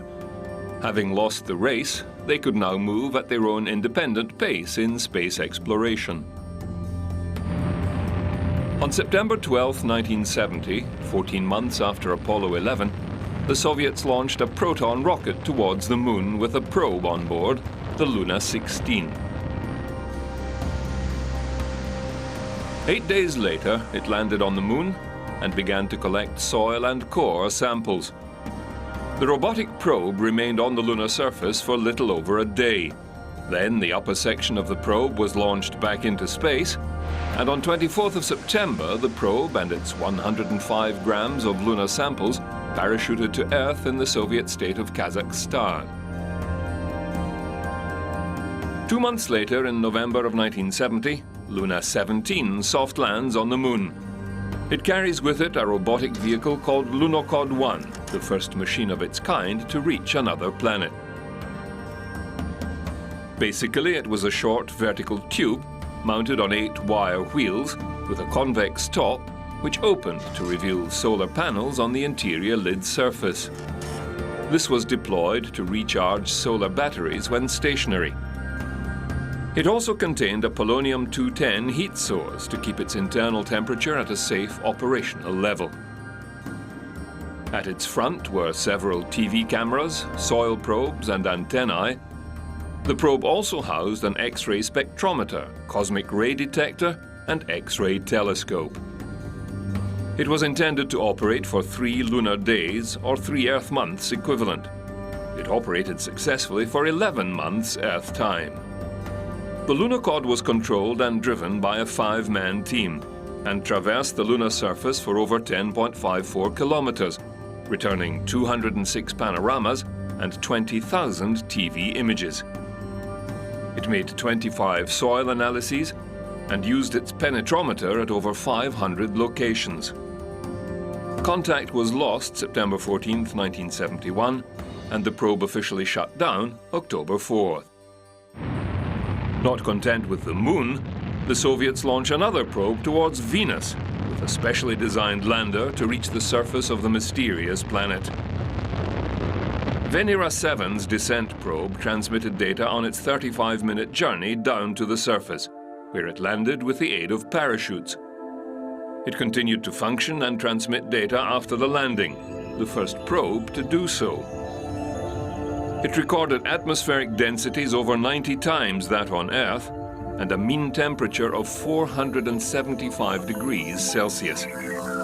It transmitted for 23 minutes on the surface before succumbing to the extreme environment.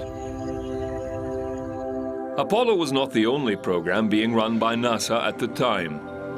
Launched May 30th, 1971, Mariner 9 performed a 14-minute-long burn of its main propulsion motor to slow its speed enough to be captured by the gravity of Mars and become the first probe to successfully orbit another planet. And on November 13 began to map the entire Martian surface. Onboard sensors included 2 TV cameras, an infrared interferometer, ultraviolet spectrometer, and an infrared radiometer. Weighing only 545 kilograms, it took spectacular photos of major Martian landmarks and helped identify future possible landing sites. The Pioneer project was also continuing. Pioneer 10 consisted of a small probe weighing in at 270 kilograms. Its main components are the high-gain communications dish with a diameter of 2.7 meters, a main electronics housing, and controls for 6 thrusters. 2 truss booms extend 3.3 meters, each housing 2 radioisotope thermoelectric generators, each generating 40 watts at liftoff and slowly decaying. A third boom houses the helium vector magnetometer some 6 meters from the probe's body.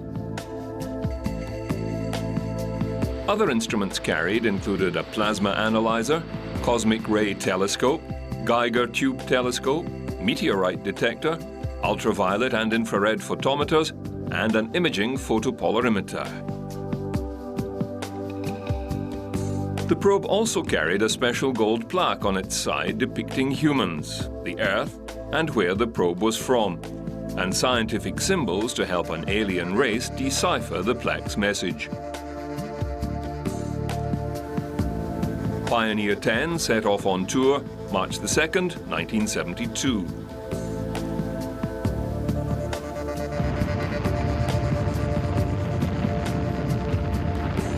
This mission was to explore Jupiter, to get their required speed, firstly to escape Earth's gravitational field, then to move outward through the solar system, required the craft to fight the Sun's gravitational field. Boosted into orbit aboard an Atlas Centaur, a third solid booster stage, TE-3644, ignited, propelling the probe to a speed of 52,000 kilometers per hour. Pioneer became the fastest man-made object record holder by passing the Moon's orbit in 11 hours and Mars, at 80 million kilometers away, in just 12 weeks. Then came the probe's biggest challenge to date, the asteroid belt. Situated between the orbits of Mars and Jupiter, the asteroid belt is 80 million kilometers thick and consists of rock particles varying in size from dust motes to mountainous boulders the size of Alaska. All traveling at a stately 20 kilometers per second.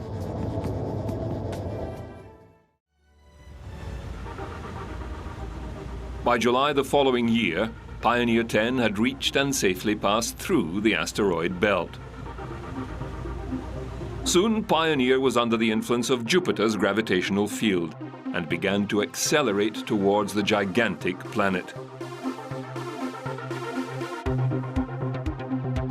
During its close encounter with Jupiter, Pioneer 10 passed within 130,000 kilometers of the cloud tops, its cameras taking the first ever close-up pictures of Jupiter's atmosphere.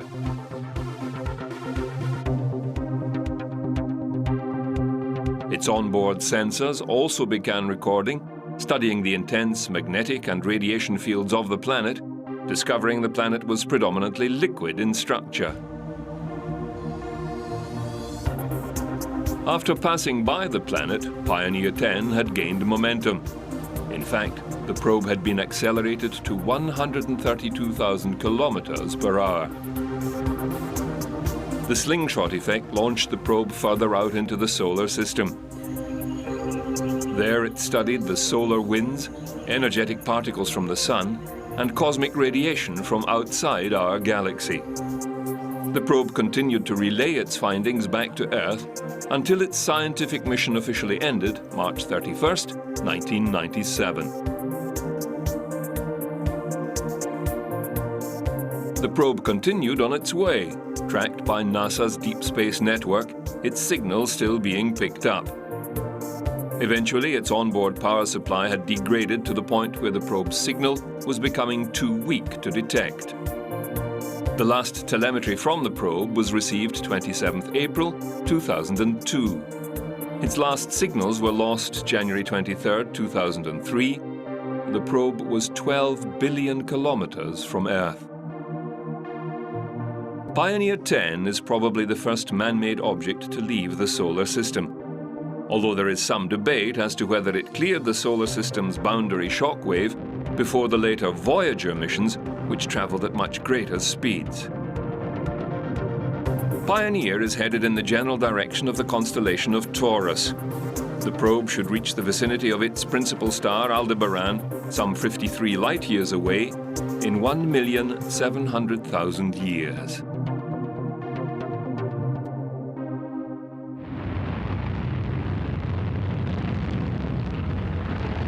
Pioneer 11 was launched 5 April 1973.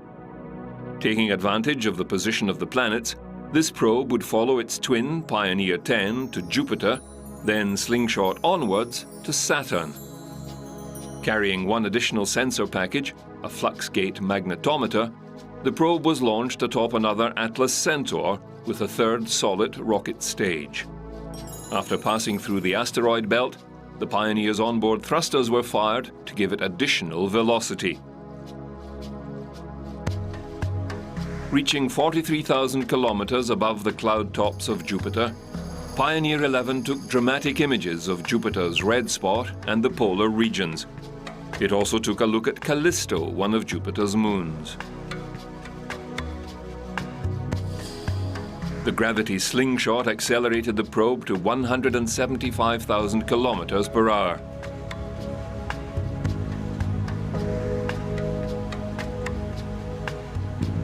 It departed from Jupiter in search of Saturn.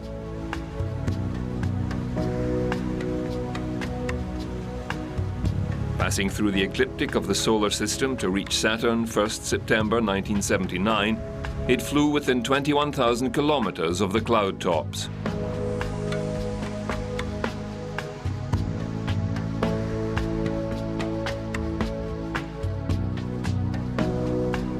Pioneer's scientific instruments and cameras took the first close-up images of the planet and discovered 2 previously unknown moons and an additional ring about the planet.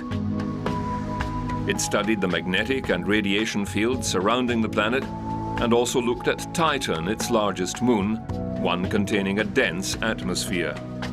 Pioneer concluded that Titan was too cold to maintain life.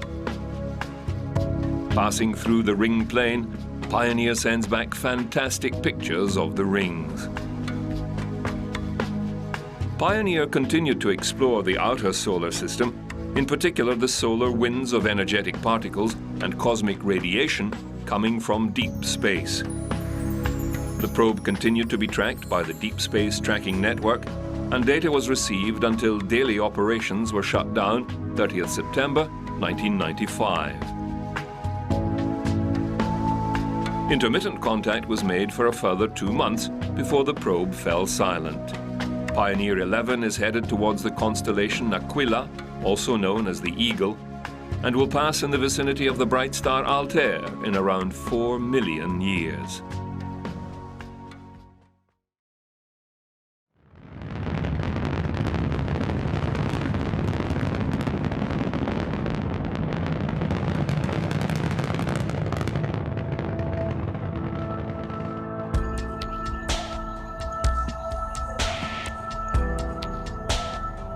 Closer to home, Mariner 10 was launched November 3, 1973.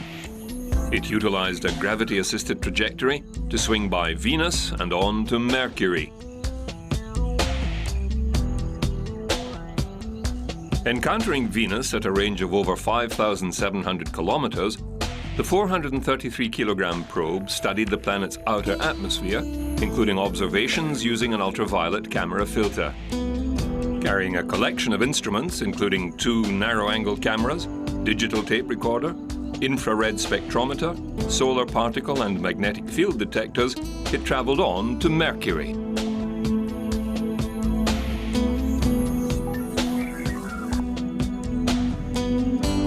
The Mariner probe eventually became trapped in a solar orbit close to Mercury's orbit. As planned, it made 3 close passes of the planet. The first being the closest at 703 kilometers, where it took extensive photographs and made other observations. In total, Mariner took over 2,800 photos before exhausting its onboard maneuvering propellant. It also discovered Mercury has a tenuous atmosphere composed of helium and an iron core, which generates a magnetic field.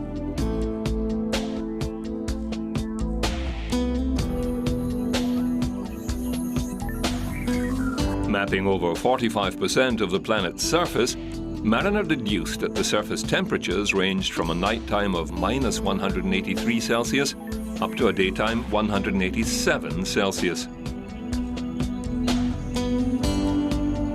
Communications with the probe were lost March 1975. Mariner 10 was the last of the self-titled series. The next probe would be called Voyager.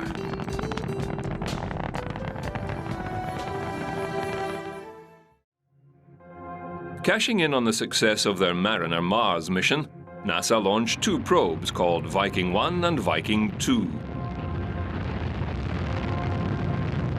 Each consisted of 2 elements. One, the orbiter that was to deliver the second element, the lander probe, to Mars orbit, determine the best landing site, relay the lander's radio signals, and thirdly, conduct its own scientific research in orbit. The orbital segment was almost identical to the successful Mariner probe, an octagonal shape with 4 solar panels protruding some 3 meters from its axis. Attached to this was the Viking lander, encased in a bio and heat shield container designed to protect both the lander and the planet from any unwanted earthly microbes. Viking 1 achieved Martian orbit 19th June 1976, and Viking 2 2 months later on 7th August.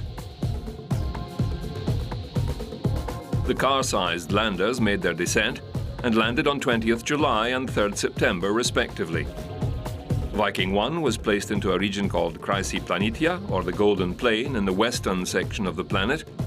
Viking 2 landed in the Utopia Planitia, 200 kilometers west of the crater Mie. Each lander was an uneven 6-sided platform with 3 opposing landing struts and footpads. Fuel tanks and radioisotopic power supplies were mounted around the platform base. On top of this base were the stereotopic cameras and a complex of sensors and instrumentation, including a small and very expensive biological laboratory designed to seek out signs of life in Martian soil samples. After entering the Martian atmosphere and aerobraking, the heat shield and bioshield are jettisoned, a parachute deployed, and thruster rockets mounted on the lander fired to cushion the landing.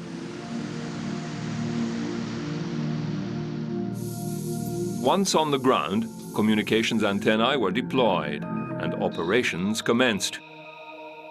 A scoop from the side of the craft would dig into the soil and deposit a sample in the microlab within the probe. They included a gas chromatograph mass spectrometer and an X-ray fluorescence spectrometer.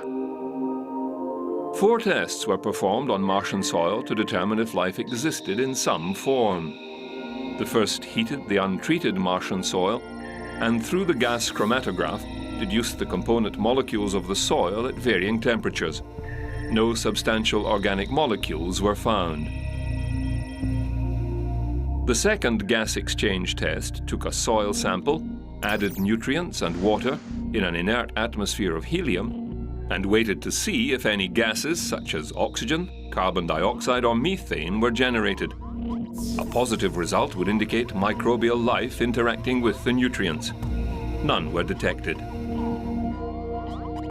The third test, or tagged release test, involved adding radioisotopes to the soil with nutrients to see if any is released into the atmosphere, indicating a chemical exchange by microbes. This test proved positive, which, combined with the previous test negatives, only confused scientists further. The fourth test also involved radioactive tagging of soil samples in a Martian atmosphere, then heating the sample and measuring the resulting biomass. None was found. The Viking biological tests remain inconclusive.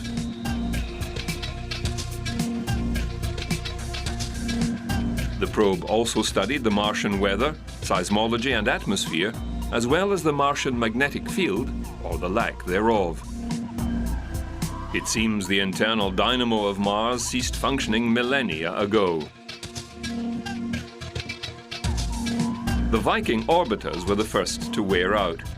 Viking 2's orbiter developed a fuel leak and was shut down almost 2 years later. Viking 1's orbiter ran out of maneuvering fuel after 4 years. On the surface, Viking 1 survived until November 1982, when during a software update, the craft was accidentally shut down due to human error.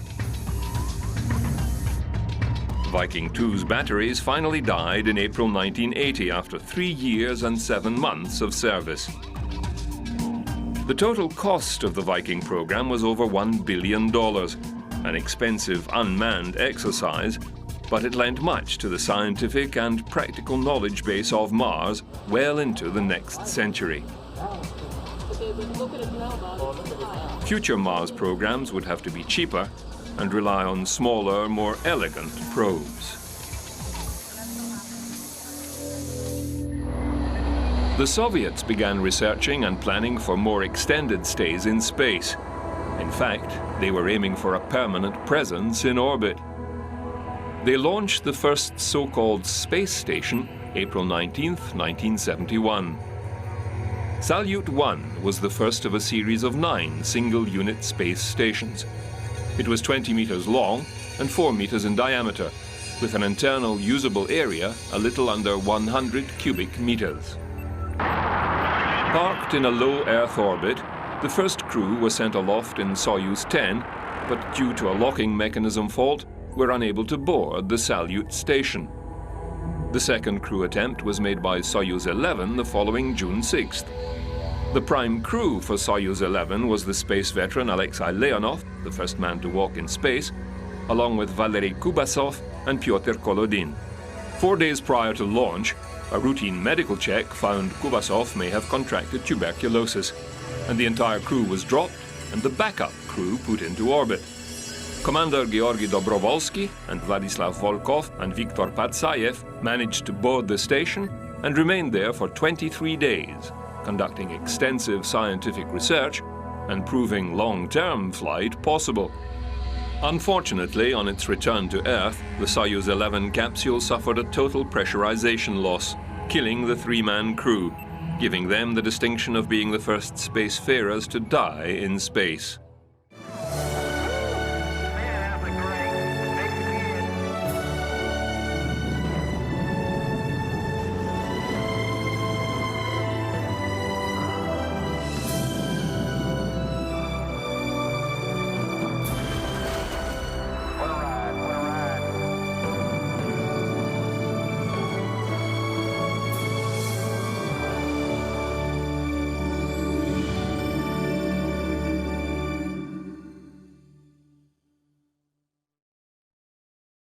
The concepts of spaceflight in the minds of the early pioneers like Russian Konstantin Tsiolkovsky and the driven engineer Wernher von Braun and his moon rocket had always been a duality.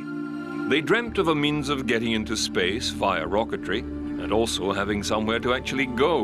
Like the transport plane and the first stages of a multi-stage rocket, the way stations would provide a base from which a rocket may be launched. Various forms have been suggested, but a space station might look something like this. A permanent base or habitat, a space station, a place to call home. Once again, the Soviets were the first to put this concept into practical terms by launching the first space station, Salyut 1, which was a complete success, until the crew of 3 were killed leaving the station to return to Earth. After this disaster, Salyut 1, the first long-term space station, was not revisited and allowed to re-enter and burn up in Earth's atmosphere. The second attempt to launch a station failed. It was to have been one of the military reconnaissance models, Almaz. Its Proton rocket failed mid-flight and never made it to orbit. The second Salyut reached orbit the following year. Although it was in fact an Almaz or military flight, it suffered damage after its Proton booster exploded nearby in orbit. Later, another accident destroyed several solar panels, cutting power to the unit. It was never occupied and allowed to burn up on re-entry to Earth the following year. The next launch was another Almaz military version, but due to a fault in its automated flight control system, fired its thrusters and used up all its fuel. The Soviets renamed the flight Cosmos 557 and let it burn up in re-entry a week later. Salyut 3, which was also an Almaz military vehicle, was successfully put in orbit June 1974 and was occupied by the crew of Soyuz 14 in January the following year. It performed several military recon operations and also tested an aircraft machine gun in space. Some sources say a Nudelman 30mm cannon was used to destroy a target satellite in close proximity. It was tested at ranges up to 3,000 meters. This was perhaps the first time anti-satellite weapons were actually test-fired in orbit. The Salyut 3 also became the first orbiting vehicle to maintain constant orientation towards the Earth by means of an automatic station-keeping system which made over 500,000 thruster firings. The Soyuz 14 crew remained on board for 14 days, then returned safely to Earth. Soyuz 15 was launched the following August. The 3-man crew were unable to dock successfully with the station and returned to Earth. Salyut 3 remained in orbit for a total of 213 days, making 3,442 orbits, or the equivalent space journey of 139,630,000 kilometers. That is, to the moon and back, over 181 times. Salyut 4 was launched the day after Christmas 1974. It was a copy of the earlier and less successful DOS-3. It was manned by 3 successive crews of Soyuz 17, 18 and 21. A highly successful series of missions, including one 63-day visit. It also proved that the Soviet Soyuz craft could cope with the long-term stay of over 3 months in space and still operate perfectly. Salyut 5 was launched before Salyut 4 deorbited and was the last of 3 military missions. Once again, 3 crews were sent to man the outpost. 2 were successful. Soyuz 23 was unable to dock with the station and had to be aborted. The Soviet military then pulled out of the program altogether, citing it as being too expensive for the tactical or strategic return.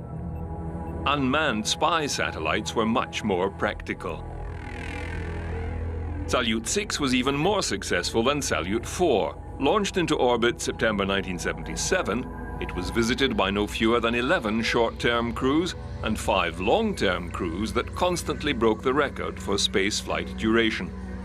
The longest duration flight was 185 days, but this record would pale into insignificance in the following Mir space station program.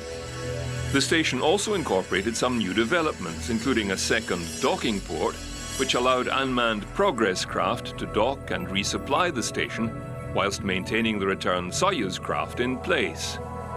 To date, all of the United States astronauts had been American citizens. However, the Soviet Union was far less particular about the nationality of its cosmonauts and even began inviting foreign nations to participate in their space exploits. By 1984, there was a Czechoslovakian cosmonaut, a Pole, an East German, Bulgarian, Hungarian, Vietnamese, Cuban, Mongolian, and a Romanian.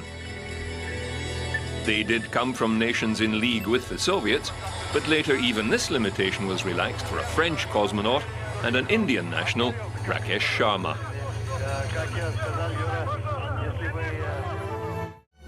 Not unlike Japan, India had an early interest in space launch capabilities. As early as 1962, the Indian Space Agency, INCOSPAR, had set up a rocket launch station at Tumba on the southern tip of India. There they began their rocket research, beginning with assistance from the US in sounding rocket technology. Before long, an indigenous rocket program was underway. Reorganized in 1969, the Indian Space Research Organization has gone on to develop several sophisticated satellite launch systems. India, with other customer nations, has satellite launch capability for both polar and geosynchronous orbits. The continued interest in space research has seen it develop and outstrip many other nations in launch payload capability. Salyut 7 continued the good work of its predecessors. It remained in orbit for 4 years and 2 months. In that time, it hosted 6 main crews and 4 additional short-term crews, including foreign astronauts from both France and India. Identical to Salyut 6, it included multi-docking port capability and tested a heavy Cosmos module. It was the last of the Salyut program, but led directly into Mir, the larger and even more successful orbiting station. The final crew of Salyut 7 left the station and landed in Kazakhstan. Among the crew, Indian Rakesh Sharma, who was made a hero of the Soviet Union. The Soviets had plans for an even longer stay in space, perhaps permanently. The Americans had made plans for some time to place a workshop or space platform into orbit. The US Air Force had even been planning a space station based on Gemini hardware and the spent upper stage of a booster rocket drained of excess fuel and converted into a workshop. When the Apollo moon landings had been cut short, there remained an excess of Apollo hardware bought and paid for. A plan was hastily developed to utilize these spares in building a Skylab. Launched 14th May 1973 from Cape Kennedy, it was lifted into orbit by a modified 2-stage Saturn V. Unfortunately, the Skylab was severely damaged during launch. The craft lost its micrometeorite and sunshield, and one of the main solar wings was ripped off. Debris had also jammed the second solar wing from deploying. With nearly no electrical power and no sunshield, the interior of the space habitat was becoming dangerously hot. NASA engineers quickly set about finding ways to save the crippled space station. The first manned mission to Skylab was to be a rescue operation.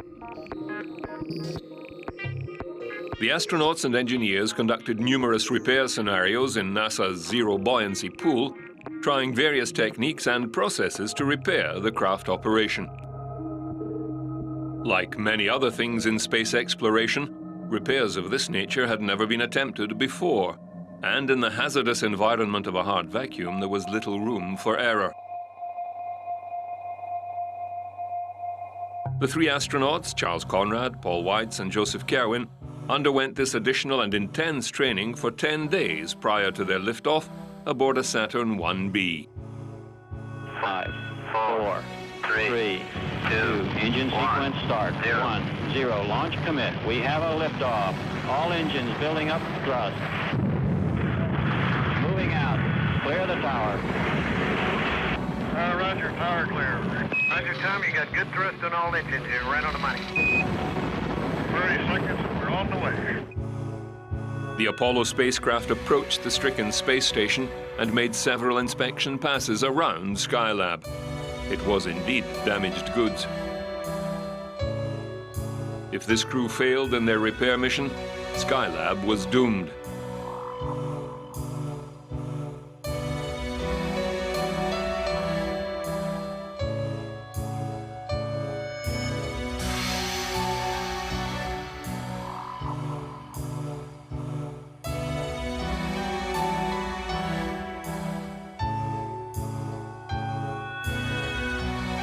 SL-2 finally docked with the station.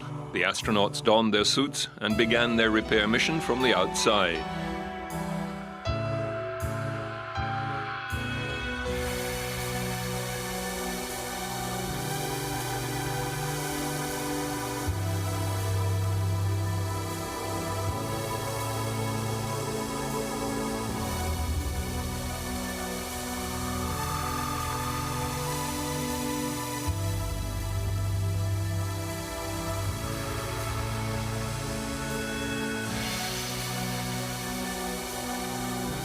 Apparently at the front edge, sort of stuck together. We broke that apart, man. The Skylab missions were studded with obstacles that became challenges for the crews. Without the constant effort and ingenuity of the men on board, Their first attempt to free the jammed solar wing failed, but the crew were able to deploy a parasol sunshade, cooling the interior of the station enough for them to enter safely. 2 weeks later, 2 of the astronauts made a second attempt to free the solar wing, and this time they were successful, greatly increasing the electrical supply to the station. Skylab had indeed been saved.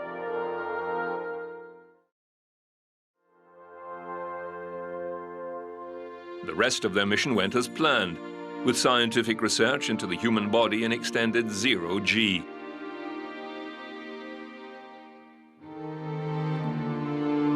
The room Skylab provided was immense, a volume of roughly 283 cubic meters, spacious enough for the men to perform acrobatics.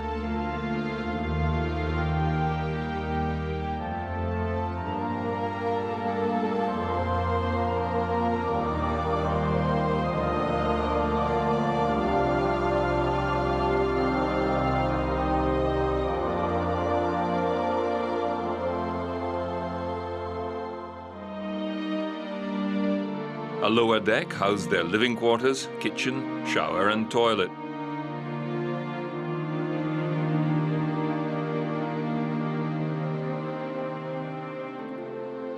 The room was also available for bulky test equipment not usually considered for spaceflight, including exercise machines.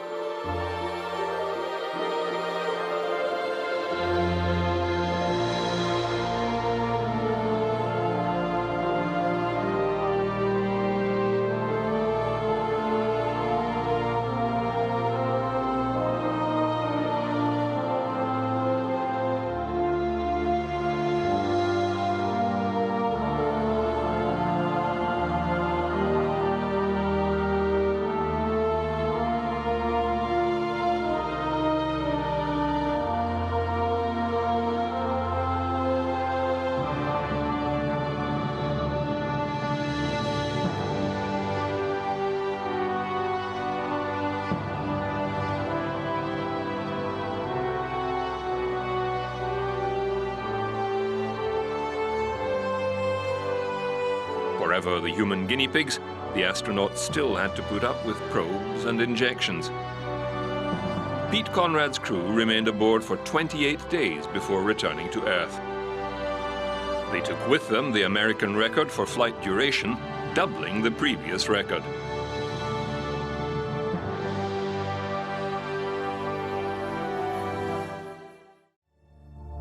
Skylab 3 docked with the station July 28, 1969. Astronauts Jack Lousma, Owen Garriott and Alan Bean, commanding, planned to remain aboard for 59 days, twice the length of Skylab 2. The range of tests and experiments was extensive, including the testing of a manned maneuvering pack. They also studied crew interaction and crew living conditions, as well as food preparations, including a new food heating system. Crew sanitation was also studied closely. Although a good idea, the shower system was never quite perfected. Washing in zero-G required an hour of mopping up stray droplets with a small vacuum cleaner after only a 5-minute shower. Eating food required care. Droplets or crumbs let loose can foul filter systems. Placement of hand and foot restraints was another issue, as too were sleeping arrangements. Astronauts often found their limbs drifting about whilst asleep.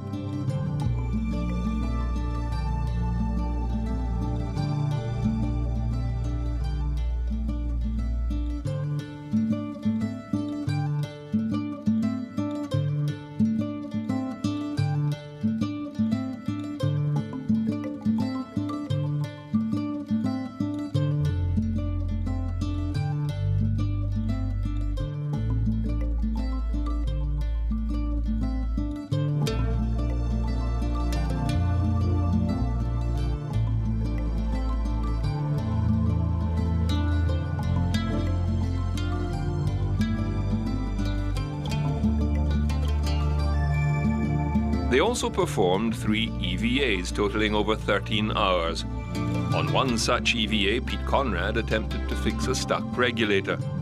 It was supposed to recharge a battery on the telescope mount with power from the solar cells, but had not functioned from the beginning. As a last resort, he gave it a technical tap with a ball-peen hammer. After 3 good whacks, it started working and gave them no more trouble.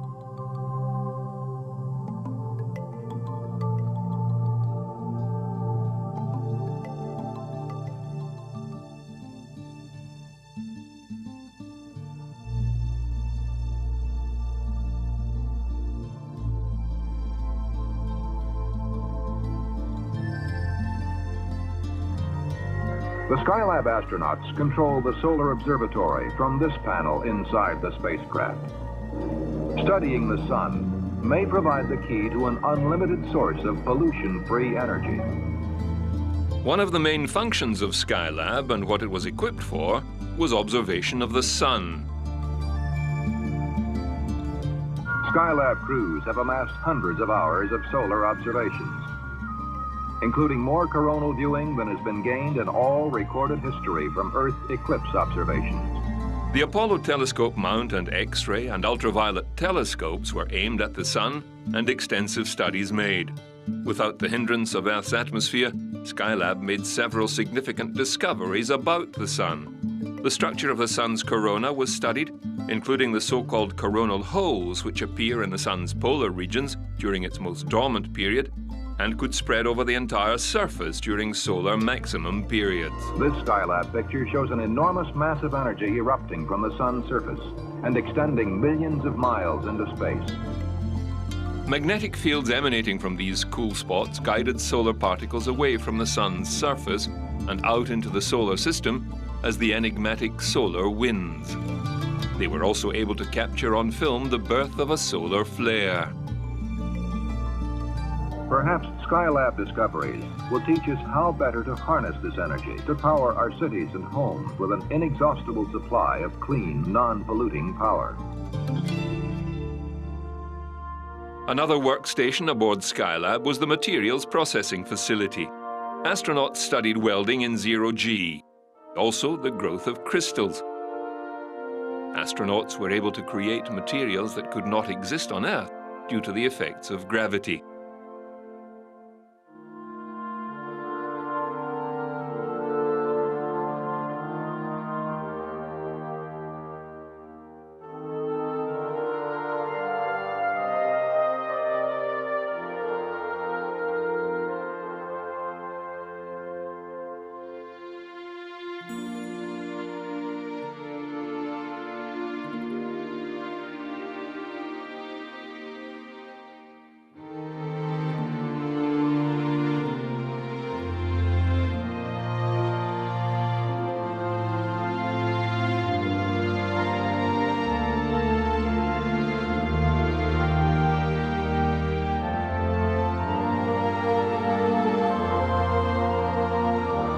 Extensive photography of the Earth's surface was undertaken as part of the Earth Sciences study.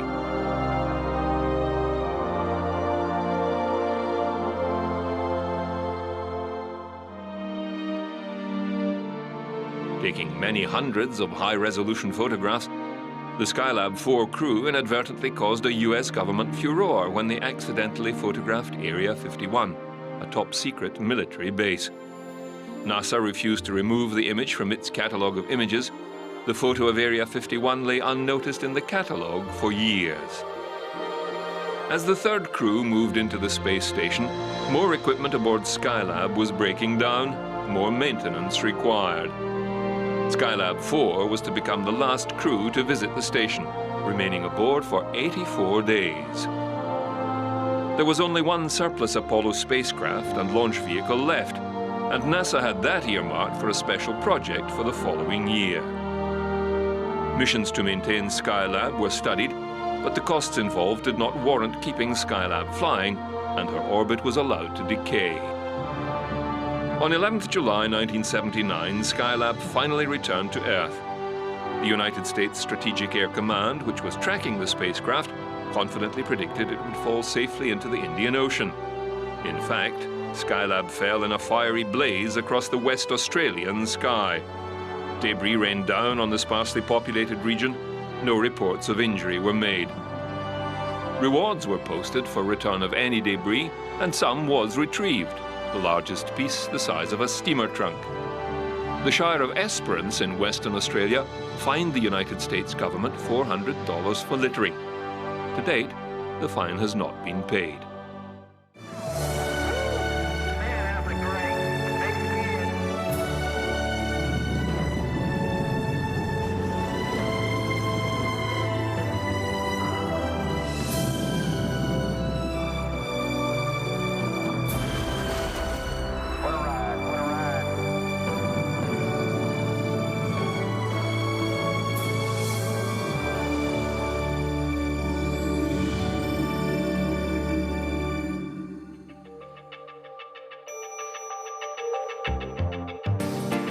Politics is a strange animal.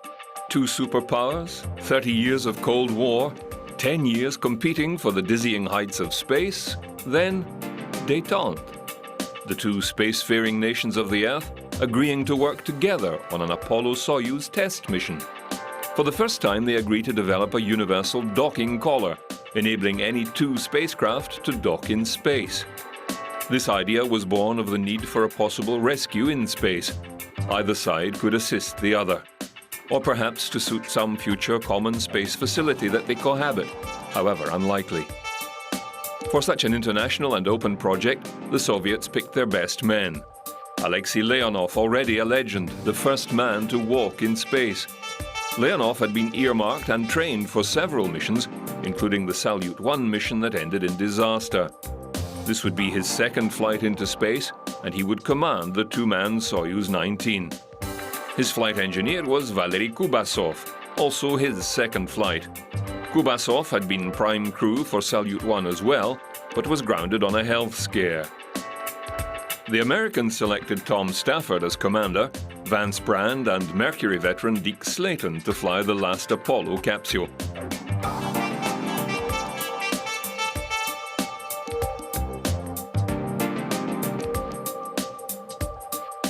The plan called for an almost simultaneous launch of both vehicles from Cape Kennedy and the Russian Baikonur Cosmodrome launch facility in Kazakhstan. The coordination of these 2 launches went surprisingly well, with the Soviet Soyuz 19 launching first, July 15, 1975.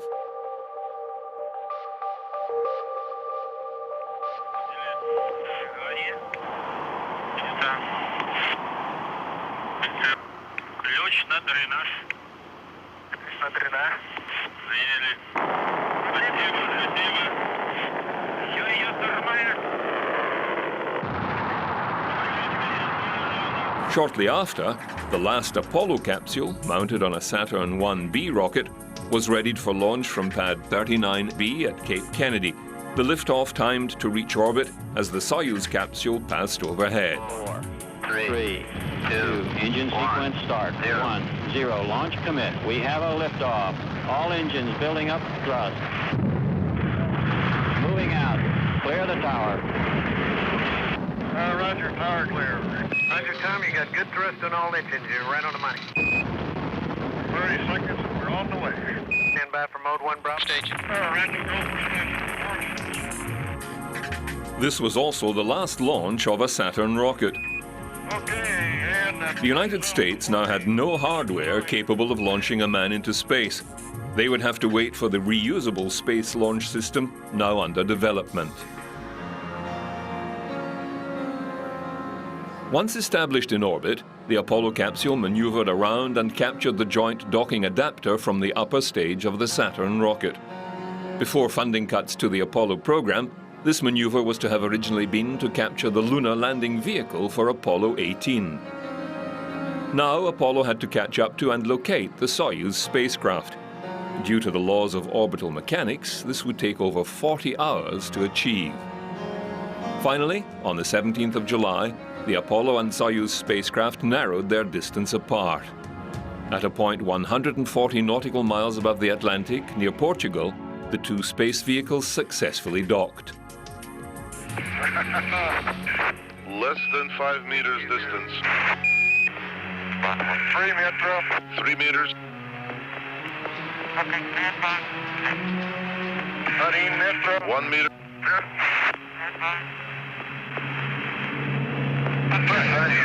Contact. Capture. We also have capture. 4 hours later, after careful pressurization and checks, the hatch between the two craft was opened and a new era of space cooperation and exploration was begun. It'll stay open. Go ahead, Tom. Lexi. Just a moment. Glad to see you. Here.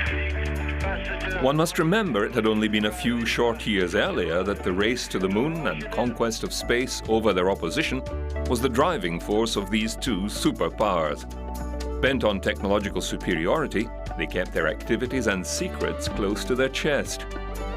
It seemed now that they were both truly aware of the cost of these excursions into space, not in dollar value, but in the superhuman effort required, and that so much more could be achieved if they actually cooperated. The two crews mingled and exchanged tokens and flags, then settled down to share a meal.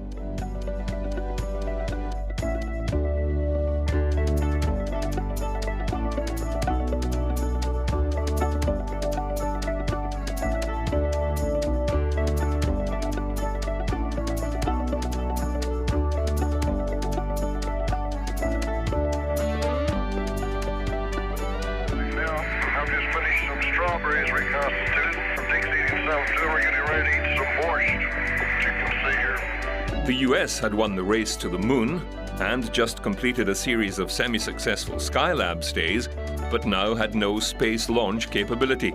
The Soviets, on the other hand, were just completing an entire series of extensive manned space stations and were about to begin a more adventurous space station program called Mir.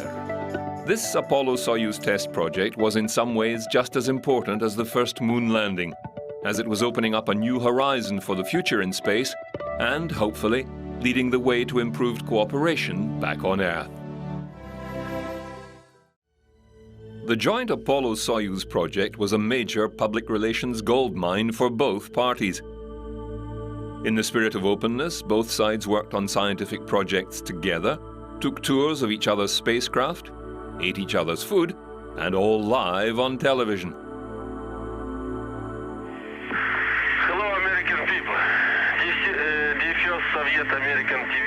Activities begin with a tour of both spacecraft.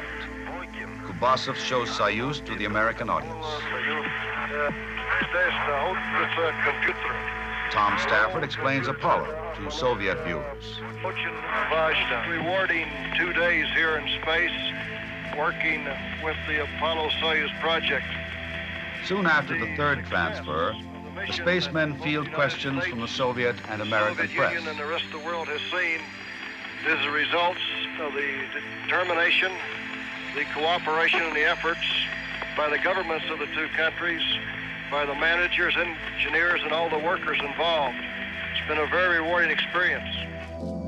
The two spacecraft remained together for over 44 hours. Towards the end of their stay together, the two commanders exchanged gifts. Tom Stafford presented Alexei Leonov with a box of seeds from a spruce tree to be planted back in Russia. The two commanders also joined the two halves of a special Apollo-Soyuz medal, each half delivered to space by the two countries to symbolize their unique achievement. When time comes to retire to their own craft, it's do svidaniya and goodbye. After 2 days connected together, the two spacecraft prepared to separate. Docking and a real-time television picture of Soyuz from Apollo as it backs away in preparation for the solar eclipse experiment. The two craft moved apart, then began to orbit each other. The Soviets took advantage of this time to conduct some solar observation experiments by using the Apollo spacecraft to eclipse the Sun. This permitted the Soyuz to photograph the Sun's corona for later analysis. Then it was Soyuz's turn to be the docker and not the dockee, as Apollo had conducted the first docking maneuver. The two craft closed once again and redocked.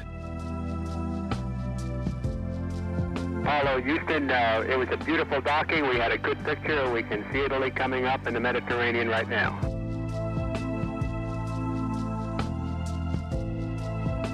Apollo Houston through action. We're hearing your calls. Roger. We've docked. Everything was on time, though. After a further 3 hours docked, the vehicles parted once more for the last time. Through each successive orbit, they increased their distance apart. Now Apollo took the opportunity to conduct some scientific observation. They bounced an ultraviolet light off a reflector mounted on the side of the Soviet spacecraft, measuring the particles of gas between the two spacecraft. Although very tenuous, there are molecules from the upper atmosphere at that altitude. Apollo utilized a gas spectrometer to study these rare particles. This was a first for this type of observation, which included measuring the amount of ozone in the upper atmosphere. The joint mission completed, the Soviets began their preparations for their return to Earth. With a mission time of 5 days, 22 hours and 96 orbits, Soyuz 19 descended from orbit and landed in Kazakhstan 21st July 1975.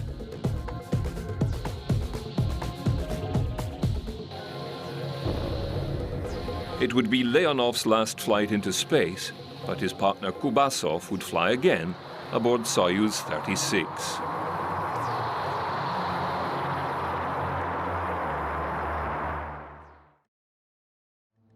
The Apollo would continue in orbit for a further 4 days, with another 27 experiments to perform in space sciences, life sciences, Earth observation, and materials applications. One of the experiments involved killer fish sealed in seawater, each cell in various stages of maturity. This was a follow-up study from an experiment conducted aboard Skylab, where scientists had found these tiny fish had trouble adjusting to the conditions of microgravity. Whereas the fish hatched in space adapted very well to their environment.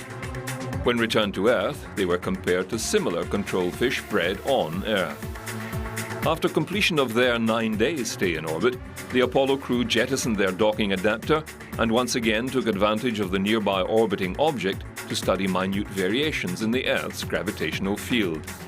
This technique can help accurately map the density of the Earth's surface on a global scale. Then it was time to deorbit and return to Earth. Due to human error, the reaction control system aboard Apollo was left on during re-entry, allowing some toxic nitrogen tetroxide fuel to be sucked into the cabin when it drew in outside air prior to splashdown. 2 of the astronauts reported adverse effects, including nausea and brief unconsciousness. They were briefly hospitalized. It was later discovered they could all have died from that level of toxicity. It would also be the last time in that century that Americans would splash down in the ocean on their return from space.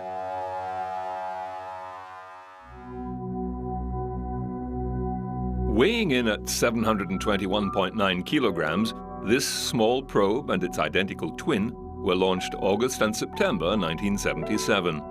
Taking advantage of the solar system's planetary alignment, these 2 probes were off on a grand tour. Their names were Voyager 1 and Voyager 2. They were off to make great discoveries and leave the solar system like their pioneer predecessors. It took 2 years to reach their first port of call, Jupiter.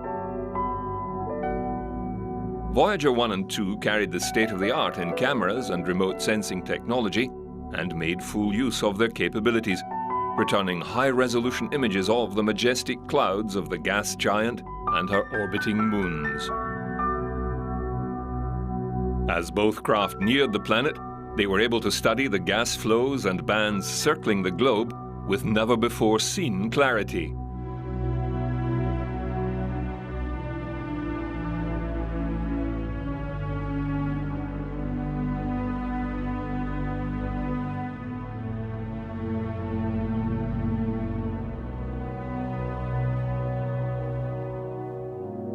In particular, they studied the giant red spot. Scientists were able to study the cloud formations in great detail.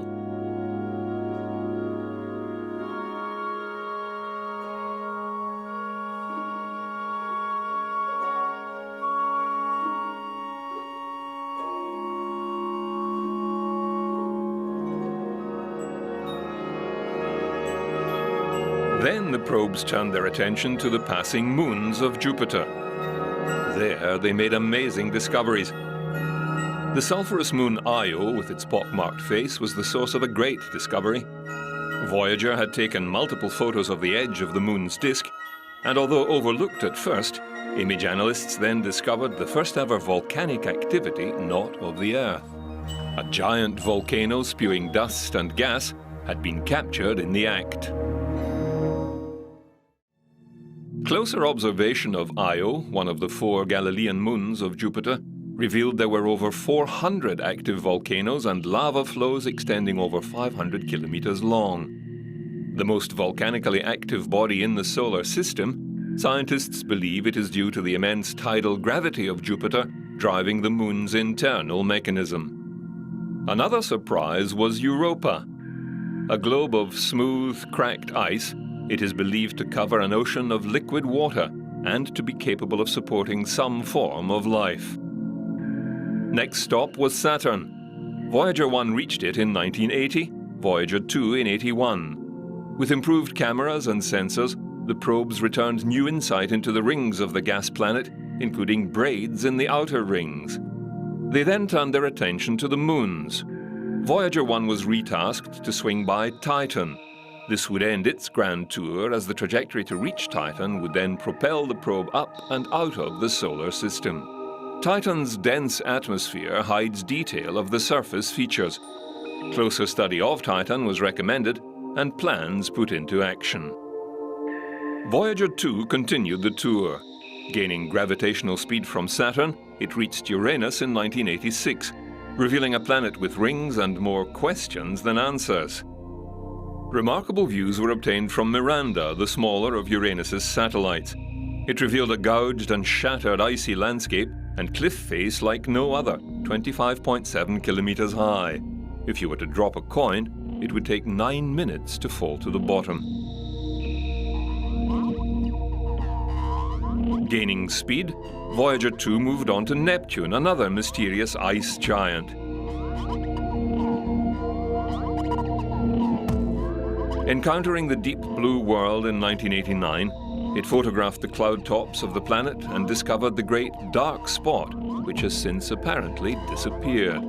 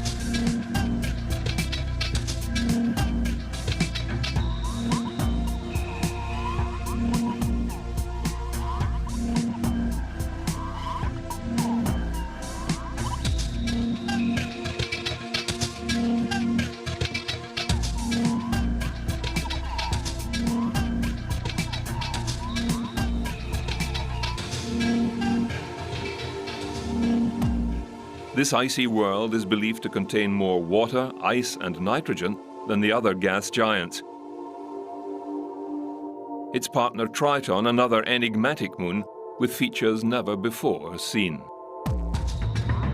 Voyager 2 merely scratched the surface of the investigation of these never-before-seen worlds, but it has opened our eyes and intrigued us enough to want to return in the near future and study them further. Voyager 1 is the most distant man-made object in space since overtaking the 2 Pioneer spacecraft, which left Earth 5 years earlier. It is now in the constellation Ophiuchus, as seen from Earth, and at a distance of over 16.2 billion kilometers. The probe is believed to have passed from the solar system's termination shockwave through to the heliosheath or boundary layer of the solar system. It continues to be tracked by the NASA Deep Space Network. Voyager 2 crossed into the heliosheath much sooner than its sister ship due to the distorted shape of the heliosphere, and like its sister ship, it carries a gold record containing the sounds of Earth. Voyager 2's power plant will expire around 2025, after over 48 years of scientific service, but it will keep traveling. Currently, it is well over 13 billion kilometers away.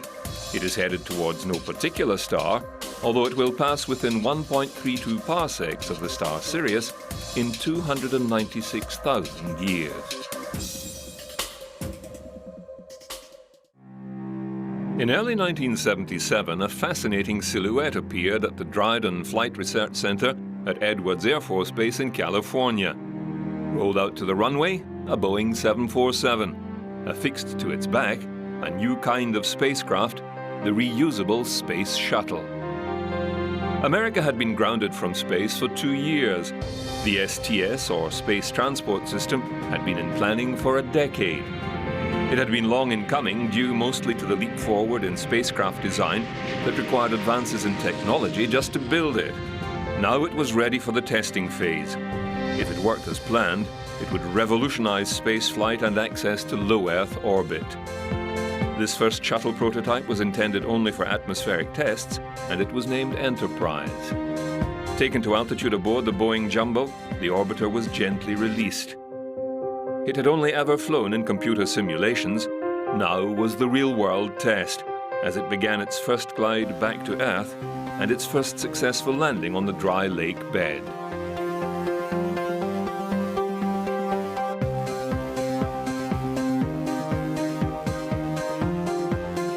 The angle and speed of descent slowly increased to what an operational mission would be like.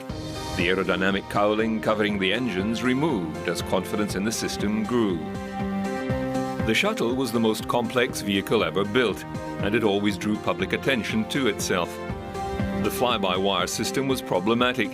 In this case, the computer had a slight delay in responding to the pilot's commands. Rapid control inputs by the pilot led to a pilot-induced oscillation, or PIO, causing the orbiter to bounce dangerously down the runway. Even royalty came to witness the test landing of this new wonder. He even noticed when it went wrong. America was determined to get back into space. This time, it was going back in style.